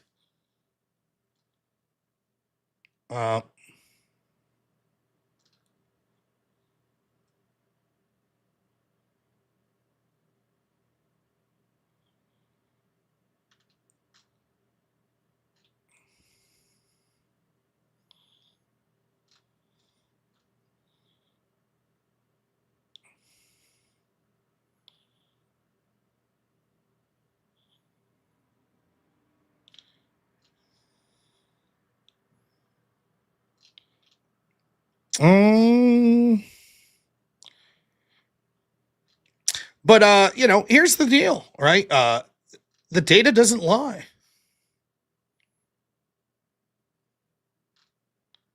Historically,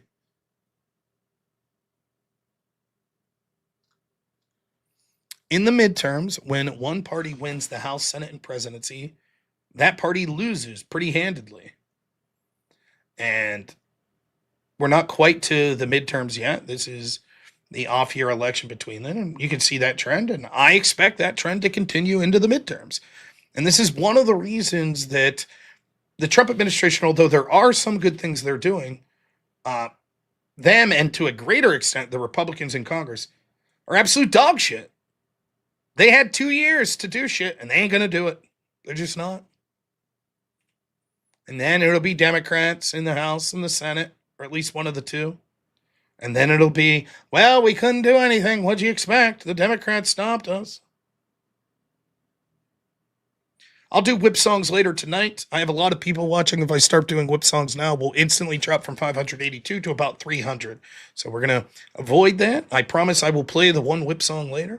But we're going to try to avoid losing people that are frustrated by that until, a half hour or so until we get there.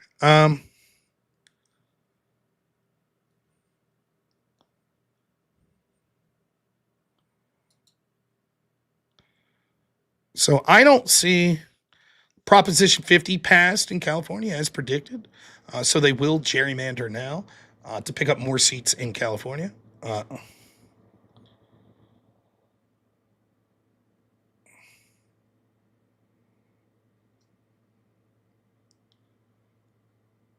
Just looking a couple.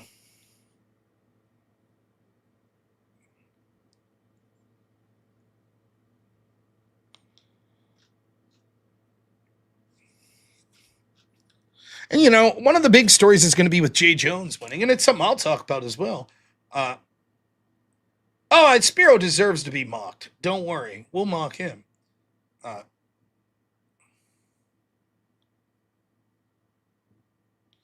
Thanks, DJ Deliverance. I don't know at this point, though. The algorithm's picking me up some, so I don't know if it's worth switching out at this point. Maybe. I'll have to talk to Andrew and see what the consensus is. The Jay Jones thing. Jay Jones winning. After literally messages coming out of him like, yes, I wish Republicans' children die. After that happened, there's going to be a lot of people saying like, oh my goodness, look at what the Democratic Party stands for. And? You think that's going to move the needle at all? They shot Charlie Kirk in the throat, and Democrats mass celebrated it. And? What did Republicans do? Sam Hyde called it out. What'd they do? Nothing. They didn't. They allowed the narrative to shift.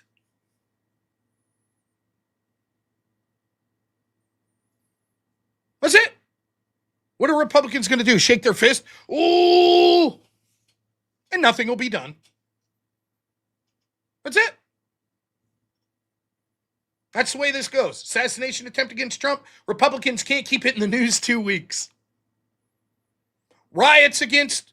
Remember? You'd be forgiven for forgetting this. Remember when we just had a lefty climb to a roof in Dallas and shoot at ICE officers and kill 2 detainees? Remember that? Yeah, neither do the elected Republicans. And the truth is, most of these elected Republicans don't give a shit. They just want Trump out of the party so it could go back to business as usual. And the truth is, Trump, for whatever reason, I know he's got a lot on his plate right now. I get that. But he ain't doing shit about that. Ain't doing shit.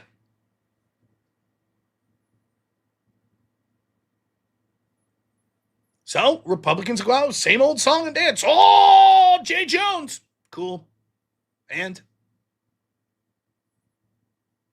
What are they going to do about it? Nothing. Democrat voters don't give a shit. This is who the Democratic Party is.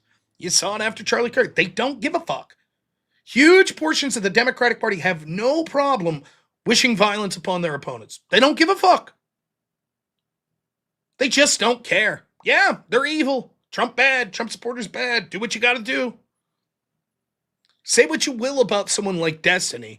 He said it as clear as day. We want Republicans to fear for their lives going in public. And that's how they feel. They feel that we have committed the ultimate moral sin in voting for Donald Trump. And so therefore, if someone shoots you, that's on you. And we're not particularly saying we want you shot, but you ought to be fearful of it every day and not go out in public until you remove Trump.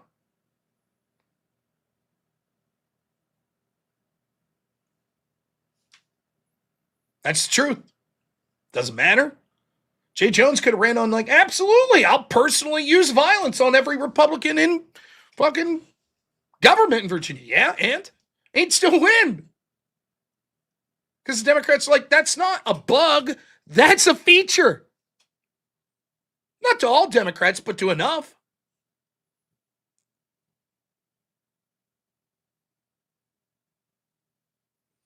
Let's see if I can find any potential results here in my state of Pennsylvania. My guess is that that's going to be a loss as well. And I called this earlier today. I said it's going to be losses everywhere.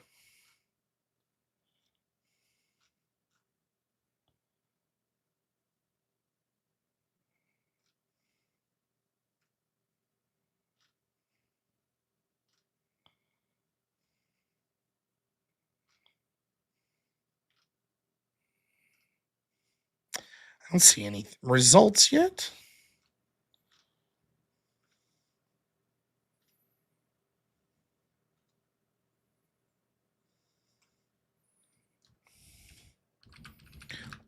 I want to see if I could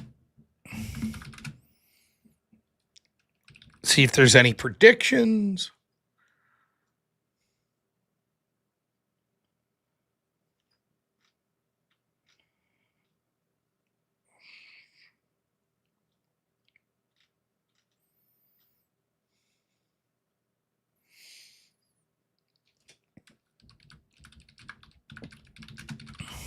Let's see. Bear with me.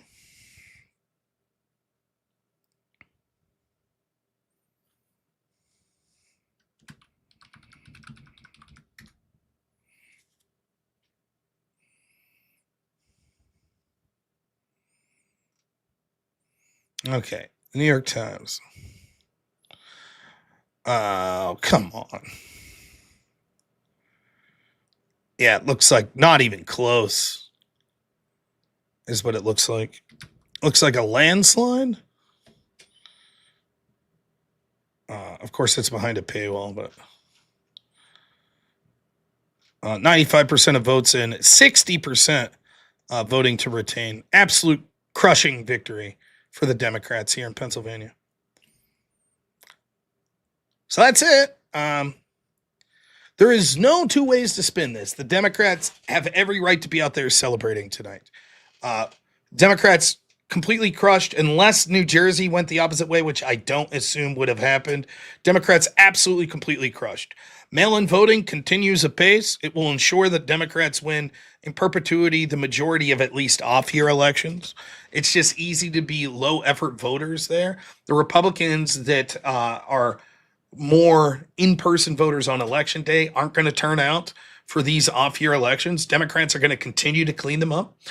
Republicans could have tried to do something while they have both the House and the Senate. They still could. They will refuse steadfastly. They won't do anything. And then once they're in the minority, they'll shake their fist and say, we would have done something, but they won't. They won't be fiscally conservative. They'll continue to spend. And then once they lose, they'll say, oh, Democrats are spending so much. They won't put permanent solutions at the border. That's just it. That's the reality. Well, that doesn't mean I'll give up. I'll double down. I'll push harder. But that's it. And make no mistake, it's going to escalate. If Democrats win in 2026, it's going to be brutal. The lawfare that they're about to employ will make the past 8 years blush. That's how bad it's going to be. And they'll get away with it, too. They really will. So, I don't know what to say. I've talked to Republicans here in the state. I tried to talk about their problems with strategy, this, that, and the other. It just doesn't matter. It does not matter. There's no incentivizing people. They just don't give a shit. Yeah, we'll bring avarice up. Sure, why not? Let me finish the super chats. Okay.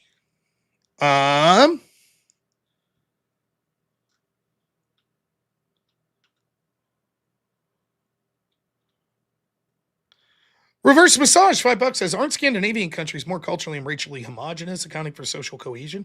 At least they were. Yes, that's part of the argument.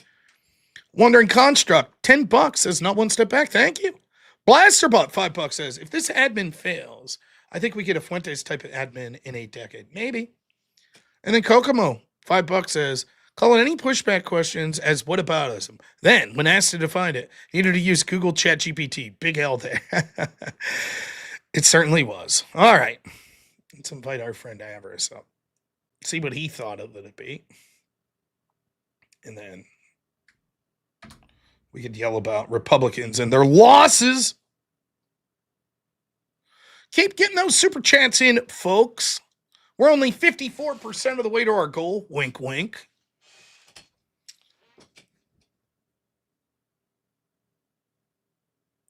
Stupid. We'll get Avarice up here. Sorry, I wasn't looking at the Discord there. Avarice got to put his game face on. Well, we can play our whip song now as we're waiting. $120 whip. Here we go. Oh, here we go. I hope you appreciate. Where there's a whip, there's a way. Where there's a whip, there's a way. Where there's a whip, we don't want to go to war today. But the Lord of the Lashes says, nay, nay, nay. We're gonna march all day, all day, all day. Where there's a whip, there's a way. Where there's a whip, there's a way. Where there's a whip, there's a way. Where there's a whip, there's a way. Left, right, left, right, left. Where there's a whip, there's a way. Left, right. A crack on the back says we're gonna fight. We're gonna march all day and night and more. For we are the slaves of the dark Lord's. All righty. Remember, keep getting those super chats. What is Avarice? Where are you at here? I look. Okay, there was a problem. All right, the guy. I was angry and he was just like. The secular humanist caused you to destroy your room. Terrible. Yeah. Unbelievable. The poor chair. It's just that's a valued chair. I was raging. Dude, I threw. So the chair took I can tell you the chair took the dive once he took the headphones off and had a conversation mid your debate. Like literally took his things off, looked to the side, and that's when the chair met the window. That's part of my wife's blood. I had to paint over it. Excuse me. No. That's funny. Whoops. Yeah. I think that he had someone in the room with him that he was asking questions. Dude, I thought he had ChatGPT. Dude, I swear. He did that because me and Nish were watching, and Nish was great. It was funny watching Nish because Nish is I would love to. Did you record that? That's what all right. And Nish is spurging in the foundry, right? You're like, I'm gonna beat his head in. We're like, get him, Minecraft. Yeah. It was that guy. He was so bad. Like I just, my goodness. Yeah. I don't know what to say. It's just, I'll be honest. That's a topic that I'm not super confident on. Dude, I'm so pissed. As soon as the dude brought up his fucking PowerPoint, I was like, okay, here we go. I knew from there. It's like, he just kept saying democracy. Like, I had shit written down. I'm like, he's contradicting himself all over the place. Like, when he says that, like, we didn't even get into this. January 6th was about Christian nationalism. Why? Because they held Bibles. Oh, well, if that's your interpretation of Christian nationalism, anyone who like has a Bible or holds up a Bible, Well, then how can you bitch at me later and say Christian nationalism will be these weird freaks? It's like you literally said anyone in a protest holding a Bible is Christian nationalist. Or he says the whole democracy thing, right? That's counterintuitive for two reasons, right? Where he's like, well, it's bad for democracy for, judicial branch to do this shit. Yeah, man, they install shit all the time that are against Christians that the average people want, right? Like prayer in public schools, gay marriage, etc. And then when he's like overruling Roe v. Wade is anti-democratic, it's like, you dumb shit. It actually gives you a vote on abortion. The Supreme Court's initial ruling on abortion had nothing to do with democracy. No one got to vote on it. Right? So you could say, I think it's a bad decision and all that, but constantly I hear these Democrats, because they just learn these buzzwords. Overruling Roe v. Wade's anti-democratic. No, it's more democratic. You might say it's bad. Fair enough. We can have that debate. But it literally is more democratic by definition. Now you get to vote on it. Previously you didn't. That's democracy. It's just, I'm just like, listening to this opening statement, I was like, this guy blows. When he brought out a PowerPoint, I knew it was over. I was like, oh my God. And see, the thing was, I was really excited because you don't do Christian debates. So I'm like, all right, so here we are. We're going to see a Christian debate in a real political sphere. It's going to be awesome. And then, Rob, what do you know? This is Bloodsport. Did you not know why you came here? Shut the up, dude. He brought a good argument. Fucking combat it. Stop fucking. Oh, I got so mad. Well, that's when I lost the windows. That's it. And from the perspective of like a moderator, when he appeals to the moderator's like, oh, that's it. I'm like, okay, that's fine. I knew at that point it was like sometime later in the debate, I'm just going to talk over this dude. And when the moderator's like, settle down, it's always that way. I sit there patiently. Someone talks over me. They're like, this is the point. I'm supposed to talk over you. Fair enough. I'll play that game too. Whoa, says the moderator. Now that you're both talking over each other, now I'm going to intervene. And it's like, hey, man, that's fine. Like, he had me so mad. I was turning on my friend. I'm like sitting there going, finally, I'm at the point. I'm so angry. I'm like, Rob, why'd you even take a debate with this guy? This is your fault, Rob, for making me listen to this. And I'm just bad. It was so bad. I don't know. I don't know, man. I just don't understand you. And honestly, your debate, like you came in with I loved your opening.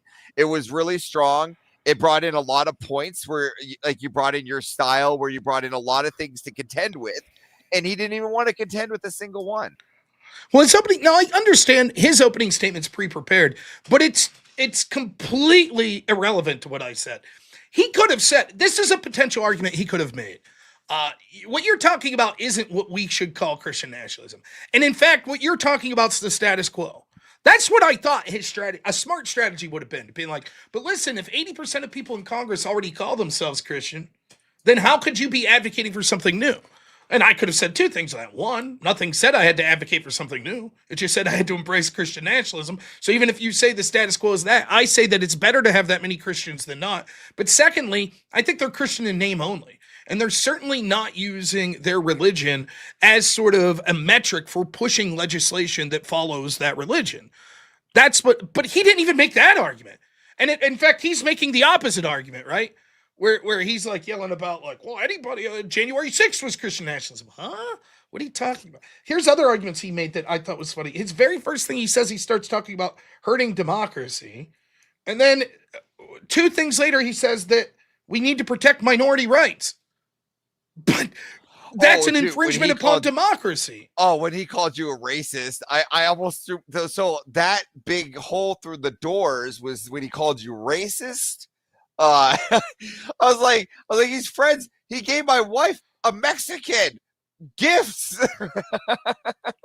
I don't know. I don't even I was just making the point because, by the way, this is just a stylistic thing. When you start the open debate, if you're a moderator, don't start with an audience question. Like, one of the tactful things of a skilled debater is you do the opening statements and then where are you going to put? That's always something I'm interested in watching. All right, who takes the debate in which direction once the open debate starts.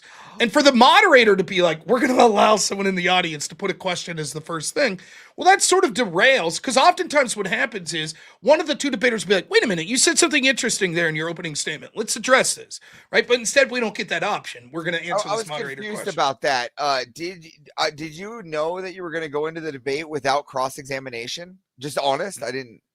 I had no idea what the length of the opening. He may have said in the emails, but I had no clue.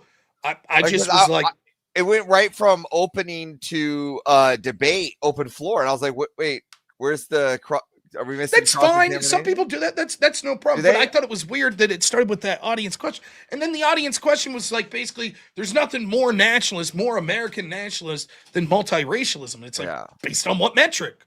Right, like certainly not at the founding. And when my opponent's talking about the Constitution, the implication is what the founders believed. And it's like, well, no, the founders didn't believe. And I'm not making any claim about multiracialism.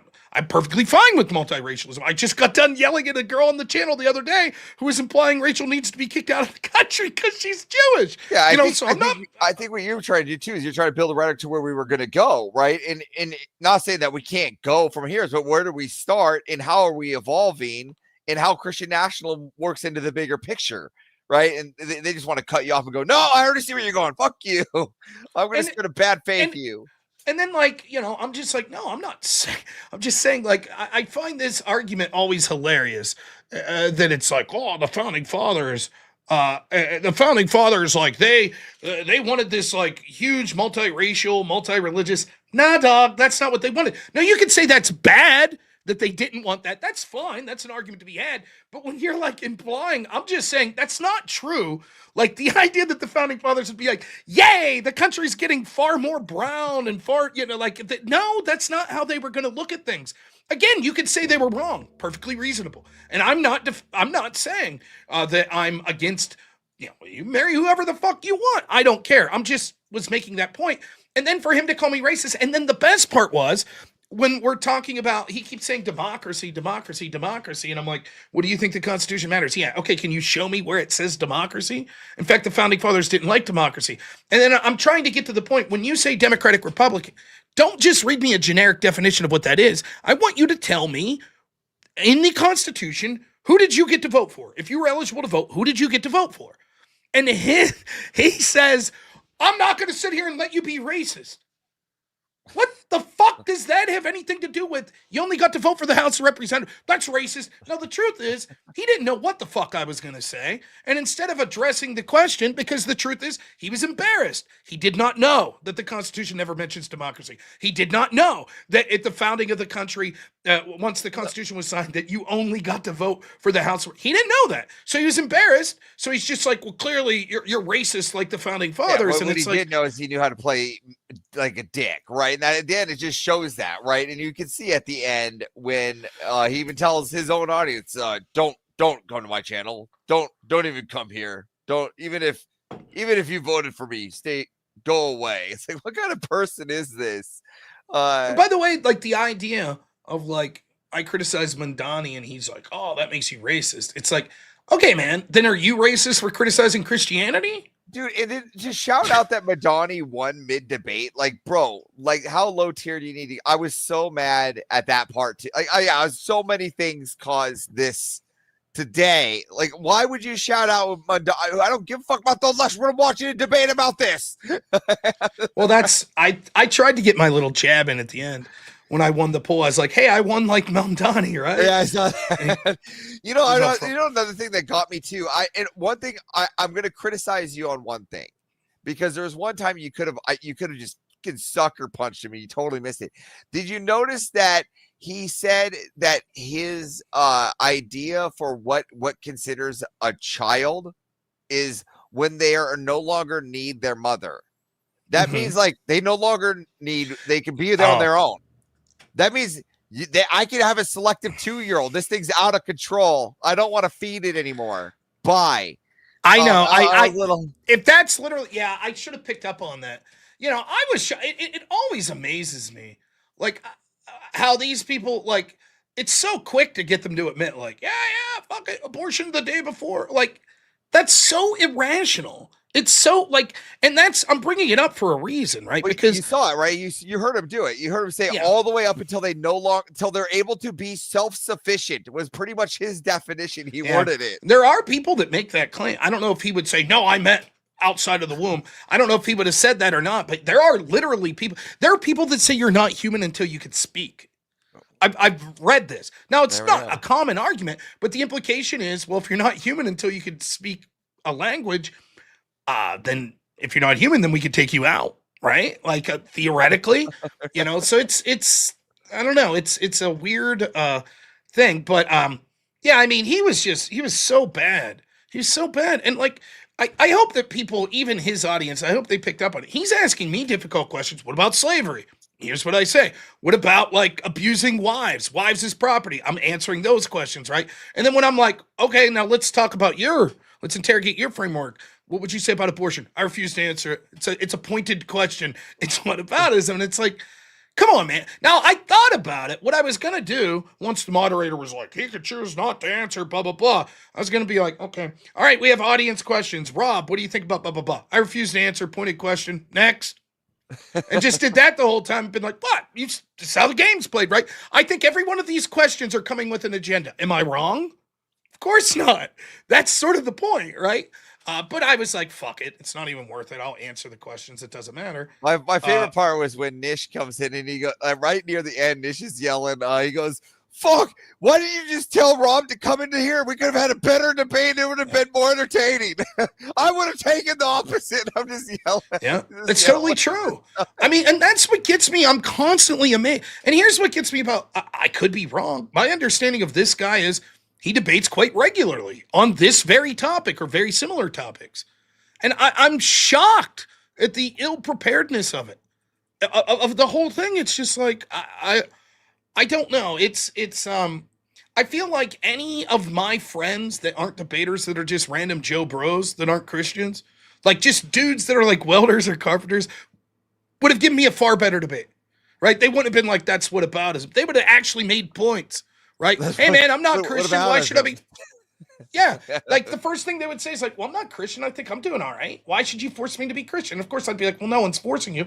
Right. But, come on. Why shouldn't my perspective be allowed to be out there? These are at least better lines of questioning than what this guy's saying.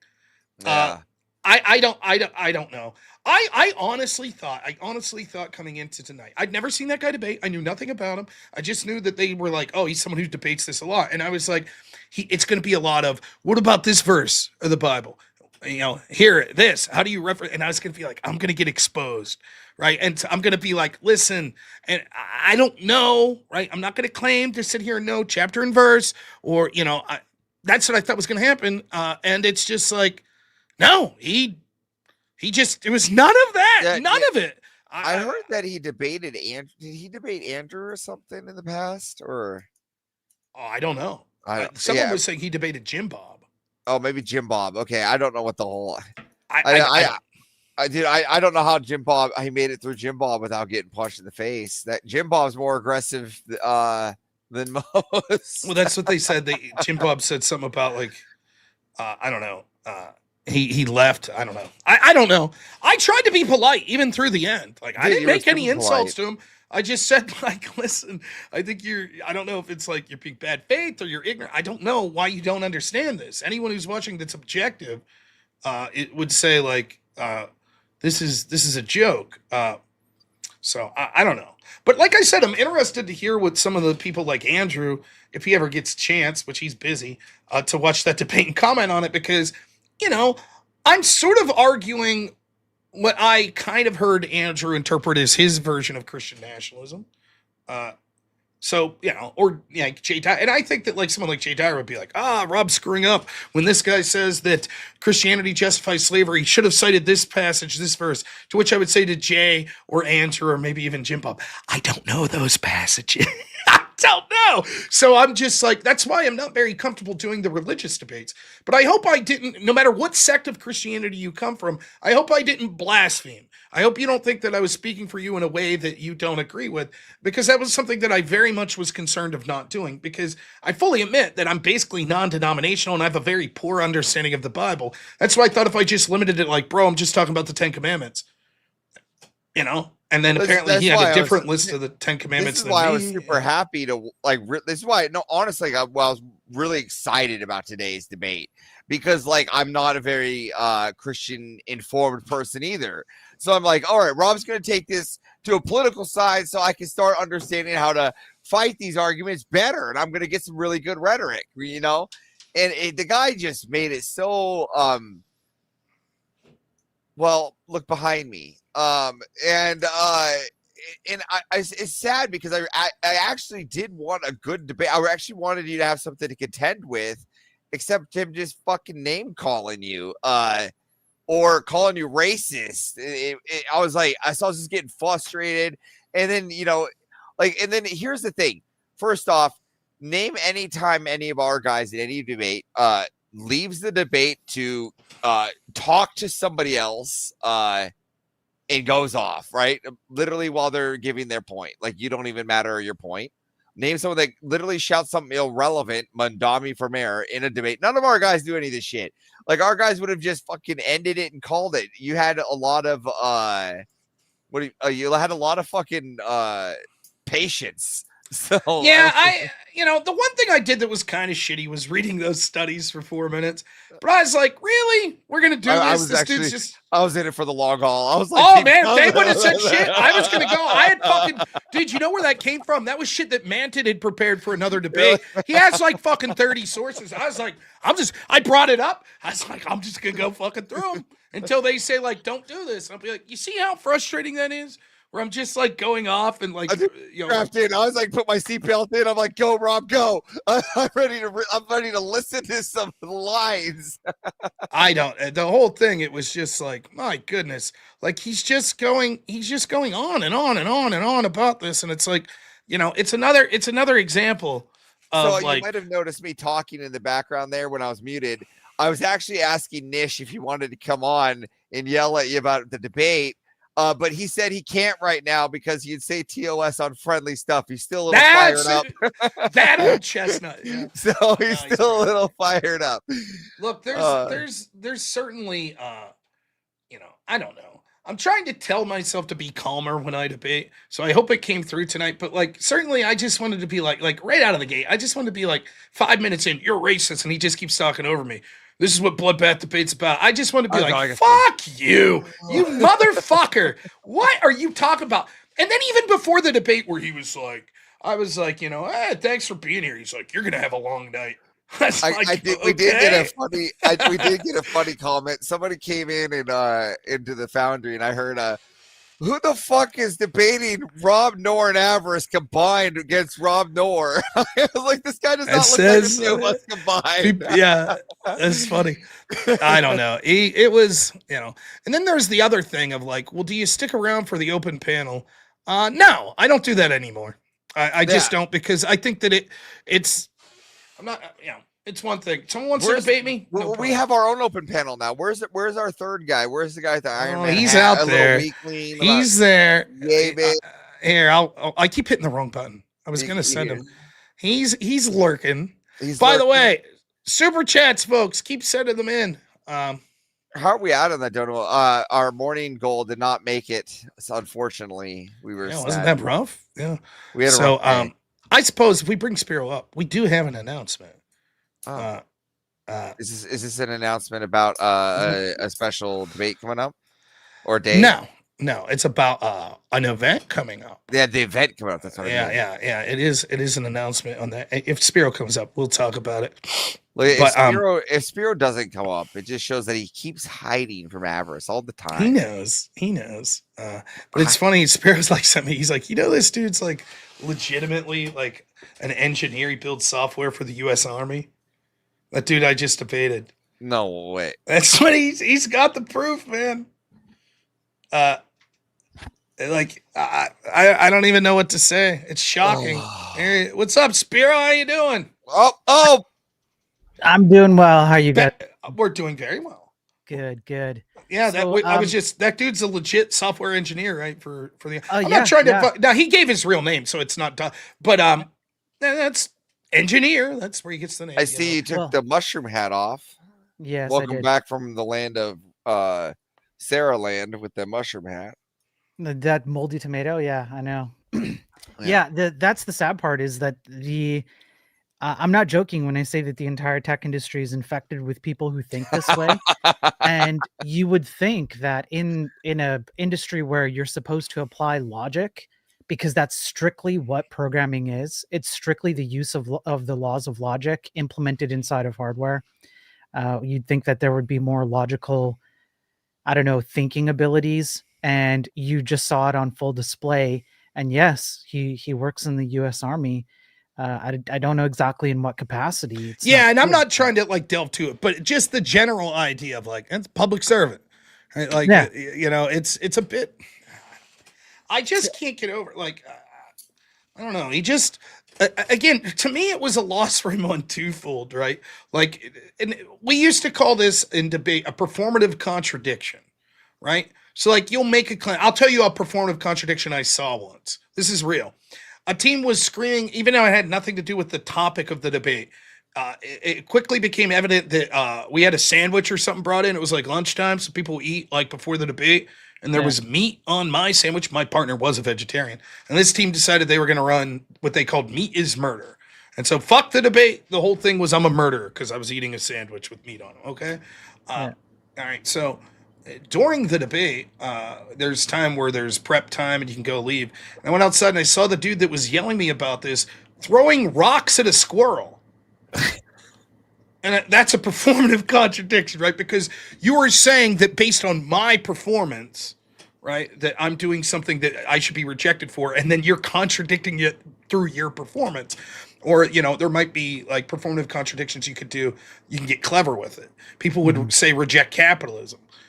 But then they would do things like they would run their arguments what they would call conditionally. And what a conditional argument means in debate, say you have a counter plan or you have a critique, some sort of alternative. Conditional means you could either choose to go for the counter plan or the critique or choose to go with the status quo. It is conditional based on what you decide at the end. Now, I got very good at arguing, well, what is capitalism really? And at its root, it's sort of a for-profit motive. Well, then the idea of a plan being conditional is exactly that. It is for profit. You are saying we're willing to change what we believe for the profit of winning this debate. That's performatively capitalism. So Speaking you've of contradicted performance, your argument. You know. Speaking of performance, sorry, completely just light bulbed an idea. What the was up with the 50 like thing? Did you know that was going to happen, Rob? Like literally made me vomit internally. 50 like thing? Did you not? Oh, audience, he doesn't know. Audience, he doesn't know. Like at 50 likes, he was taking off articles of clothing. Oh, I heard him say that, but I did. Yeah, I don't know what that was about. Yeah. Oh God. Weird. I was. Yeah, dude. I just sort of like at the beginning, the moderator, but he didn't have his camera up, right? Oh no, but like it's just the insinuation of hitting that button. I was okay. Yeah, it was so gross. I sort of was like, okay, whatever. There was a guy in chat who was like programming. I don't know where you got the idea that programming is logic based. Agent Xer. If it's not logic based, then what is it? What a wild concept that programming isn't logic based. Right. That's literally what you do. You encode logic into a machine and then it executes said logic. There's a reason why we call them logical gates. And in some cases you use logical branches. There's all kinds of terms for that. So I don't know what you're talking about. Boom. How about that? No, it was, you know, the performative contradiction of it, you know, he loses the arguments. I don't think he did very well. But then to like, well, you know, secular humanists were rational, and then to make yourself look like an ass the whole time, it's like, I'm just in the back of my head like, win-win, baby. Keep going. I don't care. Like, I'm going to point to this and be like, yes, you very rational secular humanist, just spurting out and yelling, right? This is what bloodbath debate's about. This is what it's about. Tell him, Mod. Tell him, moderator. That's like, what it's about. Can you imagine? It really reminded me of Sarah. Can you imagine if you did that to Nish or Mr. E or any of like our strongmen? Like, just like, oh my God. Yeah, I mean, I just like, so I was like, all right, this is going to happen.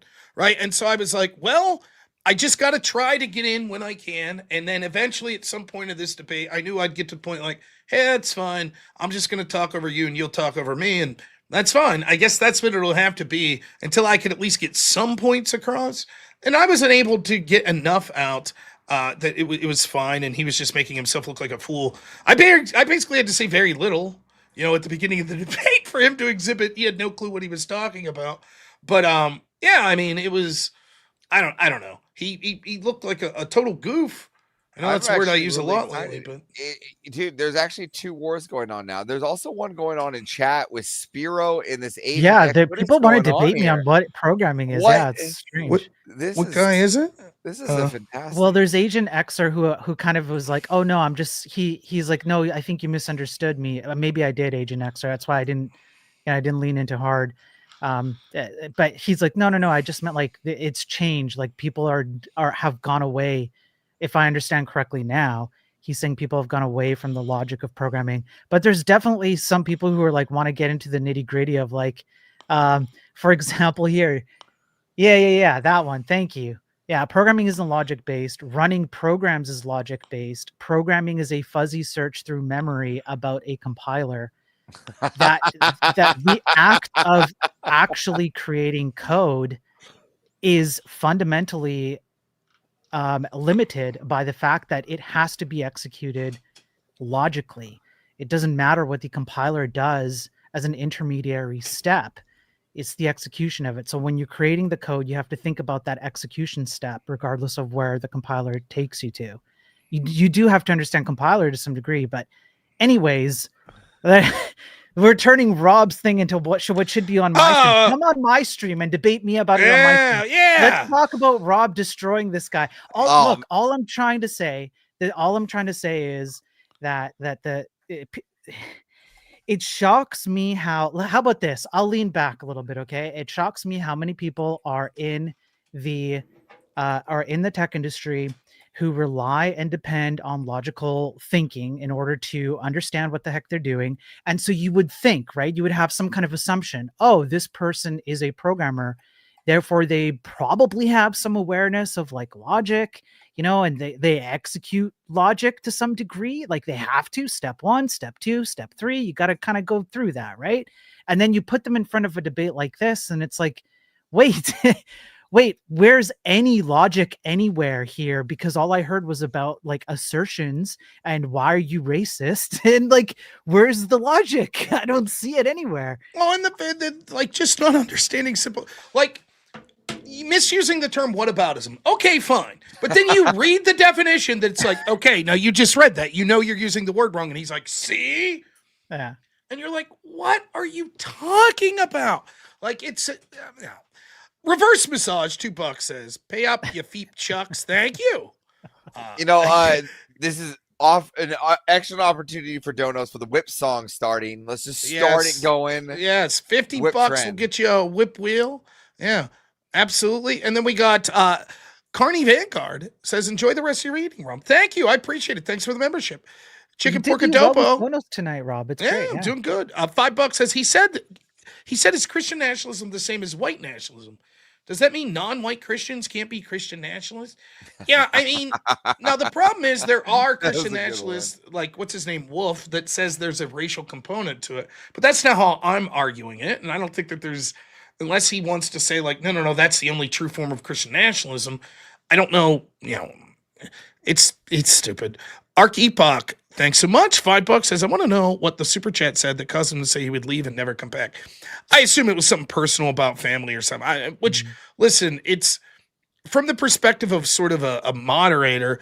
I understand that you want to read every super chat, but sometimes in a situation like that, people be sending shit that's borderline ridiculous. And so make sure to send that super chat that says Dark Blues Whip Song. Dark Blues Whip Song. Red Nexella, $10 says, Rob, you haven't wrecked this guy before reading the studies. I was praying for you to just slow down and keep making your points. Excellent work. Yeah. Well, the study point, the studies were irrelevant in the grand scheme. It was just to prove a point. Like, isn't this annoying? Isn't it pretty annoying? If we're just going to say, well, I'm allowed to just keep going and on and on and on and on. Okay. Now here's the thing. I could go on longer than him. I'm capable of reading that shit for 3 hours. I'd sit here and do it too. That's how the game's going to be played. So I was just proving a point, but yeah. Yeah. F it button, $5 says, I "When you got him love back-" Fuck It Button. You're one of my favorite out he's there a in the good crowd. You have such a great funny dude. ones. He says, when you got him back with "I won" like Mamdani, that silence in the final nail in his coffin had me rolling like dough that never makes it to the bread lines. Yeah, I knew that would be. Oh, look at this. Our friend Manted. By the way, Manted, thanks so much. Manted. A lot. Not only are the research you're doing for other debates spot on, I was able to utilize it in this debate. Thank you so And much. he's also much better than Avarice. Yes. Well, I mean, Manted, $5 says, here's your fun topic. A socialist just got elected mayor in the heart of the financial world at the top of the greatest bubble of all time. Womp womp. Yeah. I mean, won't argue that. I love Manti. He's a good guy, so he can be. He's a better good than guy. me. He's absolutely right, man. Manted's right about that, though. It's great. You know, he'd be Now, even better guy if he put a dono in there for Dark Blues whip song. Oh, now listen. Here's we can still talk about the debate. I don't mind, but here's something. So Thursday, me and Spiro will be doing a show. What we're going to try to do the rest of the week is to raise funds because we have came to the conclusion that Spiro will be going to DebateCon. That's going to happen. So what we're trying to do here is our team. EOD is going to be there. We got Spiro coming in. So I think that a lot of people on the team are going to be there. So for you, though, Spiro, it's a little crazier because you're further away. For me, it's just a drive. It's a long drive, but it's a drive. You're going to have to get plane tickets. And then, when it comes to sort of the idea of, tickets to the thing, all of that good stuff, et cetera, et cetera. So what we could do from the audience is get Rob and Spiro to Nashville. Help us out, man. We're going to be raising funds for that. Coming. We need some government cheese in Spain. Government cheese. We can't afford anything else. Manted's going to be there. That extra. Dude, it's going to be the shit, man. It's going to be a lot. My friend Sniper's been reaching out to me, said we're going to go out for dinner. So it's going to be there. Avarice will be there. It's going to be great, man. Amagad's going to be there. A lot of folks. Come meet your favorite people from the robnoerr show. Now, here's the deal. Here's why so send in those super chats, particularly the next 3 days. Yeah, help us out. Yeah. They have some very, very, very expensive delicacy rocks in Nashville. And we know Spiro's going to get hungry and need to eat something. So, these rocks that he enjoys for his meal were really, it's going to cost a lot of money to get this. Bubba, I see that 8-bit song. You want to play that 8-bit song, then you pay for that 8-bit song. You got to pay for the 8-bit song. And guys, it's not just that, but think of my poor daughter. We got to get this I promised to DebateCon, all right? Right. I promised her that I would bring back one of these rocks. And it's got to be a good one for my daughter. So please, for the sake of my daughter, please. Yes. Now listen, are we not, man? I didn't know that you were trying to get there. Hit me up. We'll see what we can do. Now we really have to raise a lot of money. Right? Yeah, because we really limited means. But we'll see what we can do, man. So Blasterbot, whip out that wallet. Oh shit. So look, I'll tell you something. I don't know what the other. I'm gonna have to talk to you, Rob, for like just a few minutes at some point before I show up, or maybe even right when I show up. But in terms of content during like being there, there's not a lot of people who actually have a channel except for maybe EOD, right? Because he has a channel, he can put some content up. I have a channel, I can put some content up. But I suspect that people like yourself, Rob, and Andrew, well, I mean, you guys won't even be thinking about creating content while you're there. You're going to have so much stuff to do. So if you do support this week, helping Rob and I getting myself and other people out there, I will do my best to make sure that I get some content while I'm there, get in some jokes, trash talk some people, yada, yada, put it up on my channel, and we can all have some fun. Listen, so that way you guys are getting something for your money. To get Are We Not Men there too. You're just adding more people to Team Avarice to pick on Spiro for his stream. We're gonna have to raise a shitload of money for that because I'm telling you, this shit's expensive. You're talking flights, you're talking hotels, you're talking meals, you're talking tickets. Like it's expensive. So now I will talk to you, Rob, about we'll talk about the lodging section later because I might be able to cover most of the staff Yes, of we'll see. yours, Now, I so- think Spiro's going to be good. Actually, I'm getting like I think I told people this, but I'm actually staying down there a week. I'm going with my wife and her mom and dad. Well, her mom and stepdad, and my son's going. Now, me and my wife are going to be at DebateCon, but my son's going to hang out with the grandparents. But we got an Airbnb and it has an extra room, so Spiro's actually going to be staying. And unfortunately, that means he's going to have to meet my maniac in-laws that aren't that maniac. They're actually really great. But yeah, it should be fun. I'm Hey, looking forward to if it. you I ever wasn't need to gonna get say away, I got the big ass mansion on the hill. No, I don't alright? think. I think it's gonna be hard. No, no, no. I don't think you get it. I'm not okay. So real talk for a minute. I'm not used to dealing with you hoity-toity Richies. Okay, I'm used to dealing with the guys on the ground who have to like do the actual work while you get fanned by, slaves that you have in the basement. It's going to be really difficult for me to leave. I suspect. I wasn't going to say anything about what Rob just mentioned. But man, Rob has gone like way above and beyond to help me get out there. No. And I want That's to make sure. no, thank you, but that's literally just an extra room. And I know some other people that are doing that for people too. So that's nothing, right? Nothing Yeah. at all. But I know that potentially what Avarice is talking about is extra rooms that people may have available as well. So it's just letting like Avarice know, no, not necessary. With Spiro, not necessary, unless he just wants to really bunk with his buddy Avarice. A super duper love. Nope. Is it a bunk bed situation? Is that what we're talking about? I call You know- top bunk. That's funny. Yeah. No, I But appreciate anyway, it, Rob. send in your super I want to chats. thank you and your family a lot for helping me do that. No It's a problem. It's beautiful thing. no need to thank whatsoever. It's gonna be a lot of fun. I can't wait Yeah. to see everyone down there. So And I'll help where I can by making fun of your silly cat hat and tell him to get the donos in. That's Yeah. right. That's right. You all should make fun of me. Ask my wife; she would agree. And yeah, I'll be there with the hat. You guys will instantly be able to recognize me. It'll be good. I will have some bitchin' ass minivan since there's Nice. so many of us coming down from my neck of the woods. So I don't know what kind it is, but it's ironic. We picked up the rental car today, and I'll literally take it back and switch it out for a minivan next Nice. Wednesday and proceed to drive. So I told them, I was like, "You gonna have your shit done?" They're like, "Yeah." I'm By the way, going it's for crazy. the long run, dude. I'm going all the way to Florida first. All right, and I've been meeting another military guy, and we're driving all the way up to Nashville. Damn. Avarice is serious. That's good. Oh yeah. We're in for Music the long start the run. grift. All right, I'll play All right, one let's do the song to grift. start the grift. All right. Right, but then after that, that's the only Well, freebie. Here we don't give him the whip song. Just give him the Robnoerr show song. Yeah, man. that's don't, yeah, don't yeah. let them That's- earn the whip This is song. the That's Robnoerr all they Show. get. Yeah. Meanwhile, I'm It's not gonna the look real Noah quick and Rob see more Show. election business. This is my favorite show because it is my show. If this was your show, you'd probably like it more. But maybe that's just because it was your show, but it's not your show. It's the Robnoerr Show. Yeah! It's over. It's over. What? No!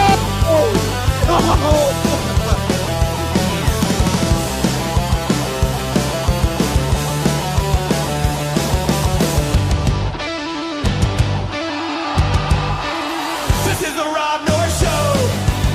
It's not the Noah Rob Show. This is my favorite show because it is my show. If this was your show, you'd probably like it more. But maybe that's just because it was your show, but it's not your show. It's the Robnoerr Show. Hey, we did it. We did it. Now, That's I assume. great. Oh well, we didn't get like 50 super chats there. Come on. No. No, where's the Come no? on. See, they didn't want the whip song bad enough.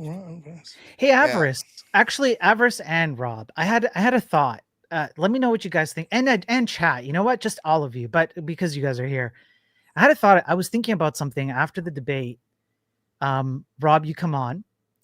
So you hop off the panel and then you come on and you start talking about the debate, and you go into the review on the debate, and you're like, okay, so here's what I think happened. You get into it, and I was thinking to myself for a brief moment. I kind of want to see what Avarice thinks first because he's like outside.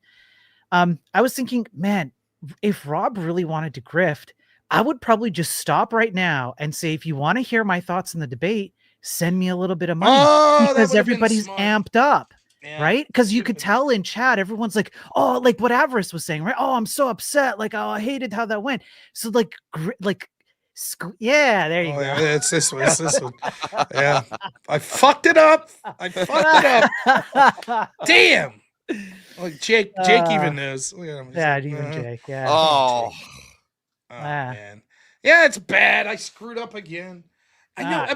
I'm still weird about the whole thing. If I'm totally honest, I'll never get completely used to it. Right? Where it's like, hey, send money. Because, like, here's the dirty secret. I'm gonna still stream if people don't send money. It'll be less if I have to go get a job. But I'll still be streaming. So not it's weird to me. be like, I'm deplorable. I'm like, donate to Raw, motherfucker. Yeah. Look, like people want to be here and they want to hear what you have to say, right? So for a few bucks to get your opinion while everybody's amped up and upset over what just happened and they want to hear what Rob has to say because he was right in the thick of it. It's like, okay, all right, but you got to pay me a few bucks and then I'll get into it. And you just leave that in the air. And I think it would just be. That's what I should do. I should give like someone like Spiro mod access to my StreamYard and just without me knowing, like don't even pay attention, just allow him to mute my mic. So I'll just be yeah. People be like, fuck, what's he saying? And then If it comes you want out, me to I'm be like, your I'm a Mr. fucking Idiot, idiot. I had no I'll idea do what I it. was talking about the whole debate. Yeah. "Oh, I'll there do you it. go." I'll be your Dude, mystery. I'm on that'd pretty be much like the all the wor- time anyways. That'd be like the worst decision to me if you give Avarice mod. I'd spend the whole time just muting Spiro. Mute. Yeah, I would just mute you too. Yeah. See, Reexamination gets it. Every $10 is more behind the scenes tales from DebateCon. Yeah. Now, Reexamination debated Andrew at the event I was at in Hammond, Illinois on Christian nationalism, and he called into the show this morning. It was giving me support. Now, he didn't really disagree with Andrew. He sort of more disagrees with other people that call themselves Christian nationalists. So he had some good advice on sort of how to, like, without quoting much scripture, how to make the point that like the New Testament's sort of different and a lot of the things he'd be claiming, but it ended up not even being relevant because my opponent wasn't very good. So it's like, it was just sort of. You did well. Like, look, you mentioned earlier, you're like, I feel bad because I'm not well versed. And so when he brought up the thing about slavery, Jay Dyer might say that there's a particular passage and you could, and I think that you actually took the proper, better approach, which is you don't even have to bring up a passage. All you have to do is from their worldview, ask the question, which you did. If 80% of people said 5% of other people being enslaved is good, what's your counter? So then it doesn't matter what the Christian view on slavery is, good, bad, or anywhere in the middle. I think you handled it well. Yep. I tried to be like, you don't really have any proof that that's where we're at. For me, it's an easy out. And I understand people might think it's cheap, but to be like, if my version of Christian nationalists is just the people that are Christian of all denominations right now, embracing it more, running for office and using that to pass legislation, pro-family issues, blah, blah, blah. All I have to do is say, okay, even if you think you have, Mr. Atheist, have the correct interpretation of the Bible, the people that call themselves Christians disagree with you. They're not trying to bring back slavery, so cool. Yeah. You're smart and they're dumb, and doesn't matter because the outcome isn't slavery. I don't get it. Yeah, I think a better approach. Well, I don't know if I want to give it up here because then it might feed the leftists who argue with you. But I think a better approach would be to counter with something that's similar to Christianity and say, then would you have a problem with this other kind of religious belief being the dominant one, since you're making a case for Christianity being the dominant one? What would be the difference, and kind of going down that line? But even that is a bit like, it's a bit iffy because then you can just pull up the stats again and go, well, then show me the stats. Well, then my answer to that would be that, like, personally, it's this. If, as a Christian, the policies that they're pushing through directly align with my morality, for example, if someone would come into power and there's some new religion, right? And they're like, we're going to push pro-families and we're going to push, too much of this LBT, and we're going to push, I guess I'd be like, yeah, still good. Yeah. Right? If it's between that and secularism, now you might say, but the problem is that the fruits will eventually be rotten because they don't have the same framework. Maybe, but as far as if we're not setting up a national religion and we're just talking about outcomes of policies being more aligned with Christian values, then yeah, I don't give a shit. Would I accept an atheist pushing forth a bill to ban abortion and it passing? Sure. Right. And he Right. might say it has nothing to do with Christianity. Don't care. Have at her. Right. Like, hey, by the way, I think you should be Christian, but fine, great. It's a great bill you got there. Yeah. Like, what do I give a shit, So, that's, Wait, hang on though. Thanks, Agent Xer. Yeah, that the non-extreme. Hang on. Wouldn't that though? Wouldn't that be a problem with the prompt though? Because the prompt is about Christian nationalism. So if the counter is something, what if I gave you something that wasn't Christian but was nationalism and it was a different religion? Wouldn't that kind of tangle with the prompt? Does that make sense? Am I making sense? No, I mean, you could say, well, the argument would be, I would say Christian nationalism good, and they could say, but there's other frameworks that would solve what you're solving, such as religion X. How about that? I'd be like, I don't have a problem with that, but that's still not a reason not to prefer Christian nationalism. Right? Unless you're going to say, here is religion X, here's how it will achieve all the things you're saying, and here's independent bad things that religion X can solve that Christianity can't. Okay. But it doesn't see that Spiro's been up late at night trying to get those donos in, and he's not thinking clearly right now, Rob. No, you know what happened there? Listen, I pre-recorded that with AI. That was deep fake. That wasn't me. I didn't actually ask. No, AI would have done it right. That was an AI question. No, AI would have done it correct. You know it. Listen, House always wins. I'm like Dusty. I can't be wrong. Hey, kudos. I shouldn't even bring his name, but kudos to Dusty for sending all the money he made this week on his channel in the form of super chats to another channel. Congrats, Dusty. Only to get mocked. Anyways, with short order. Did I miss? I must have missed something. I don't pay attention to what happens over there, so excuse me for being ignorant. No, Dusty sent in super chats just basically saying I'm gay and Andrew sucks and this and that. So weird. It's weird. And I was just, to hear? No, to the channel I was on. And so then the moderator read them. And then the moderator I thought read it was here. I was like, that's fantastic. We just made more money. Well, and what I just said to Spiro there was like, well, yeah, he makes like $30 on his channel a week, and he sent it all in super chats to another channel. So, hey, good for you, man. Like, it's such a weird way to spend money. And how funny it is! He's like, Rob's gonna run, and it's the other guy like, I'm leaving. It's like, yeah, you never even threatened it. You didn't bring it up once. He brought it up twice. He literally mentioned it. I'm not coming back, or I'm gonna leave. I don't care. That dude, all of them are totally fucking irrelevant. I have nothing to say about them. They're irrelevant. And like I said there, the last thing I'll say about it today is like, I think it's a badge of honor that not only can I do my show, and this is like, I'm doing good, and this is what I'm saying is content for me, obviously, but there is now channels out there that their entire existence is watching me every day and then trying unsuccessfully to mock me. Yep, you're getting. I'm glad. I got the fucking. We thought the whip economy was strong here, boys. Now it's actually spurring offshoot channels. Yeah. Well, how about that whip Why do economy? you think I come on the panels? It's just so I can clip everything, and then I can put in my I hate Rob clip secret panel versus member. Yeah, that's right. What's the name of our YouTube channel that bashes on Rob? Oh, robbashingnet.com. That's what it is. Yeah. So, look at this. Up there it is. Jason Eager, $50. Spin the wheel and break Spiro for his own good. Make sure there's a way to do it that these streams he's referencing. Yeah. Was I supposed to like trademark the whip wheel? Here, you want to know what? I don't give a shit. Anyone could use the whip idea.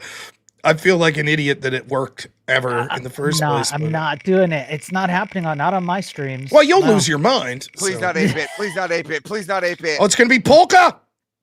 Is it? Yeah. Oh. It was not 8-bit. It was close though. What you guys don't understand is that Jason has already 404'd me. That's the programming term for ended of life that I have come up with. Okay, it's my own. Go ahead, cue the music. No. So what you're seeing here is well done, Avarice. Yeah, I'm just a ghost now. Yeah. Now I remember how to do this. I gotta. Means not. Oh, first I gotta remember the alphabet. My son was asking me today, and it's a problem that I had as well growing up with the alphabet. Like I thought that Elemento was a letter, like Elemento, like one letter. the letter Elemento. You know, it's like so and he's now like, look what at is you. that? Now So look at you. now I'm sending bad habits to my son. It's right before P. Right, Elemento, then Yeah. P. Yeah, afterwards. P. So. Yeah. All right, here we go. Polka song. It's a long one too. Congrats. 3 minutes and 20 seconds. Hey! Oh wait, no, we don't want that either. Papa! Yeah, you know. Where there's a whip, I need plates. there's a Break. whip. Where there's a whip, there's a way. Where there's a whip, there's a way. Where there's a whip, there's a way.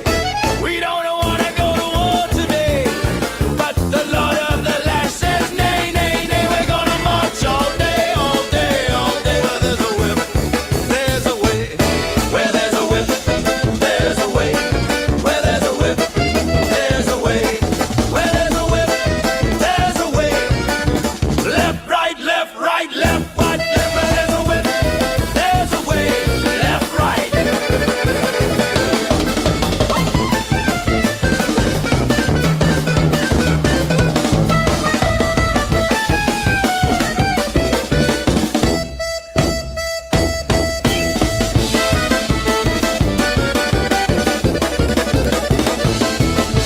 Crack on the back says we're gonna fight, we're gonna march all day and night and more, for we are the slaves of the Dark Lord's war.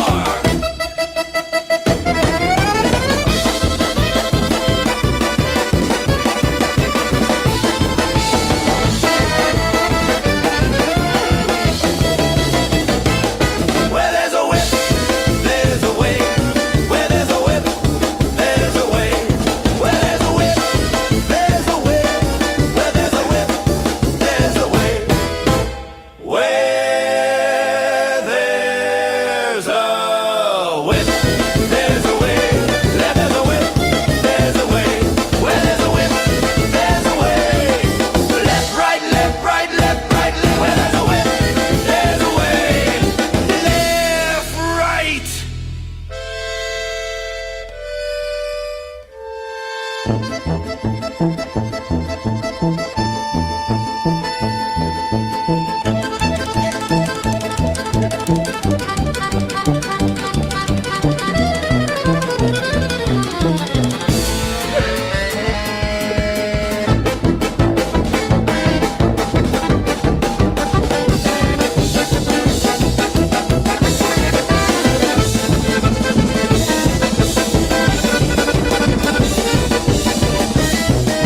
A crack on the back says we're gonna fight, we're gonna march all day and night and more. For we are the slaves of the Dark Lord's war. Where there's a whip, there's a way. Where there's a whip, there's a way. Where there's a whip, there's a way. Right, left, right, left, right, left. Where there's a whip, there's a way. Where there's a way.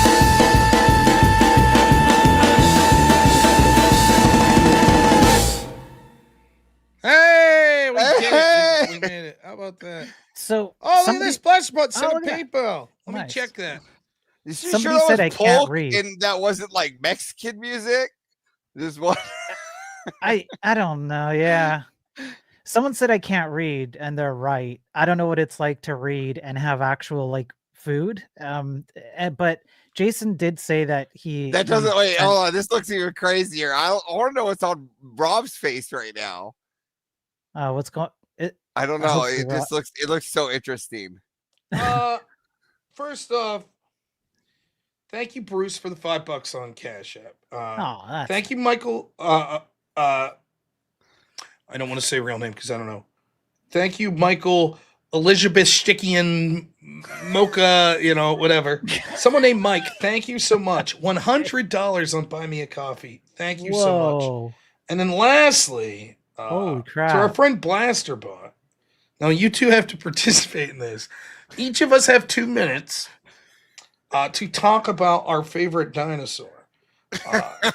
He has sent in $357 on PayPal. Thank you so much, Plaster. Blaster, what the hell, man? Yeah. So thank you so much. So, all right, I can Whoa, start if you guys Hang on. want. Does that mean we just you just pulled in like what 400, 500? Yeah, Right there. yeah. It's crazy. the hell? 457. Wandering Construct, thanks for the $5. Blaster Pot, unfreaking believable, man. Okay, hang on. No, I gotta say this. Rob, again, thank you again for all the help. But let me say something else. There have been people behind the scenes. I won't say who, out of respect for maybe they just don't want it to be public. But I have received at least a few messages, probably a handful, of people who I barely know, who I know kind of through this community or through my streams, who have reached out to me and said, "How can I help you get there?" I can't express gratitude enough. You guys are freaking awesome. No, people are great. Thank you. But that's not going to get you out of this. So who wants to go first? We'll flip a coin. Or wait, no, that won't work. Let's see. How can we do this? I don't have any three-way options. So we're just gonna Spiro, you're first. You ready? Yeah. 2 minutes. Spiro. Favorite dinosaur, go for it. Okay, I gotta say that I'm pretty sure it's the one with the two horns, Stegosaurus, the big one. And it's got like the round face. I'm trying to look it up now. You might be wondering why on earth would I like? I don't think it's a Stegosaurus. Actually, I think the Stegosaurus has the ridged back. I can't remember what the heck it is. Are you talking Triceratops that has three horns? But yes, it's in the name. It has three. But... Triceratops. Thank you. That one. Okay. Now, why do I like the Triceratops? Because much like this panel, there are three people on top of what has become a fat grifting stream. And as the Triceratops moves along its land mass, eating up everything it possibly can, this stream also attempts to eat up as much money as possible so we can get people out to DebateCon. Now, the other thing that the Triceratops has is that one of the horns is more pronounced than the other two. Don't fact check me. I have no idea if this is true, but it's very clear that one of us here on this panel is also more pronounced than the other two. I won't say who. I will let your imaginations decide. Chat can decide that. Now, the rounded face, the way that the face kind of like protrudes out from the body, I think it gives it a very kind of like lion-esque. I kind of chill, but I know my place, and if I need to, I can take you out. And that's this entire panel. So, for example, Bum Leg here is falling asleep because we know our place, but when I need to put you to sleep, I know how to put you to sleep, okay? And so when you look at this thing, you just see majesty, ownership. You see a dinosaur that knows where it belongs, and that's why I love the Triceratops. All right.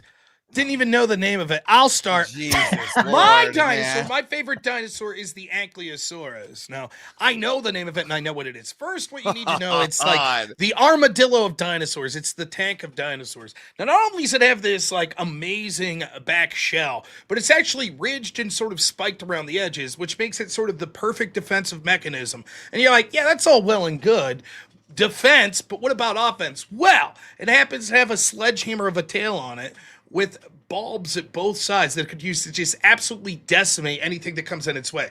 Now, here's the thing. Everybody wants to pick the conventional dinosaurs. Say, I picked T-Rex, I picked the raptor, I picked Triceratops, and don't know what it's called, and don't even know how many horns it has, despite the fact the name of it's Triceratops. Nonetheless, right? People want to pick those conventional dinosaurs, but here's why Ankylosaurus is where you should go. You don't want to be trendy. You don't want to pick like the Yankees every year or the Dodgers every year. You want to pick an underdog, and the Ankylosaurus is certainly an underdog. It's short like me and rotund like me. These are all good things, right? That's something that I want in my dinosaur. It's an herbivore. Okay, that's a knock against it, but not really. Think of how much it would have to eat to sort of keep that sort of girth that's going on. Now, another thing that's excellent about it is, despite the fact that it has these short, stumpy legs, it seems, and most scientists agree, that it actually kept a pace that would actually be able to outrun your average human. So imagine this brick shit tank coming at you with spikes all over its back, short compared to most dinosaurs that we think of large dinosaurs, literally barreling at you, making the earth shake as it's got this fucking insane club of a tail behind it. It doesn't need piercing weapons. It doesn't have the sharp fucking talons that like a raptor would have. It doesn't need to fly like a pterodon or a pterodactyl. It doesn't have the massive jowls like you would see with the T-Rex with the sharp, teeth or any shit like that. No, a pure bludgeoning tank, a pure efficiency feeding off of leaves. This thing is the fucking beast. I'm not going with the traditional Ankylosaurus every day. All right, you got her. Every time, good. Let's just talk about a time, like a time when America was great, a time when we remember your past times. Let's just take time and remember our good times, the old times, perhaps the land before times when we used to have great dinosaurs like the pterosaur. Pterosaurs like Petrie, the pint-sized pterodactyl from the land before time, is hands down the best dinosaur because he's ultimately the underdog with wings, literally soaring above the competition with his earthbound buddies, like Littlefoot plod along in the mud. Who else turns panic into propulsion, flapping like a caffeinated bat, yelling, "Me no fly good." Yet somehow always saves the day with an aerial reconnaissance. That would make me a little drone jealous, don't you think? Sarah's got horns for a headbutt and drama. Spike's a walking salad bar. Ducky's adorable. Repetitive. Yeah. I hate those words.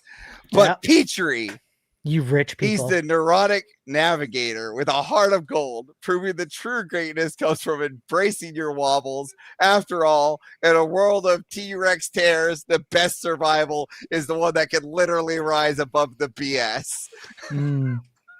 You didn't even make it to 4. First of all, you didn't make it to 4 minutes. Second of all, you I used can AI. concede the rest of my time. Well, actually, no. I only used AI for the last piece. No, you were supposed to make it to 6 minutes. It goes from 4 to 6. Look at just proving AI can do it better than you. Look, if you're whining about how good Petrie is, it's not my fault that you can't compete with the ultimate dinosaur that is Petrie. Okay. In my defense, I do have a defense. You should say yep. Yeah, that's what. Yeah. I am a programmer. That's my defense, and you know how programmers are. So yep.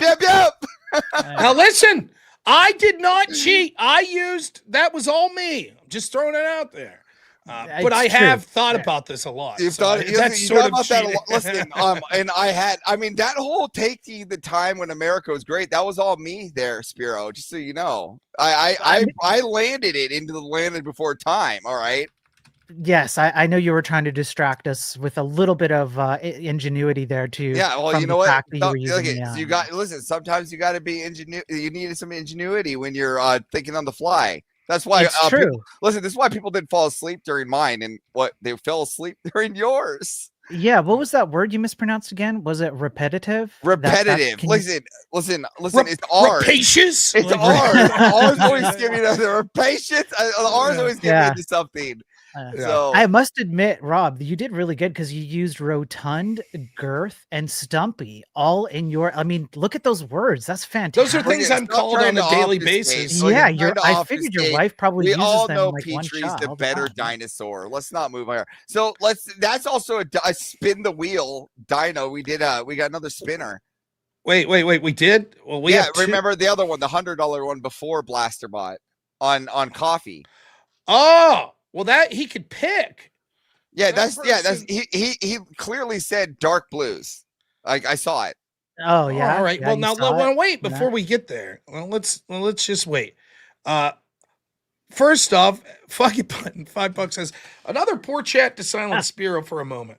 Avarice is the best, and that hype dancing had me dying over here. I would know the dinosaur. True. Intel Wild $2 says the devil is a Democrat. Thank you, Intel Wild. And golly, $10 says The night was great until all the childhood trauma from the first movie. Dicks. Yeah. Now, over on Rumble, our friend Flavius sends $50 Holy for crap. Spiro to fly, to get Spiro plane Wow. tickets. So thank you so much. That's a wheel. That's a wheel.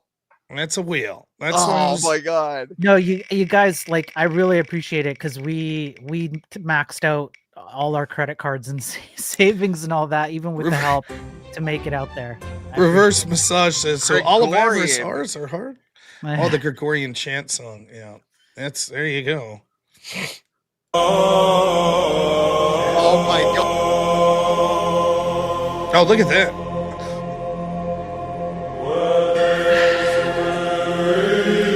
Oh man, this poll is heated. Ready up Get my spiel. We're going to war. This is crazy. I'm at 69%. Ha! Yeah. We should end the poll now. Thanks, Flavius. We don't wanna go to war today. Right here, right, Spiro? But the Lord of the light says, nay, nay, nay. Yeah. We I look better gonna doing it. march all day.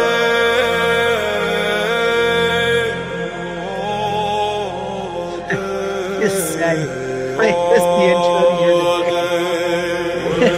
I want to see Rob putting face paint with this song getting ready.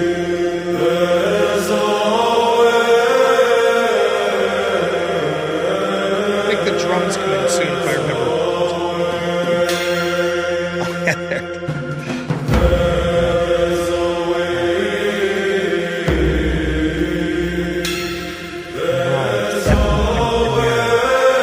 He looks at himself, knowing what he's about to do. His opponent about to be destroyed. I see Spitters step to the back and hold out the face paint.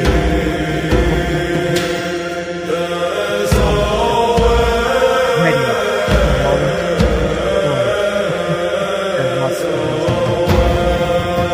I feel like I need a hymn to go into battle now.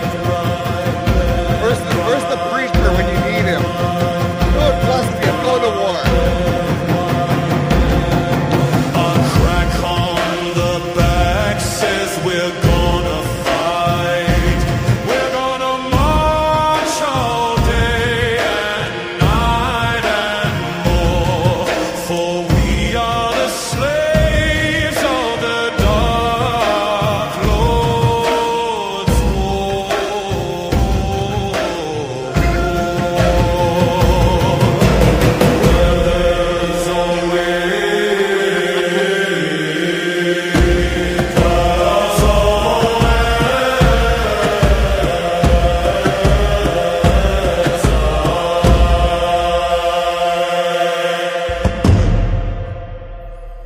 We did it! Hey! I just realized something just like 2 seconds ago. $100 to mute me, yeah. That's good. That'd be worth it though. I take it. If this is what becomes of DebateCon, we're just sitting around listening to these songs on the phone. We'll have them on our phones. Ooh, Dark Blues whip song. Yeah. Waiter, more appetizers. Ooh, listen to this one. What are these guys doing from DebateCon? They're just listening to this weird Gregorian thing while they're eating. Every time you hear a whip song, you got a shotgun of beer. I mean, people just passed out. Like, what the fuck is Avarice happening is on here? top of the table for performing the haka. We don't know where it came from. Yeah. Is there a haka version of the whip song? We don't have one. No. Now listen, it's 5 minutes. I'll give the haka poll version. 2 more minutes. So listen, this Spiro Avarice race is real tight in the Dino defense. Look. Wow. Is there a poll? Did I miss a Yeah, poll? there's a poll up. Yeah, There's you a- better get on there and vote. Did Spiro vote for himself? He probably No, did. I haven't. He created some sort of AI machination to vote for himself over and over again. Re-examination showed DebateCon needs a whip room with music and refreshments. Yes, it needs. Yeah, you sit down, right, and it's like it's quiet. There's candles, Yeah. right, and you literally spin a real wheel, and then Yes.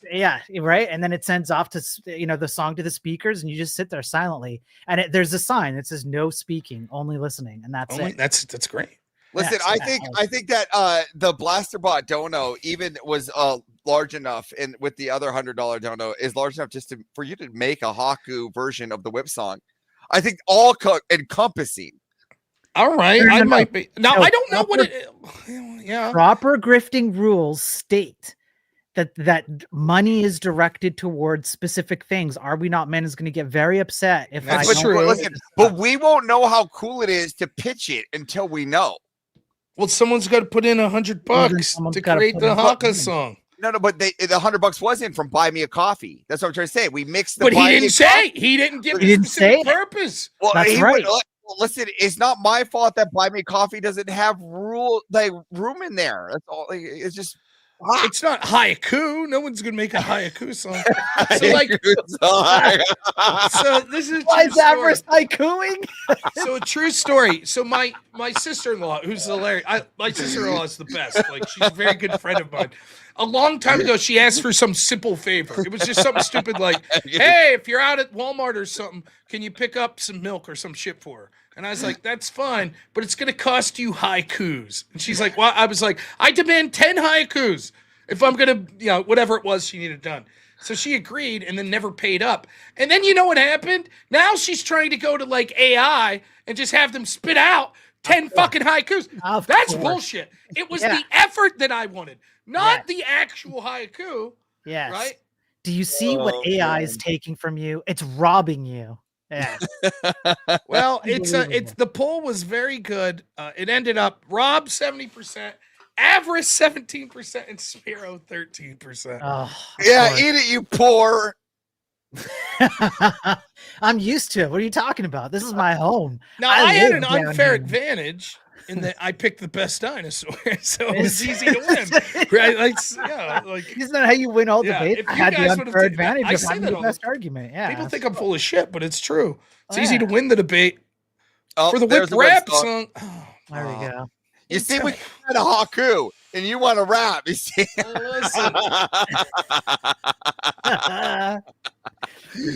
I said, Technically, I am going to you. make one exception for Intel Wild because he's been a very good supporter. He has been. It's But true. technically, in order to request a specific whip song other than the original, it costs $100. Now, I will play it this one time.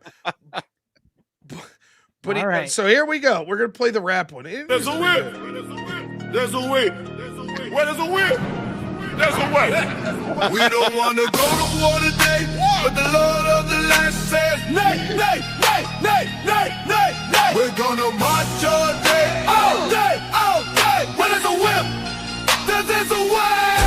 Where there's a whip, there's a whip, there's a way. Where there's a whip, there's a whip, there's a way. Where there's a whip, left, left, left, left, left, left. There's a whip, left, left, left, left, left, left.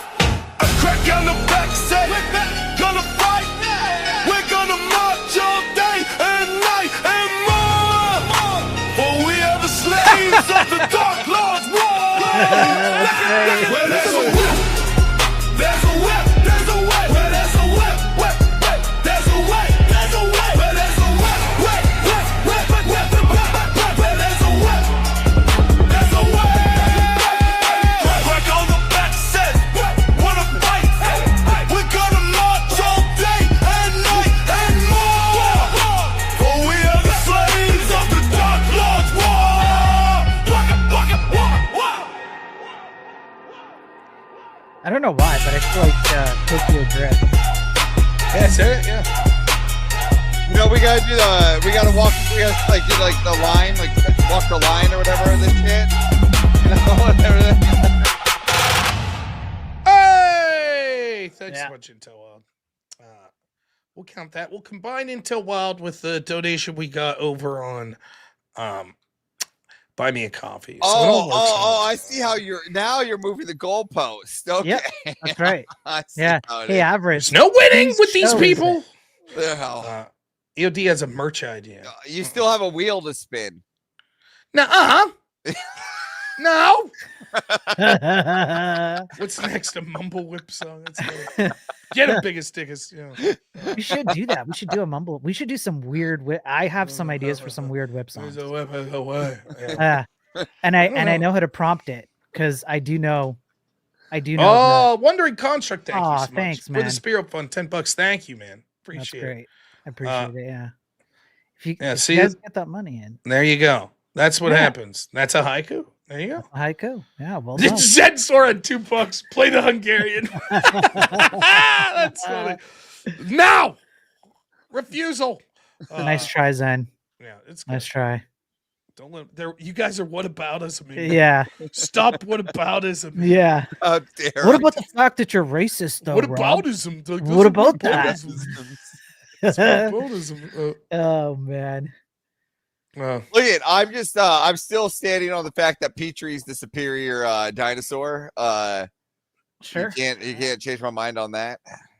Won Yeah, the hearts and whatever minds helps of you sleep at children. night. Won the hearts and minds of children across the 90s. Yeah. You know what you could do, Avarice? One thing you could do is you could hire a personal dinosaur teacher to come into your home and personally teach you. You know, some there's swim actually, money. now that you mentioned that, Oh, I just there's recently actually saw, one. You're right. I should go spend my money on yeah, this. dude, I recently saw that there's an OnlyFans model that offers these services for perfect. dinosaurs, right? Or I like to call it the dino whore. All right, now. Right. Yes. Yeah. Well, I mean, I don't know what it's like to afford anything. So good luck, I guess. I don't know. I don't know how that works. Yeah. I've afforded things from time to time. Hell, You know, just here and there. Oh, yeah. How does that feel? It's all right. It's all right. You know. Wow. It's if you guys very much remind me of the Seinfeld episode, right? There's an episode of Seinfeld where Elaine and George's luck changes. So at the beginning of the episode, like Elaine's super lucky and George is always getting fucked over, and then something changes and like everything breaks George's way, and Elaine starts having terrible luck. But Jerry just always breaks even. He's like, no matter what, everything just breaks even for me. So Elaine like takes $20. She's like, you got $20? He's like, yeah. She takes it and throws it out the window. He's like, oh. Then he puts his jacket on. He's like, hey, $20. That's me. I'm just like, I'm okay. Yeah. You know. Yeah. It's I pretty always fun. picture Spiro and I as the two old guys in the Muppet Show on top Yeah. of the canister. You know, Wolf. What was their names? Yeah. I don't even Yeah. know. Yeah, it's good. Yeah, it's true. Despite what you guys may think, I do actually like Avarice. He's a solid dude, but he also sucks. Well, And he constantly talks about his money. Yeah, despite what you guys know, I actually employed Spiro, so that's makes what sense. my money does. Rich people, yeah, should look down on poor people. That's the way of life. Yeah. this is Amagad, $5 as a whip on the back. The Lord of the Lash says, nay, we go to war today. That's actually a quote from Mamdani's victory speech tonight. So, New York's about to be lit, man. Dude, I can't believe that. So honestly, let's talk here for a second. It's just us and as the viewers are dying down for the night. What are the possible outcomes, Rob? We're looking here now. Mandani and Jersey both fallen. Yeah. I mean, the first thing you have to admit is this is as big as possible of a win for the Democrats tonight. They completely swept everything. Like anything that was not only did they win, they won by margins that were ridiculous. So what we're looking at is did Prop 6 win too? Did Prop 6 clear? Yeah, fuck. Yeah, now yeah, he gets to be in for 11 years. People don't even know what they fucking did. Newsom? Not Mandani. Prop 6 in New York? I don't know about that. Oh, because if Prop 6 in New York passes, he doesn't even have to do the 8 years. He can go 11. Let me check that. I didn't even know that was a thing. Wow, that's convenient, isn't it? It looks like no one Prop 6. Okay. Whew. Oh. Dude, that was no, I don't know yet. That was only like maybe it's still. Man, he almost got 3 terms. Damn. I don't think there's been a declaration yet on Prop 6, but it was reasonably close. Prop 6 effort looks like it fails. Yeah, 53-46. So I guess other than that, that was I mean, bad. So it's really bad for Republicans. It's a sign of things to come. Now, granted, with a grain of salt, it's an off race, right? But it shows that first thing it shows is Republicans suck ass without Trump on the ballot. It's just the truth. No one in the Republican Party whatsoever, other than the people in the executive, brings any sort of enthusiasm whatsoever. You just can't motivate people with just these sort of what has Congress done? So that's number one. Number two is you're going to see this immediately be pressured into Democrats saying, give us concessions on the shutdown. That's what's going to happen. Now there's a mandate. We have the mandate. And we demand this, that, and the other. So that's going to be something that happens. And they're going to try to push this as momentum to say Trump the lesson is going to be from the Trump team, probably the exact, and certainly with Congress, the exact opposite lesson. The lesson's going to be, well, we have to moderate. We have to play nice with Democrats. That's the problem if we want to win in 2026. When the real lesson is you guys haven't done fuck all. You haven't done anything, right? And so get more aggressive, but they won't. And so, that's basically the lessons there. We'll see what happens in New York.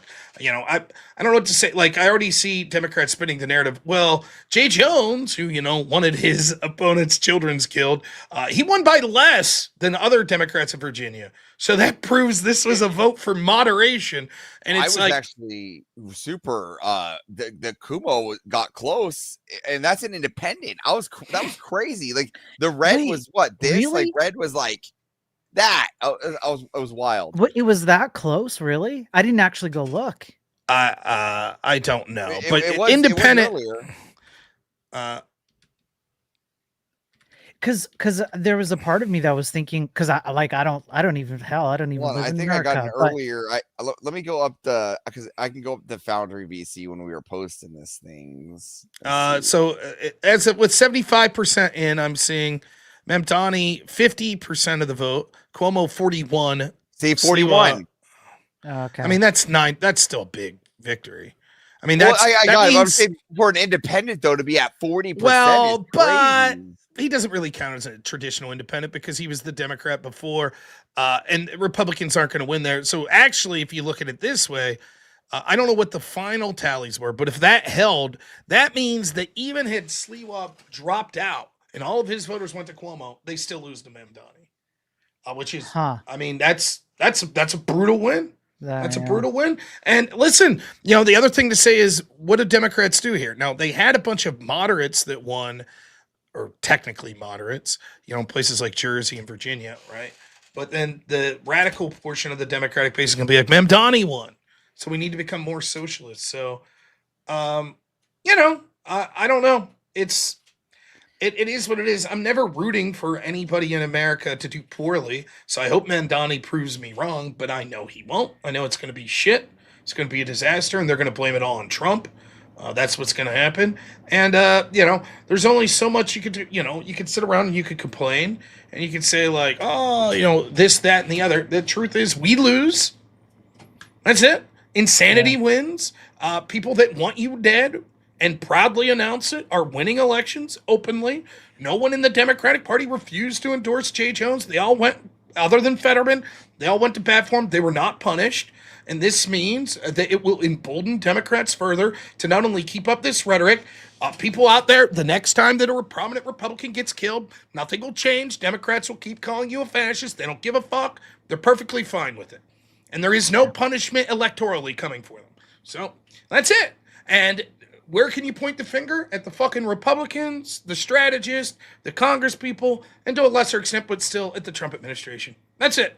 They are not effective. They knew that this was fucking coming. And they know what's coming in 2026. And they ain't gonna do shit. They're not. They're not gonna fucking adjust their strategy. They're not. And I'm going to go to Republican meetings and I'm going to go, what the fuck? And they're going to go, you know what? We got this big Pennsylvania governor race. We're going to say Josh Shapiro isn't Jewish enough. And I'm going to be like, what the fuck are you doing? Man. What are you people doing? That's that. I don't know what else to say. So, you'll see a bunch of Republicans now that'll be saying the problem's the immigration raids.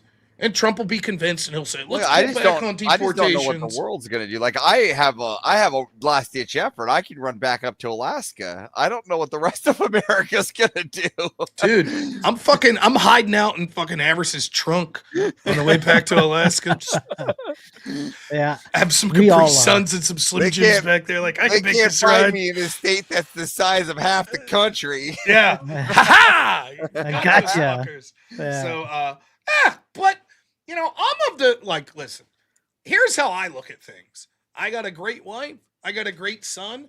I'm trying to do things the right way. I'm trying to be a good Christian. I'm trying to push for the political prescriptions that I think are good. If we lose, we lose.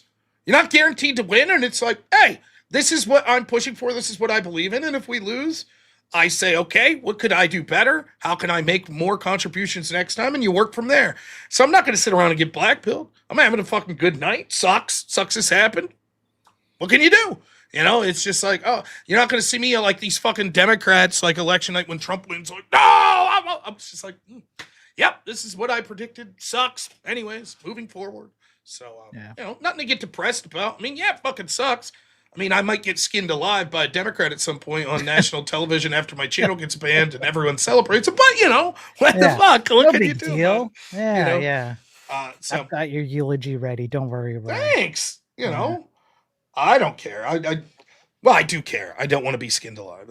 I'm going to take that. Ooh, I almost made a On the few plus phone side, calls we now have a lot to talk about at DebateCon as the group of us all get together as we Yes. have all of Well, us like-minded men together. Yes. So then the question is, you know, it's my call-in show tomorrow. Is the majority of it going to be about the debate I had tonight, these election results, or some bullshit drama that I don't care about? Wait, I don't know. I got it. So hold on. Wait, I think we can narrow this down. I'm going to ask a few clarifying questions. Have you hit the dono with enough people coping about the Rob Andrew love stream? Yeah, have I hit the dono? Yes, I believe Okay, that's so happened. we can cross that one off. People Yeah. already done that one. All right, so now that leads to debate and the other one. And also, is there any more bullshit going on there? I don't give a fuck. It's probably that anyways. So we'll add any of those three are still possible. Yeah, I understand. Like, look, some people like the drama. If it was up to me, I'd never mention any of those fucks again. That's how I feel. And it's not even that I wish them ill. It's just like, it is what it is. It's fucking over with. I don't give a fuck. And I never understood, like, these big beat. Like, it's like, yeah, man, I'm talking to Republicans on the phone and shit all week, in addition to just other shit I got going on with the Crucible and with my channel. And it's like, you know, I really could give a rat's ass that some channel doesn't like me. I don't give a fuck. I just don't. Like, good luck to you. I don't know what to say. So, but I do, you know, the nature of a call-in show is you talk about what the people want to talk about. And I've certainly contributed, you know, in that I did mention the other day, like, I just thought that the raid was weird. I saw Andrew say in his stream today that apparently there's an accusation of Andrew brigading. And it's like, I don't remember Andrew doing hate streams and then raiding over to that channel, but that's what they did to me. That sounds like more clear evidence of brigading. I just don't give a fuck. I'm like, whatever, you fucking loser. That's it. So, I mean, I don't know. And I think Andrew's of the same. Andrew's very clear, and even all the mods would threaten anybody that was like anybody berating or trying to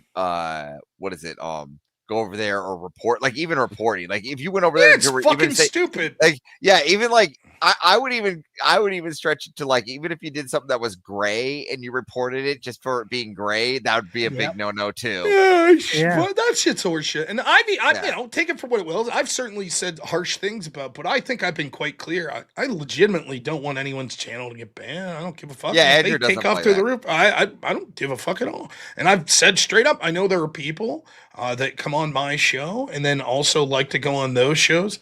I don't have a problem with that. No problem. So I really don't give a shit.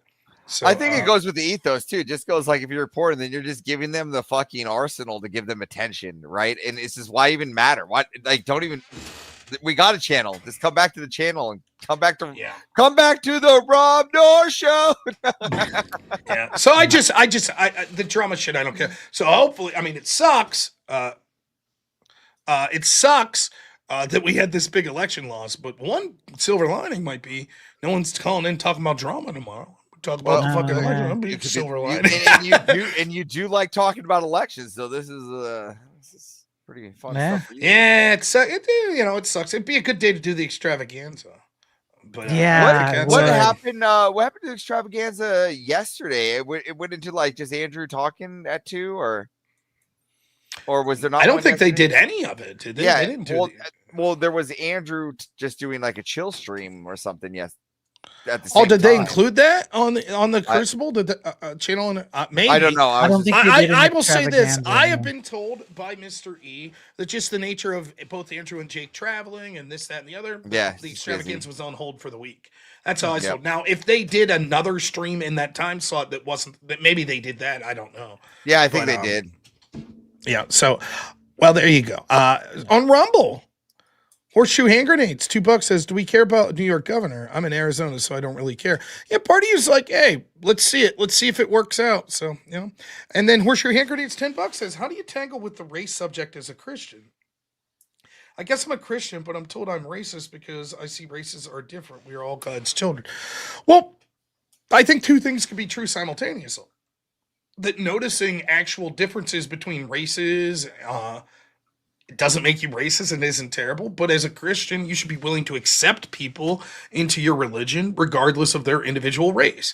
And so, for example, if I was to say, forget about race for a second, let's assume a weird world where we all have the same ethnicity, but I was to see people that come from Detroit tend to be more violent, right? It's like, that doesn't mean that if someone comes from Detroit and that's my initial, this is what I know about people from Detroit, and then it turns out they're based and they're like, hey, can I come to church with you? Yeah, it'd be horseshit if I say no because you came from Detroit once I get to know you.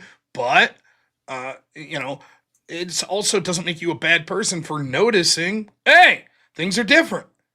And and by the way, there's nothing wrong with different. It's okay. It's okay for people to have, different fucking upbringings and stuff. I like want that, you so. to be exactly like me, Rob. Exactly. I like try. me. A rich person would say that. How dare you not have all my Gundam knowledge? I'm trying so hard. Every night I claim knowledge. Every night I'm like, oh, I'm gonna go downstairs and I'm gonna shower and go to bed, and I'm really just binging Gundam. One of these days, Avarice is just gonna throw something out there, and I'm gonna drop something heavy on him. He's gonna be like, what the fuck? What's happening here? I'm just waiting for the day, like I say something like a statement that's kind of like subjective, and he'll be like, well, actually, I don't know. Actually, the author of chapter 3, slightly disagrees with that interpretation. You'd be like, Avarice, that doesn't make any sense. That's not part of the main UC, the universe. That doesn't make any sense. Yeah, right we're now. not counting that. So, all right. Man, such a nerd. I think we're gonna. Who are we raiding tonight? Speakeasy or Abe? Let's. We do Speakeasy a lot. I mean, I do like Speakeasy, but let's give Abe a little love. Give it to Abe. Give it to Abe. Abe gets it. And the only reason why I'm saying that too is I might be a mod over there, shitty mod over there. I've heard that you're moving up right. the world. Moving on up Yes. To the Abe side. You played your cards right, Avarice. You played your cards right. I don't even know what card I played. Yeah, that's the correct one though. You played him, and you played him right. It's like, I'm over here. The people are threatening to mod me, and I'm like, don't mod me. God That's forbid, like God forbid they make me a mod on Rob's channel. I'd be sitting there going, man. Spiro and EOD would be regretting life. Time out. Oh no, yeah, you don't want me modded. No, you barely want me on here on stream. Spiro's man. talking about AI. Mute. Yeah, bum leg. Falls asleep. Mute me immediately. Yeah, it'd be terrible. EOD made a strong rebuttal against being a woman. Mute. Yeah. That's right. You guys don't know it, but all this money for DebateCon is actually going towards EOD's transition. Right. It's just the transition's already paid for, but we're talking about a new wardrobe post transition. That's what that we're would really be horrible. I can't even imagine. I can't even imagine. He has to present. Yeah. It's I will VODs. delete the Discord. Delete. So, Oh man. well, it's 2:30, I suppose, unless anyone wants to throw a big pile of money. I'm not gonna go to bed. For the website. I that have, last song. yeah, I have. What do I have tomorrow? Call-in show, and then I'll probably do a griftathon tomorrow night, and we'll do a regular show at 10 p.m. Thursday we have Spiro coming on, and then Friday I have a debate with that First Amender dude again on EBT, and I'm First Amender. If you're listening, I'm going to give you my strategy here. Right now, the topic is: should there be significant change to EBT policy? Now, here's the problem. I could win that prompt in a litany of ways, right? For example, I could say the significant change is we shouldn't allow illegals, or we shouldn't allow immigrants to have EBT, right?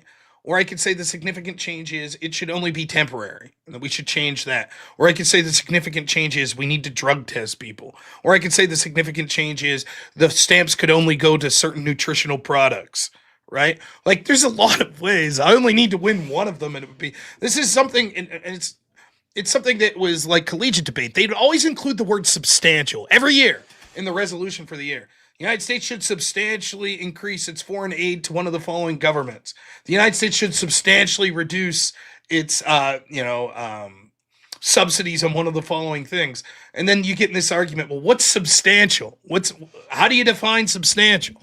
And so one of the definitions we'd read a lot, substantial is 20%. And then one of them was like, of material worth. What the fuck does that mean? Of material worth? What is that? Right. Is 2% substantial? Well, I guess it depends. Out of how much? So it's very, but I think significant and even more, like, I think for me it would be significant if we said non-native born citizens can't get food stamps. That's significant change. So I think if you're listening, First Amender, I'm going to hit you with like 4 fucking different significant changes that I propose. And good luck winning all 4 of them, because if I win one, I technically win the prompt. So right. Good luck. That's right. Maybe he'll cut off his ears or whatever. Yeah, Rob should I do it? Should I? Nah, I won't.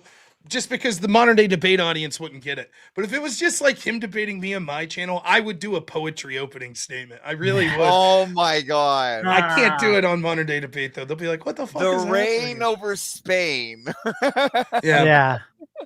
Red ships of Spain. It does the whole thing. Just fucking put on the hat with the horns like you're in an opera and just go for it. Yeah, it's not a bad idea.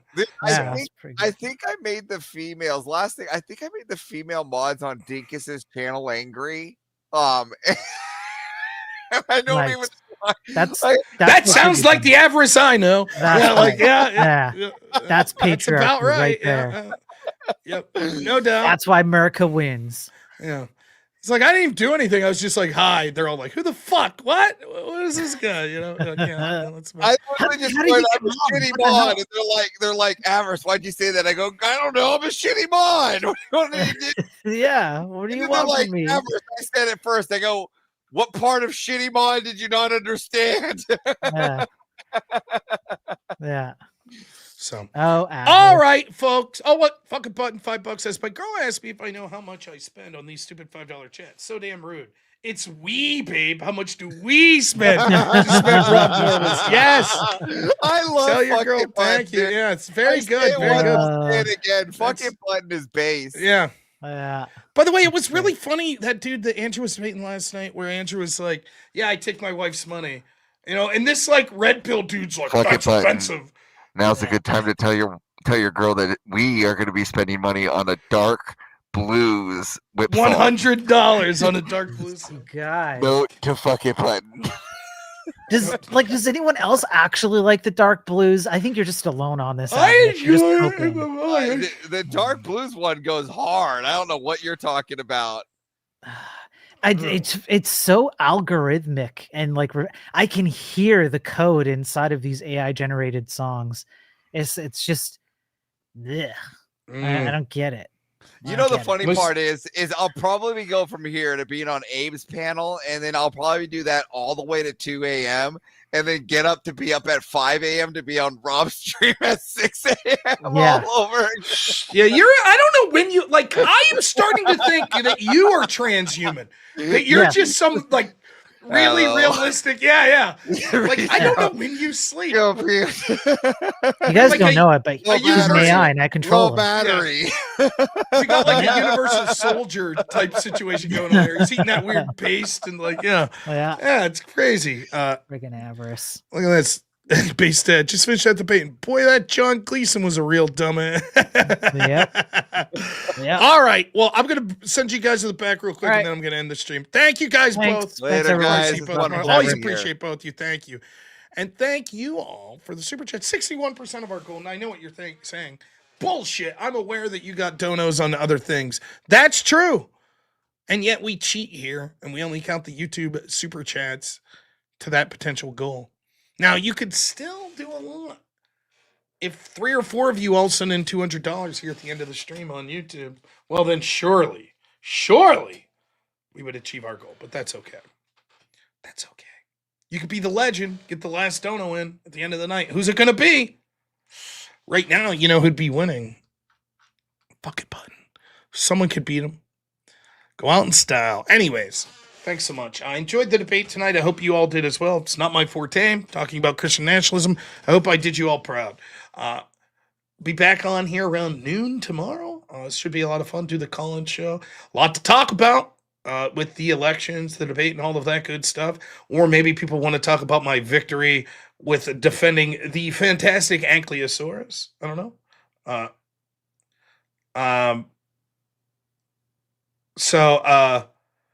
Yeah. Thank you to all my mods. Thank you to Black Elk, my editor. Thank you to Avarice and Spiro for coming on. Thanks to everyone who donated. And thank you to everyone who chatted or just watched and gave a thumbs up and all of that good stuff. You guys are the best. Dark day when we see like what's happening in Virginia, where Jay Jones, who basically said he wanted the death of the children of Republicans, to now be the top prosecutor in Virginia.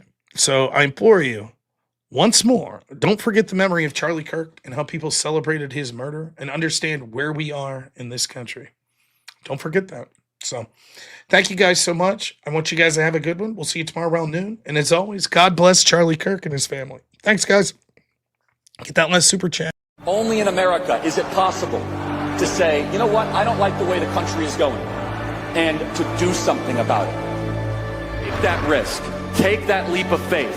Stay involved. Trust God and act obediently. Romans 12:2 verse. That God will use all things for good for those who love him. It's bigger than you. I want you to remember that. It is bigger than you. It's bigger than me. You are here to make somebody else's life better, the pursuit of liberty and freedom. You know what gives me strength? The hundreds of thousands of you that say, Charlie, keep going. 1 Corinthians 5 and 15. So that's all pretty amazing evidence, not just intra-biblical evidence, but extra-biblical evidence that Jesus Christ was a real person. He lived a perfect life. He was crucified, died, and rose on the third day, and he is Lord and God of all.